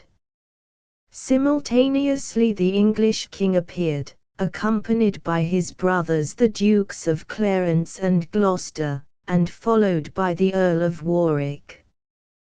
Catherine raised her eyes with I know not what lingering hope, but it was he, a young Zeus now, triumphant and uneager. In his helmet in place of a plume he wore a fox brush spangled with jewels. These 6 entered the tent pitched for the conference, the hanging of blue velvet embroidered with fleurs-de-lis of gold blurred before the girl's eyes, and there the Earl of Warwick embarked upon a sea of rhetoric. His French was indifferent, his periods were interminable, and his demands exorbitant. In brief, the King of England wanted Catherine and most of France, with a reversion at the French king's death of the entire kingdom. Meanwhile Sire Henry sat in silence, his eyes glowing. "I have come," he said, under cover of Warwick's oratory, "I have come again, my lady." Catherine's gaze flickered over him. "Liar," she said, very softly. "Has God no thunders remaining in his armory that this vile thief still goes unblasted? Would you steal love as well as kingdoms?" His ruddy face was now white. "I love you, Catherine." "Yes," she answered, for I am your pretext. I can well believe, Messie, that you love your pretext for theft and murder. Neither spoke after this, and presently the Earl of Warwick having come to his peroration, the matter was adjourned till the next day. The party separated. It was not long before Catherine had informed her mother that, God willing, she would never again look upon the King of England's face uncoffined. Isabeau found her a mad woman. The girl swept opposition before her with gusts of demoniacal fury, wept, shrieked, tore at her hair, and eventually fell into a sort of epileptic seizure. Between rage and terror she became a horrid, frenzied beast. I do not dwell upon this, for it is not a condition in which the comeliest maid shows to advantage. But, for the Valois, insanity always lurked at the next corner, and they knew it. To save the girl's reason the Queen was forced to break off all discussion of the match. Accordingly, the Duke of Burgundy went next day to the conference alone. Jehan began with ifs, and over these flimsy barriers Henry, already fretted by Catherine's scorn, presently vaulted to a towering fury. "Fair cousin," the king said, after a deal of vehement bickering, "we wish you to know that we will have the daughter of your king, and that we will drive both him and you out of this kingdom." The Duke answered, not without spirit, "Sire, you are pleased to say so, but before you have succeeded in ousting my lord and me from this realm, I am of the opinion that you will be very heartily tired." At this the king turned on his heel, over his shoulder he flung, "I am tireless, also, I am agile as a fox in the pursuit of my desires. Say that to your princess." Then he went away in a rage. It had seemed an approvable business to win love incognito, according to the example of many ancient emperors, but in practice he had tripped over an ugly outgrowth from the legendary custom. The girl hated him, there was no doubt about it, and it was equally certain he loved her. Particularly caustic was the reflection that a twitch of his finger would get him Catherine as his wife, for before long the Queen Regent was again attempting secret negotiations to bring this about. Yes, he could get the girl's body by a couple of pen strokes, and had he been older that might have contented him. As it was, what he wanted was to rouse the look her eyes had borne in Charter's orchard that tranquil morning, and this one could not readily secure by fiddling with seals and parchments. You see his position. This high-spirited young man now loved the princess too utterly to take her on lip consent, and this marriage was now his one possible excuse for ceasing from victorious warfare. So he blustered, and the fighting recommenced, and he slew in a despairing rage, knowing that by every movement of his arm he became to her so much the more detestable. Then the Vicomte de Montbrison, as you have heard, betrayed France, and King Henry began to strip the French realm of provinces as you peel the layers from an onion. By the May of the year of grace 1420 France was, and knew herself to be, not beaten but demolished. Only a fag end of the French army lay entrenched at Troyes, where King Charles and his court awaited Henry's decision as to the morrow's action. If he chose to destroy them root and branch, he could, and they knew such mercy as was in the man to be quite untarnished by previous using. Sire Henry drew up a small force before the city and made no overtures toward either peace or throat-cutting. This was the posture of affairs on the evening of the Sunday after Ascension Day, when Catherine sat at cards with her father in his apartments at the Hôtel de Ville. The king was pursing his lips over an alternative play, when somebody began singing below in the courtyard. Sang the voice, "I can find no meaning in life, that have weighed the world, and it was abundant with folly, and rife with sorrows brittle as glass, and with joys that flicker and pass like dreams through a fevered head, and like the dripping of rain in gardens naked and dead is the obdurate thin refrain of our youth which is presently dead. And she whom alone I have loved looks ever with loathing on me, as one she hath seen disproved and stained with such smirches as be not ever cleansed utterly, and is both to remember the days when destiny fixed her name as the theme and the goal of my praise, and my love engenders shame, and I stain what I strive for and praise. O love, most perfect of all, just to have known you is well. And it heartens me now to recall that just to have known you is well, and naught else is desirable save only to do as you willed and to love you my whole life long.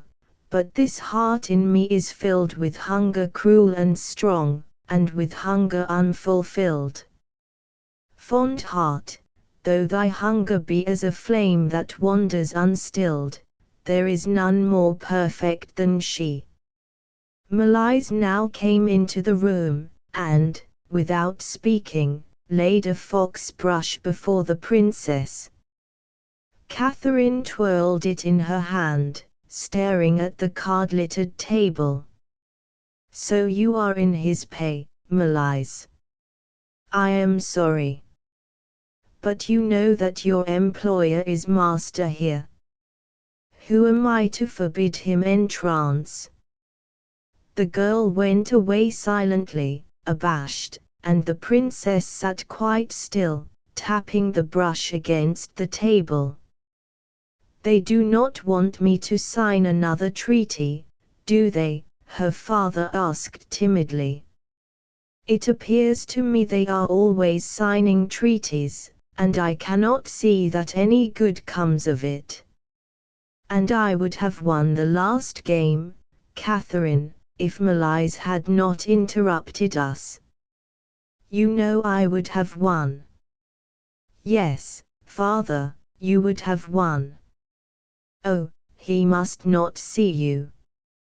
Catherine cried, a great tide of love mounting in her breast, the love that draws a mother fiercely to shield her backward boy. Father, will you not go into your chamber? I have a new book for you, father, all pictures, dear. Come, she was coaxing him when Sire Henry appeared in the doorway. But I do not wish to look at pictures, Charles said, peevishly, I wish to play cards. You are an ungrateful daughter, Catherine. You are never willing to amuse me.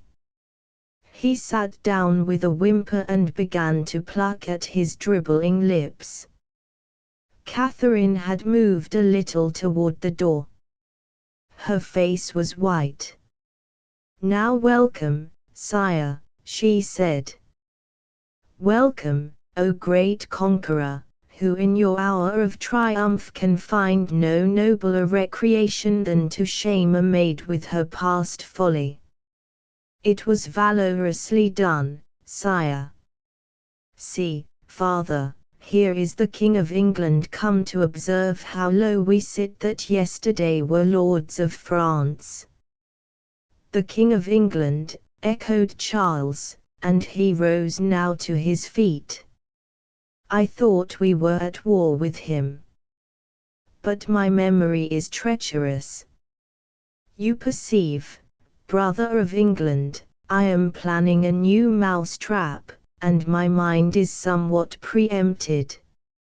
I recall now that you are in treaty for my daughter's hand.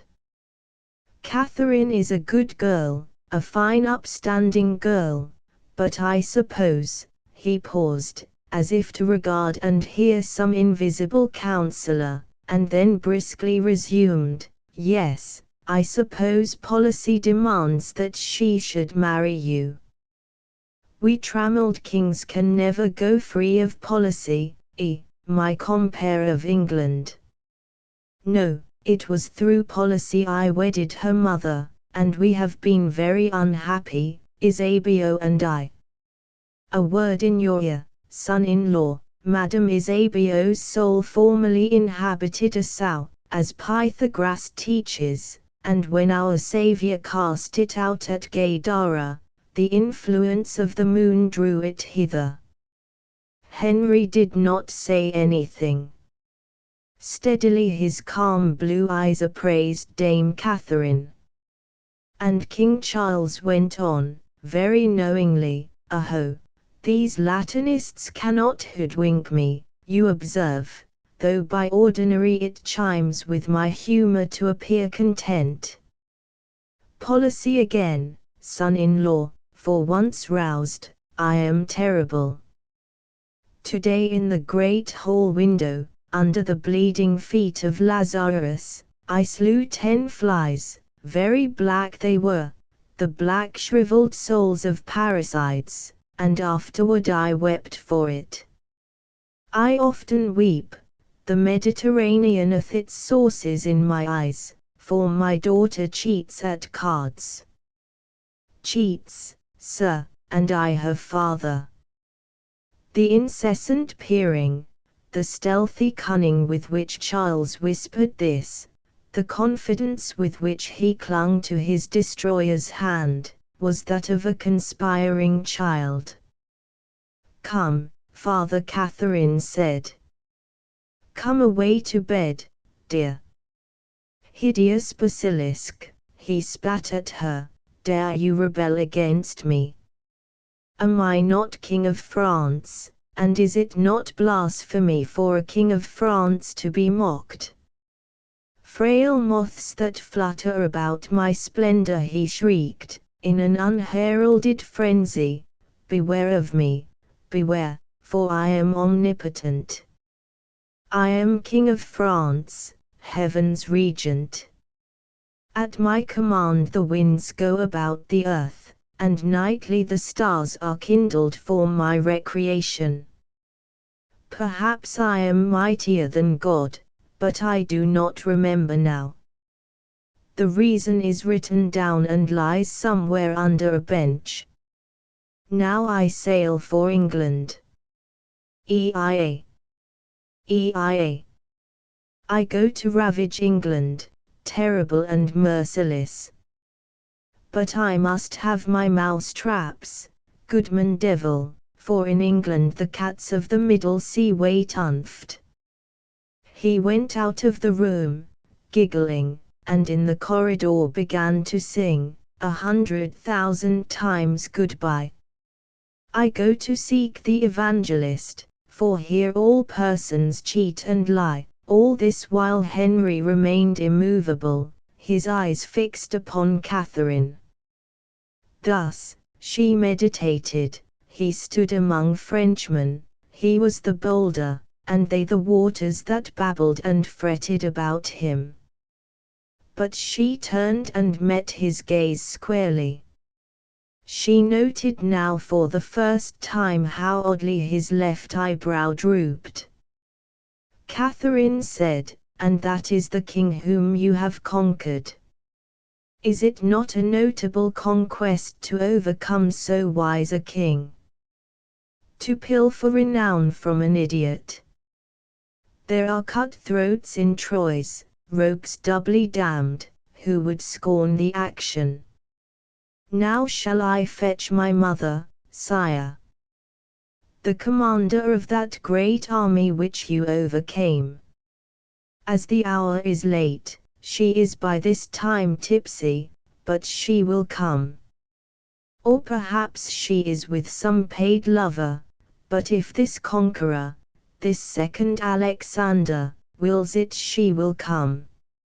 O God, the girl wailed, on a sudden, O just and all-seeing God, are not we of Valois so contemptible that in conquering us it is the victor who is shamed?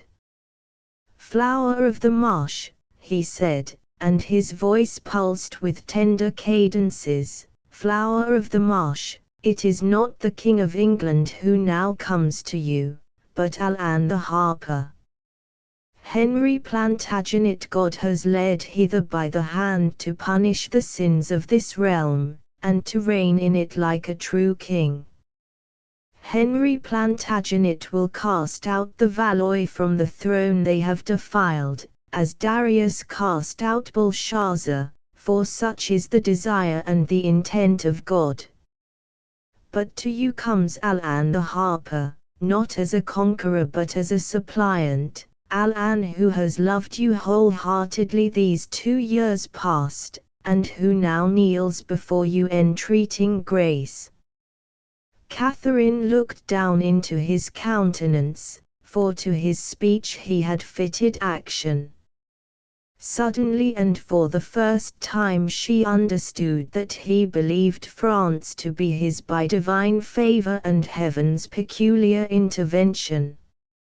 He thought himself God's factor, not his rebel. He was rather stupid, this huge, handsome, squinting boy, and as she comprehended this, her hand went to his shoulder, half maternally. It is nobly done, sire.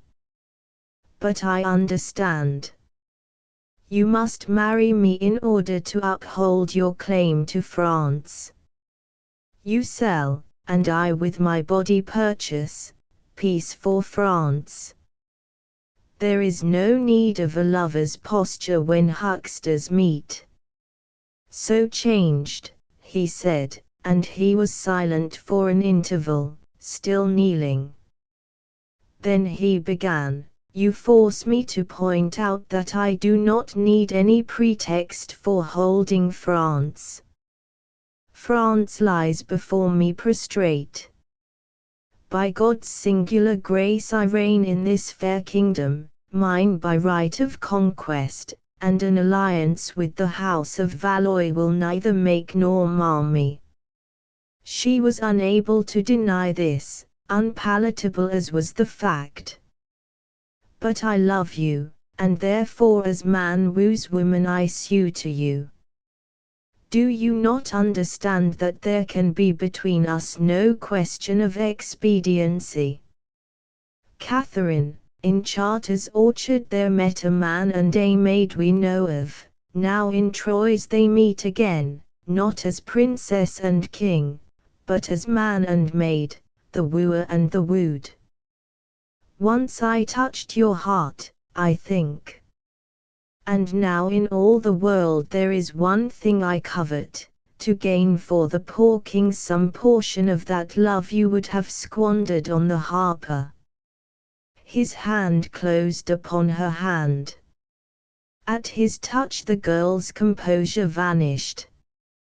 My lord, you woo too timidly for one who comes with many loud-voiced advocates.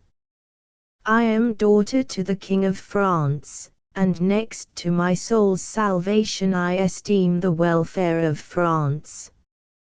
Can I, then, fail to love the King of England, who chooses the blood of my countrymen as a judicious garb to come a-wooing in? How else, since you have ravaged my native land, since you have besmirched the name I bear, since yonder afield every wound in my dead and yet unburied Frenchman is to me a mouth which shrieks your infamy. He rose. And yet, for all that, you love me. She could not at the first effort find words with which to answer him, but presently she said, quite simply, to see you lying in your coffin I would willingly give up my hope of heaven, for heaven can afford no sight more desirable. You loved Alan. I loved the husk of a man. You can never comprehend how utterly I loved him. You are stubborn. I shall have trouble with you. But this notion of yours is plainly a mistaken notion. That you love me is indisputable, and this I propose to demonstrate. You will observe that I am quite unarmed except for this dagger, which I now throw out of the window, with the word it jangled in the courtyard below. I am in Troyes alone among some 1,000 Frenchmen, any one of whom would willingly give his life for the privilege of taking mine. You have but to sound the gong beside you, and in a few moments I shall be a dead man. Strike, then. For with me dies the English power in France. Strike, Catherine. If you see in me but the King of England. She was rigid, and his heart leapt when he saw it was because of terror. You came alone. You dead. He answered, with a wonderful smile, proud spirit. How else might I conquer you? You have not conquered. Catherine lifted the baton beside the gong, poising it. God had granted her prayer, to save France. Now the past and the ignominy of the past might be merged in Judith's nobler guilt. But I must tell you that in the supreme hour, destiny at her beck, her main desire was to slap the man for his childishness. Oh, he had no right thus to besot himself with adoration. This dejection at her feet of his high destiny awed her, and pricked her, too, with her inability to understand him. Angrily she flung away the baton. Go. Ah, go, she cried, like one strangling. There has been enough of bloodshed, and I must spare you, loathing you as I do, for I cannot with my own hand murder you. But the king was a kindly tyrant, crushing independence from his associates as lesser folk squeeze water from a sponge. I cannot go thus. Acknowledge me to be Alan, the man you love, or else strike upon the gong. You are cruel, she wailed, in her torture. Yes, I am cruel. Catherine raised straining arms above her head in a hard gesture of despair. You have conquered. You know that I love you. Oh, if I could find words to voice my shame, to shriek it in your face, I could better endure it. For I love you. With all my body and heart and soul I love you. Mine is the agony, for I love you. And presently I shall stand quite still and see little Frenchmen scramble about you as hounds leap about a stag, and afterward kill you. And after that I shall live. I preserve France, but after I have slain you, Henry, I must live. Mine is the agony, the enduring agony. She stayed motionless for an interval. God, God, let me not fail. Catherine breathed, and then, O fair sweet friend, I am about to commit a vile action, but it is for the sake of the France that I love next to God. As Judith gave her body to Holofernes, I crucify my heart for the preservation of France. Very calmly she struck upon the gong. If she could have found any reproach in his eyes during the ensuing silence, she could have borne it, but there was only love. and with all that, he smiled like one who knew the upshot of this matter. A man-at-arms came into the room. "Germain," said Catherine, and then again, "Germain." She gave a swallowing motion and was silent. When she spoke it was with crisp distinctness. "Germain, fetch a harp. Messie Alan here is about to play for me." At the man's departure she said, "I am very pitiably weak. Need you have dragged my soul, too, in the dust? God heard my prayer, and you have forced me to deny his favor, as Peter denied Christ. My dear, be very kind to me, for I come to you naked of honor." She fell at the king's feet, embracing his knees. "My master, be very kind to me, for there remains only your love." He raised her to his breast. "Love is enough," he said. She was conscious, as he held her thus, of the chain mail under his jerkin. He had come armed, he had his soldiers no doubt in the corridor, he had tricked her, it might be from the first. But that did not matter now. "Love is enough," she told her master docilely. Next day the English entered Troyes, and in the cathedral church these two were betrothed.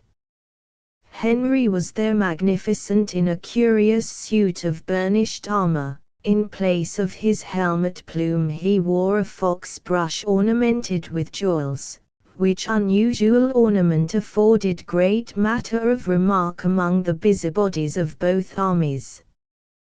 The end of the 10th novel. The epilogue. It je face scarvoitus lectis de ce levet q les choses q je disavois vus it sus sunt en registers ici. Afin que vous pouviez les regarder selon votre bon sens, et il vous placed. Here is appended the epilogue that Messie Nicolas Dizain affixed to the book which he had made according to the best of his ability, and which, in consequence, he dared not appraise. The epilogue. "A son leave it intrepidly depart, my little book, into the presence of that most illustrious lady who bade me compile you. Bow down before her judgment. And if her sentence be that of a fiery death, I counsel you not to grieve at what cannot be avoided. But, if by any miracle that glorious, strong fortress of the weak consider it advisable that you remain unburned, pass thence, my little book, to every man who may desire to purchase you, and live out your little hour among these very credulous persons, and at your appointed season perish and be forgotten. Thus may you share your betters' fate, and be at one with those famed comedies of Greek Menander and all the poignant songs of Sappho. It quid Padonii, thus, little book, I charge you to poultice your more merited oblivion, quid Padonii restat nisi nomen Athena. Yet even in your brief existence you may chance to meet with those who will affirm that the stories you narrate are not true and protest assertions which are only fables. To these you will reply that I, your maker, was in my youth the quite unworthy servant of the most high and noble lady, Dame Jehan, and in this period, at and about her house of Havering Bower, conversed in my own person with Dame Catherine, then happily remarried to a private gentleman of Wales, and so obtained the matter of the 9th story and of the 10th authentically. You will say also that Messie de Montbrison afforded me the main matter of the 6th and 7th stories, and many of the songs which this book contains, and that, moreover, I once journeyed to Caerdion and talked for some 2 hours with Richard Holland, whom I found a very old and garrulous and cheery person, and got of him the matter of the 8th tale in this Dizain, together with much information as concerns the 6th and the 7th. And you will add that the matter of the 4th and 5th tales was in every detail related to me by my most illustrious mistress, Madame Isabella of Portugal, who had this information from her mother, an equally veracious and immaculate lady, and one that was in youth Dame Philippa's most dear associate. For the rest you must admit, unwillingly, the first 3 stories in this book to be a thought less solidly confirmed, although, as you will say, even in these histories I have not ever deviated from what was at odd times narrated to me by the aforementioned persons, and have always endeavored honestly to piece together that which they told me. I have pieced together these tales about the women who intermarried, not very enviably, with the demon-tainted blood of Edward Longshanks, because it seems to me that these tales, when they are rightly considered, compose the initial portion of a troubling history. Whether, as some declare, the taint came from Manuel of Poictisme, or whether, as yet others say, this poison was inherited from the demon wife whom Fowlkes Plantagenet fetched out of hell, the blood in these men was not all human. These men might not tread equally with human beings, their wives suffered therefore, just as they that had inherited this blood suffered therefore, and all England suffered therefore.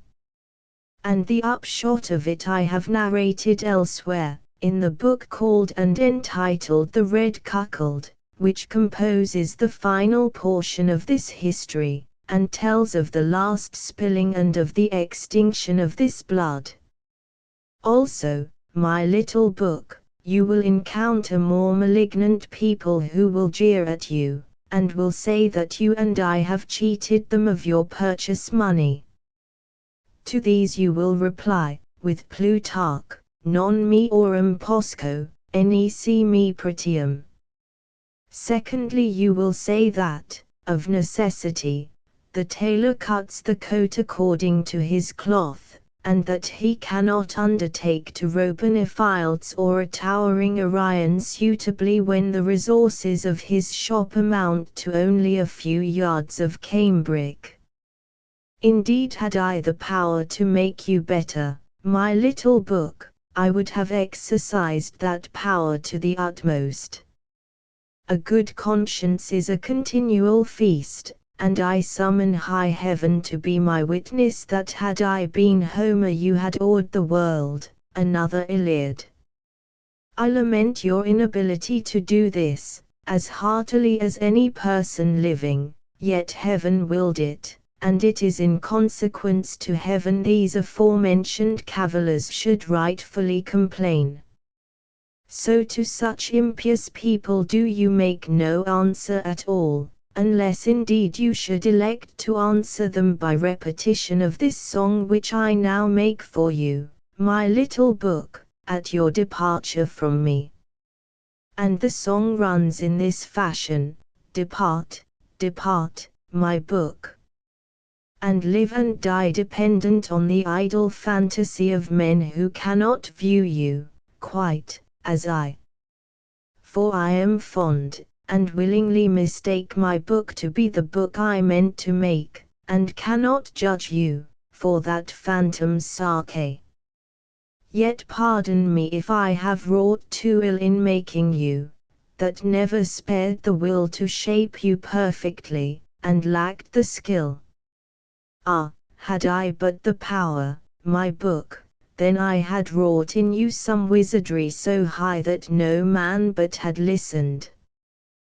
They pass by, and shrug, as we, who know that unto us it has been granted never to fare thus, and never to be strong and glorious.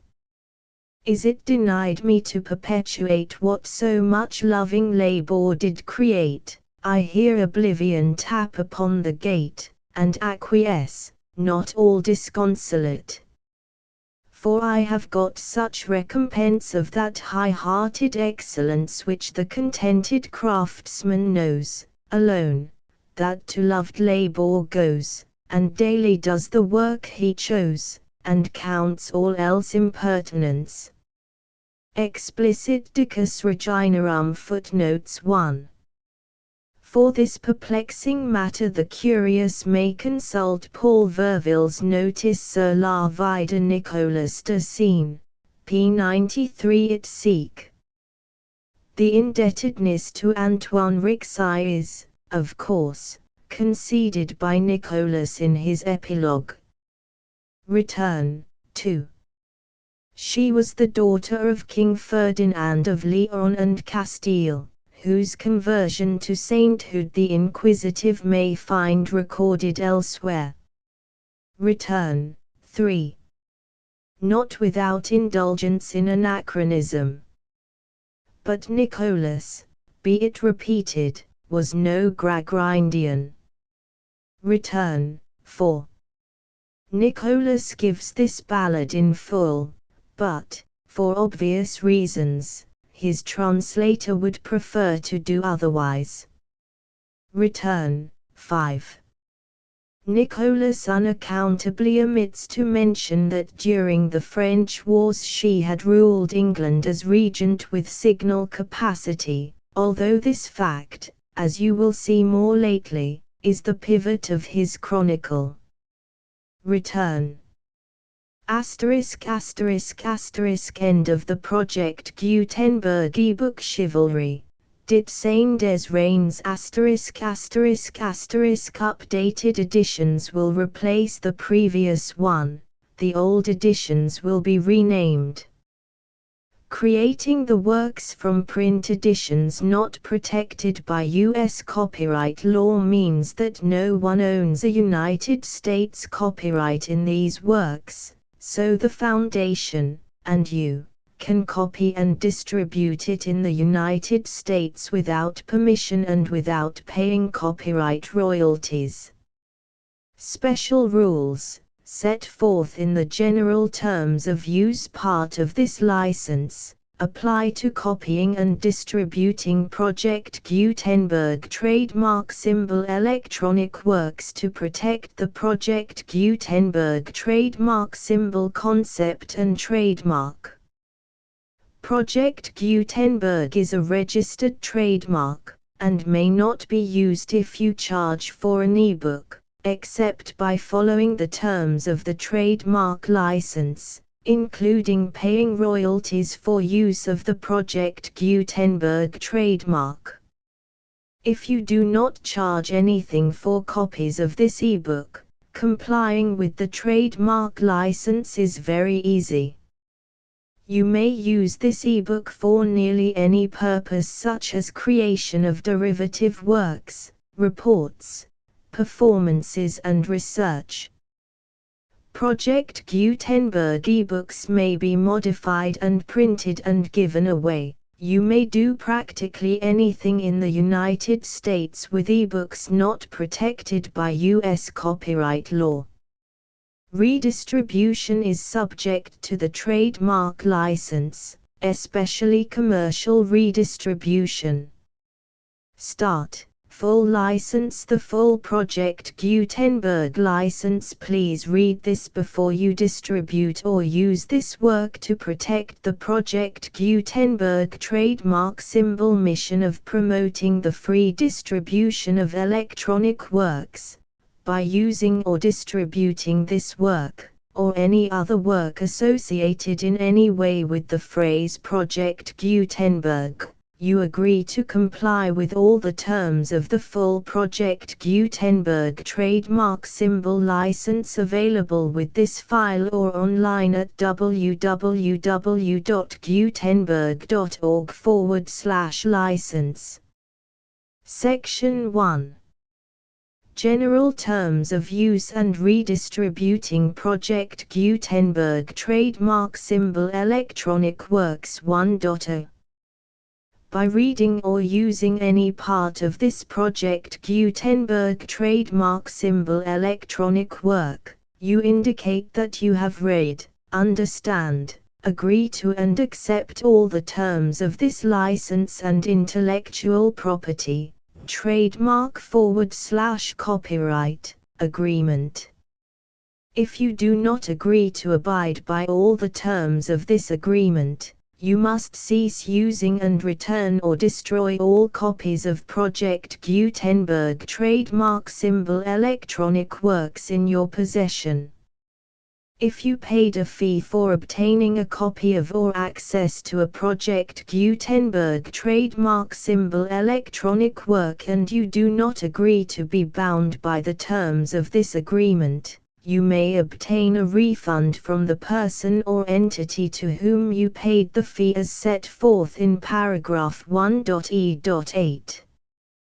1.b Project Gutenberg is a registered trademark. It may only be used on or associated in any way with an electronic work by people who agree to be bound by the terms of this agreement.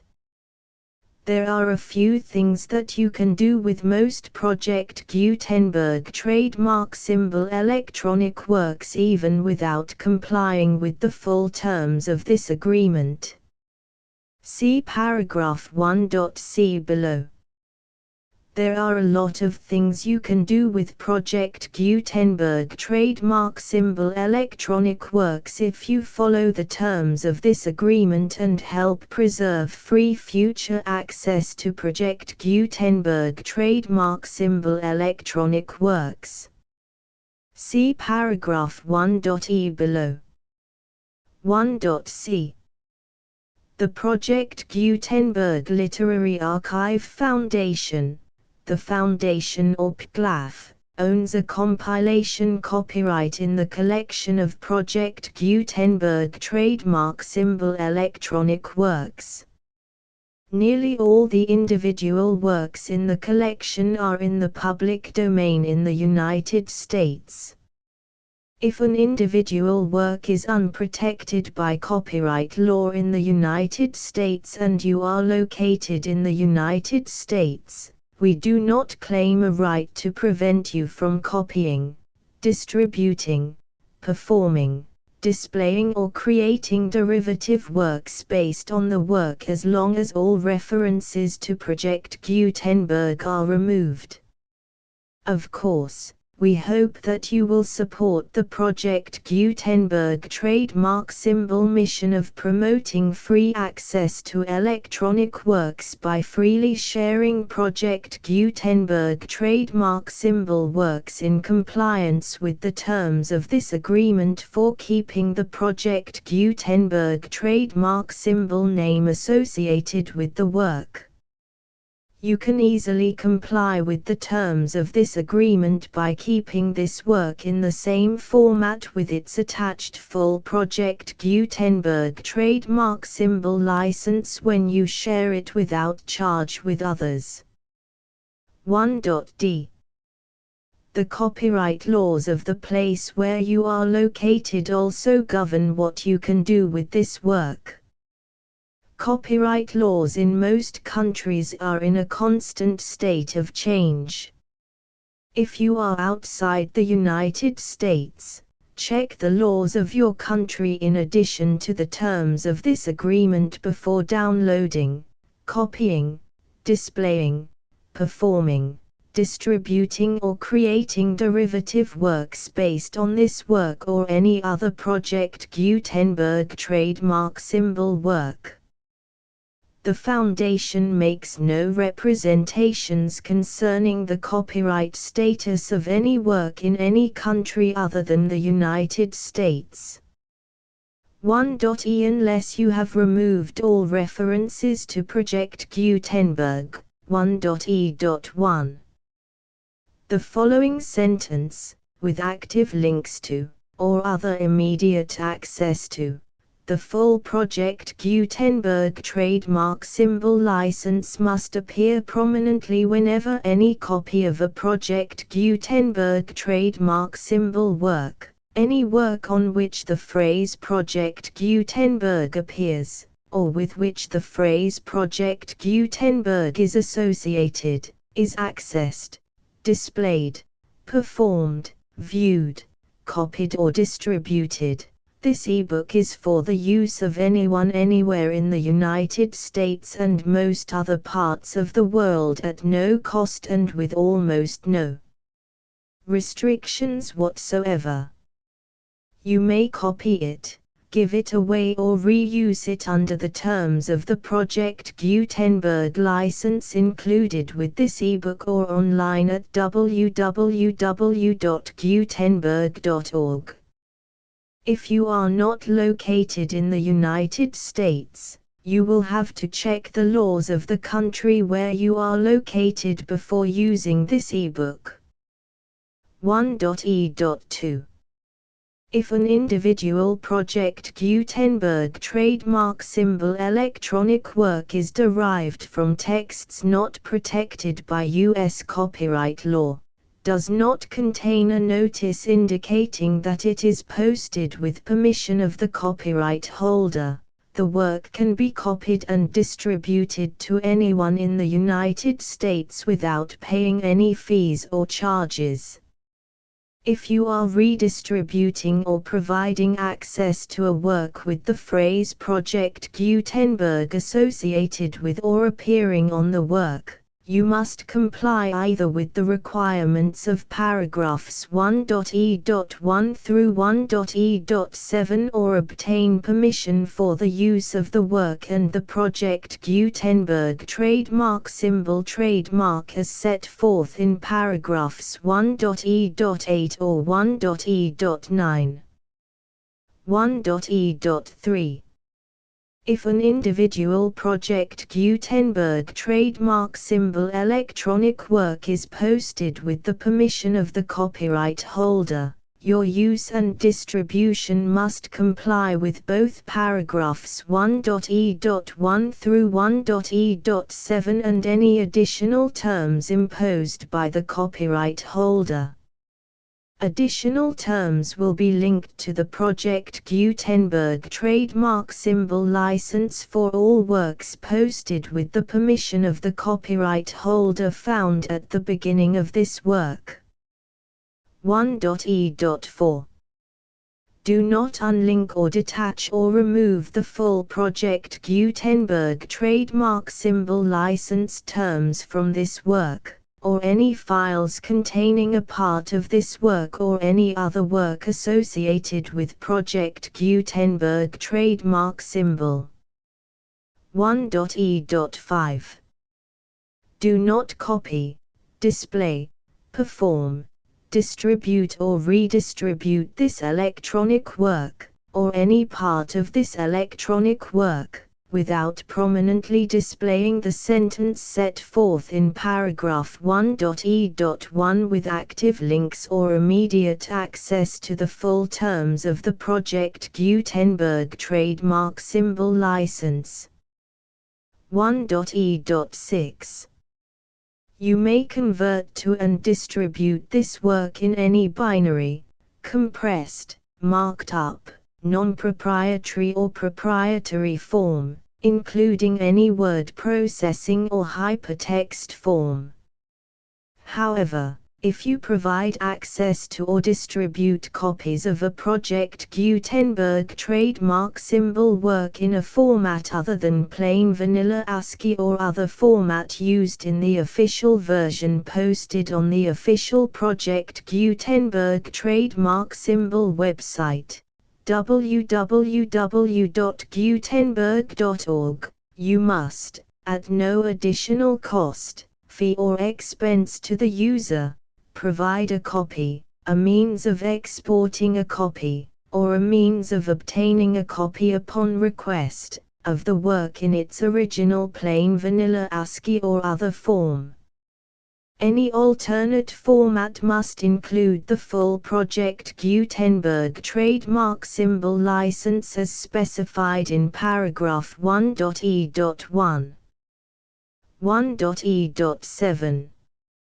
Do not charge a fee for access to, viewing, displaying, performing, copying or distributing any Project Gutenberg trademark symbol works unless you comply with paragraph 1.e.8 or 1.e.9. 1.e.8. You may charge a reasonable fee for copies of or providing access to or distributing Project Gutenberg trademark symbol electronic works provided that you pay a royalty fee of 20% of the gross profits you derive from the use of Project Gutenberg trademark symbol works calculated using the method you already use to calculate your applicable taxes. The fee is owed to the owner of the Project Gutenberg trademark symbol trademark, but he has agreed to donate royalties under this paragraph to the Project Gutenberg Literary Archive Foundation. Royalty payments must be paid within 60 days following each date on which you prepare, or are legally required to prepare, your periodic tax returns. Royalty payments should be clearly marked as such and sent to the Project Gutenberg Literary Archive Foundation at the address specified in Section 4, Information about donations to the Project Gutenberg Literary Archive Foundation. You provide a full refund of any money paid by a user who notifies you in writing, or by email, within 30 days of receipt that he does not agree to the terms of the full Project Gutenberg trademark symbol license. You must require such a user to return or destroy all copies of the works possessed in a physical medium and discontinue all use of and all access to other copies of Project Gutenberg trademark symbol works. You provide, in accordance with paragraph 1.f.3, a full refund of any money paid for a work or a replacement copy, if a defect in the electronic work is discovered and reported to you within 90 days of receipt of the work. You comply with all other terms of this agreement for free distribution of Project Gutenberg trademark symbol works. 1.e.9. If you wish to charge a fee or distribute a Project Gutenberg trademark symbol electronic work or group of works on different terms than are set forth in this agreement, you must obtain permission in writing from the Project Gutenberg Literary Archive Foundation, the manager of the Project Gutenberg trademark symbol trademark. Contact the Foundation as set forth in Section 3 below. 1.f1.f.1. Project Gutenberg volunteers and employees expend considerable effort to identify, do copyright research on, transcribe and proofread works not protected by U.S. copyright law in creating the Project Gutenberg trademark symbol collection. Despite these efforts, Project Gutenberg trademark symbol electronic works, and the medium on which they may be stored, may contain defects such as, but not limited to, incomplete, inaccurate or corrupt data, transcription errors, a copyright or other intellectual property infringement, a defective or damaged disk or other medium, a computer virus, or computer codes that damage or cannot be read by your equipment. 1.f.2. Limited warranty, disclaimer of damages. except for the right of replacement or refund described in paragraph 1.f.3, the Project Gutenberg Literary Archive Foundation, the owner of the Project Gutenberg trademark symbol trademark, and any other party distributing a Project Gutenberg trademark symbol electronic work under this agreement, disclaim all liability to you for damages, costs and expenses, including legal fees. You agree that you have no remedies for negligence, strict liability, breach of warranty or breach of contract except those provided in paragraph 1.f.3. You agree that the foundation, the trademark owner, and any distributor under this agreement will not be liable to you for actual, direct, indirect, consequential, punitive or incidental damages even if you give notice of the possibility of such damage. 1.f.3. Limited right of replacement or refund. If you discover a defect in this electronic work within 90 days of receiving it, you can receive a refund of the money, if any, you paid for it by sending a written explanation to the person you received the work from. If you received the work on a physical medium, you must return the medium with your written explanation. The person or entity that provided you with the defective work may elect to provide a replacement copy in lieu of a refund. If you received the work electronically, the person or entity providing it to you may choose to give you a second opportunity to receive the work electronically in lieu of a refund. If the second copy is also defective, you may demand a refund in writing without further opportunities to fix the problem. 1.f.4. Except for the limited right of replacement or refund set forth in paragraph 1.f.3, this work is provided to you as is, with no other warranties of any kind, express or implied, including but not limited to warranties of merchantability or fitness for any purpose. 1.f.5. Some states do not allow disclaimers of certain implied warranties or the exclusion or limitation of certain types of damages. If any disclaimer or limitation set forth in this agreement violates the law of the state applicable to this agreement, the agreement shall be interpreted to make the maximum disclaimer or limitation permitted by the applicable state law. The invalidity or unenforceability of any provision of this agreement shall not void the remaining provisions. 1.f.6. Indemnity. You agree to indemnify and hold the foundation, the trademark owner, any agent or employee of the foundation, anyone providing copies of Project Gutenberg trademark symbol electronic works in accordance with this agreement, and any volunteers associated with the production, promotion and distribution of Project Gutenberg trademark symbol electronic works, harmless from all liability, costs and expenses, including legal fees, that arise directly or indirectly from any of the following which you do or cause to occur. A. Distribution of this or any Project Gutenberg trademark symbol work. B. Alteration, modification, or additions or deletions to any Project Gutenberg trademark symbol work, and C. Any defect you cause. Section 2.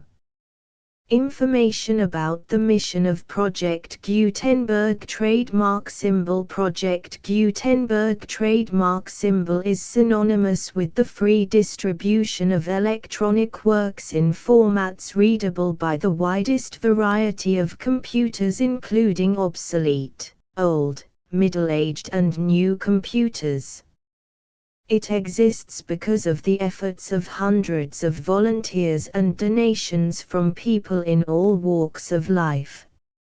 Volunteers and financial support to provide volunteers with the assistance they need are critical to reaching Project Gutenberg trademark symbol's goals and ensuring that the Project Gutenberg trademark symbol collection will remain freely available for generations to come. In 2001, the Project Gutenberg Literary Archive Foundation was created to provide a secure and permanent future for Project Gutenberg trademark symbol and future generations. To learn more about the Project Gutenberg Literary Archive Foundation and how your efforts and donations can help, see sections 3 and 4 and the Foundation information page at www.gutenberg.org. Section 3.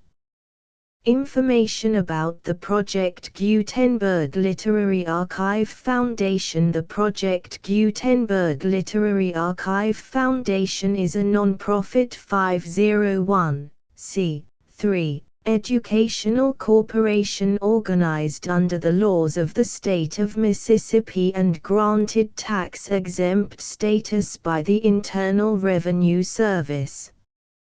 The Foundation's IN or Federal Tax Identification Number is 64-6221541. Contributions to the Project Gutenberg Literary Archive Foundation are tax-deductible to the full extent permitted by U.S. federal laws and your state's laws. The Foundation's business office is located at 809 North 1500 West, Salt Lake City, UT 84116, 801-596-1887. Email contact links and up-to-date contact information can be found at the Foundation's website and official page at www.gutenberg.org/contact section 4. Information about donations to the Project Gutenberg Literary Archive Foundation. Project Gutenberg trademark symbol depends upon and cannot survive without widespread public support and donations to carry out its mission of increasing the number of public domain and licensed works that can be freely distributed in machine-readable form accessible by the widest array of equipment, including outdated equipment. Many small donations, $1 to $5,000, are particularly important to maintaining tax-exempt status with the IRS. The Foundation is committed to complying with the laws regulating charities and charitable donations in all 50 states of the United States. Compliance requirements are not uniform and it takes a considerable effort, much paperwork and many fees to meet and keep up with these requirements. We do not solicit donations in locations where we have not received written confirmation of compliance. To send donations or determine the status of compliance for any particular state, visit www.gutenberg.org/donate. While we cannot and do not solicit contributions from states where we have not met the solicitation requirements, We know of no prohibition against accepting unsolicited donations from donors in such states who approach us with offers to donate. International donations are gratefully accepted, but we cannot make any statements concerning tax treatment of donations received from outside the United States. U.S. laws alone swamp our small staff. Please check the Project Gutenberg web pages for current donation methods and addresses. Donations are accepted in a number of other ways, including checks, online payments and credit card donations. To donate, please visit www.gutenberg.org/donate. Section 5. General information about Project Gutenberg Trademark Symbol Electronic Works. Professor Michael S. Hart was the originator of the Project Gutenberg trademark symbol concept of a library of electronic works that could be freely shared with anyone. For 40 years, he produced and distributed Project Gutenberg trademark symbol ebooks with only a loose network of volunteer support. Project Gutenberg trademark symbol ebooks are often created from several printed editions, all of which are confirmed as not protected by copyright in the US unless a copyright notice is included. Thus, we do not necessarily keep ebooks in compliance with any particular paper edition. Most people start at our website, which has the main PG search facility, www.gutenberg.org. This website includes information about Project Gutenberg trademark symbol, including how to make donations to the Project Gutenberg Literary Archive Foundation, how to help produce our new ebooks, and how to subscribe to our email newsletter to hear about new ebooks.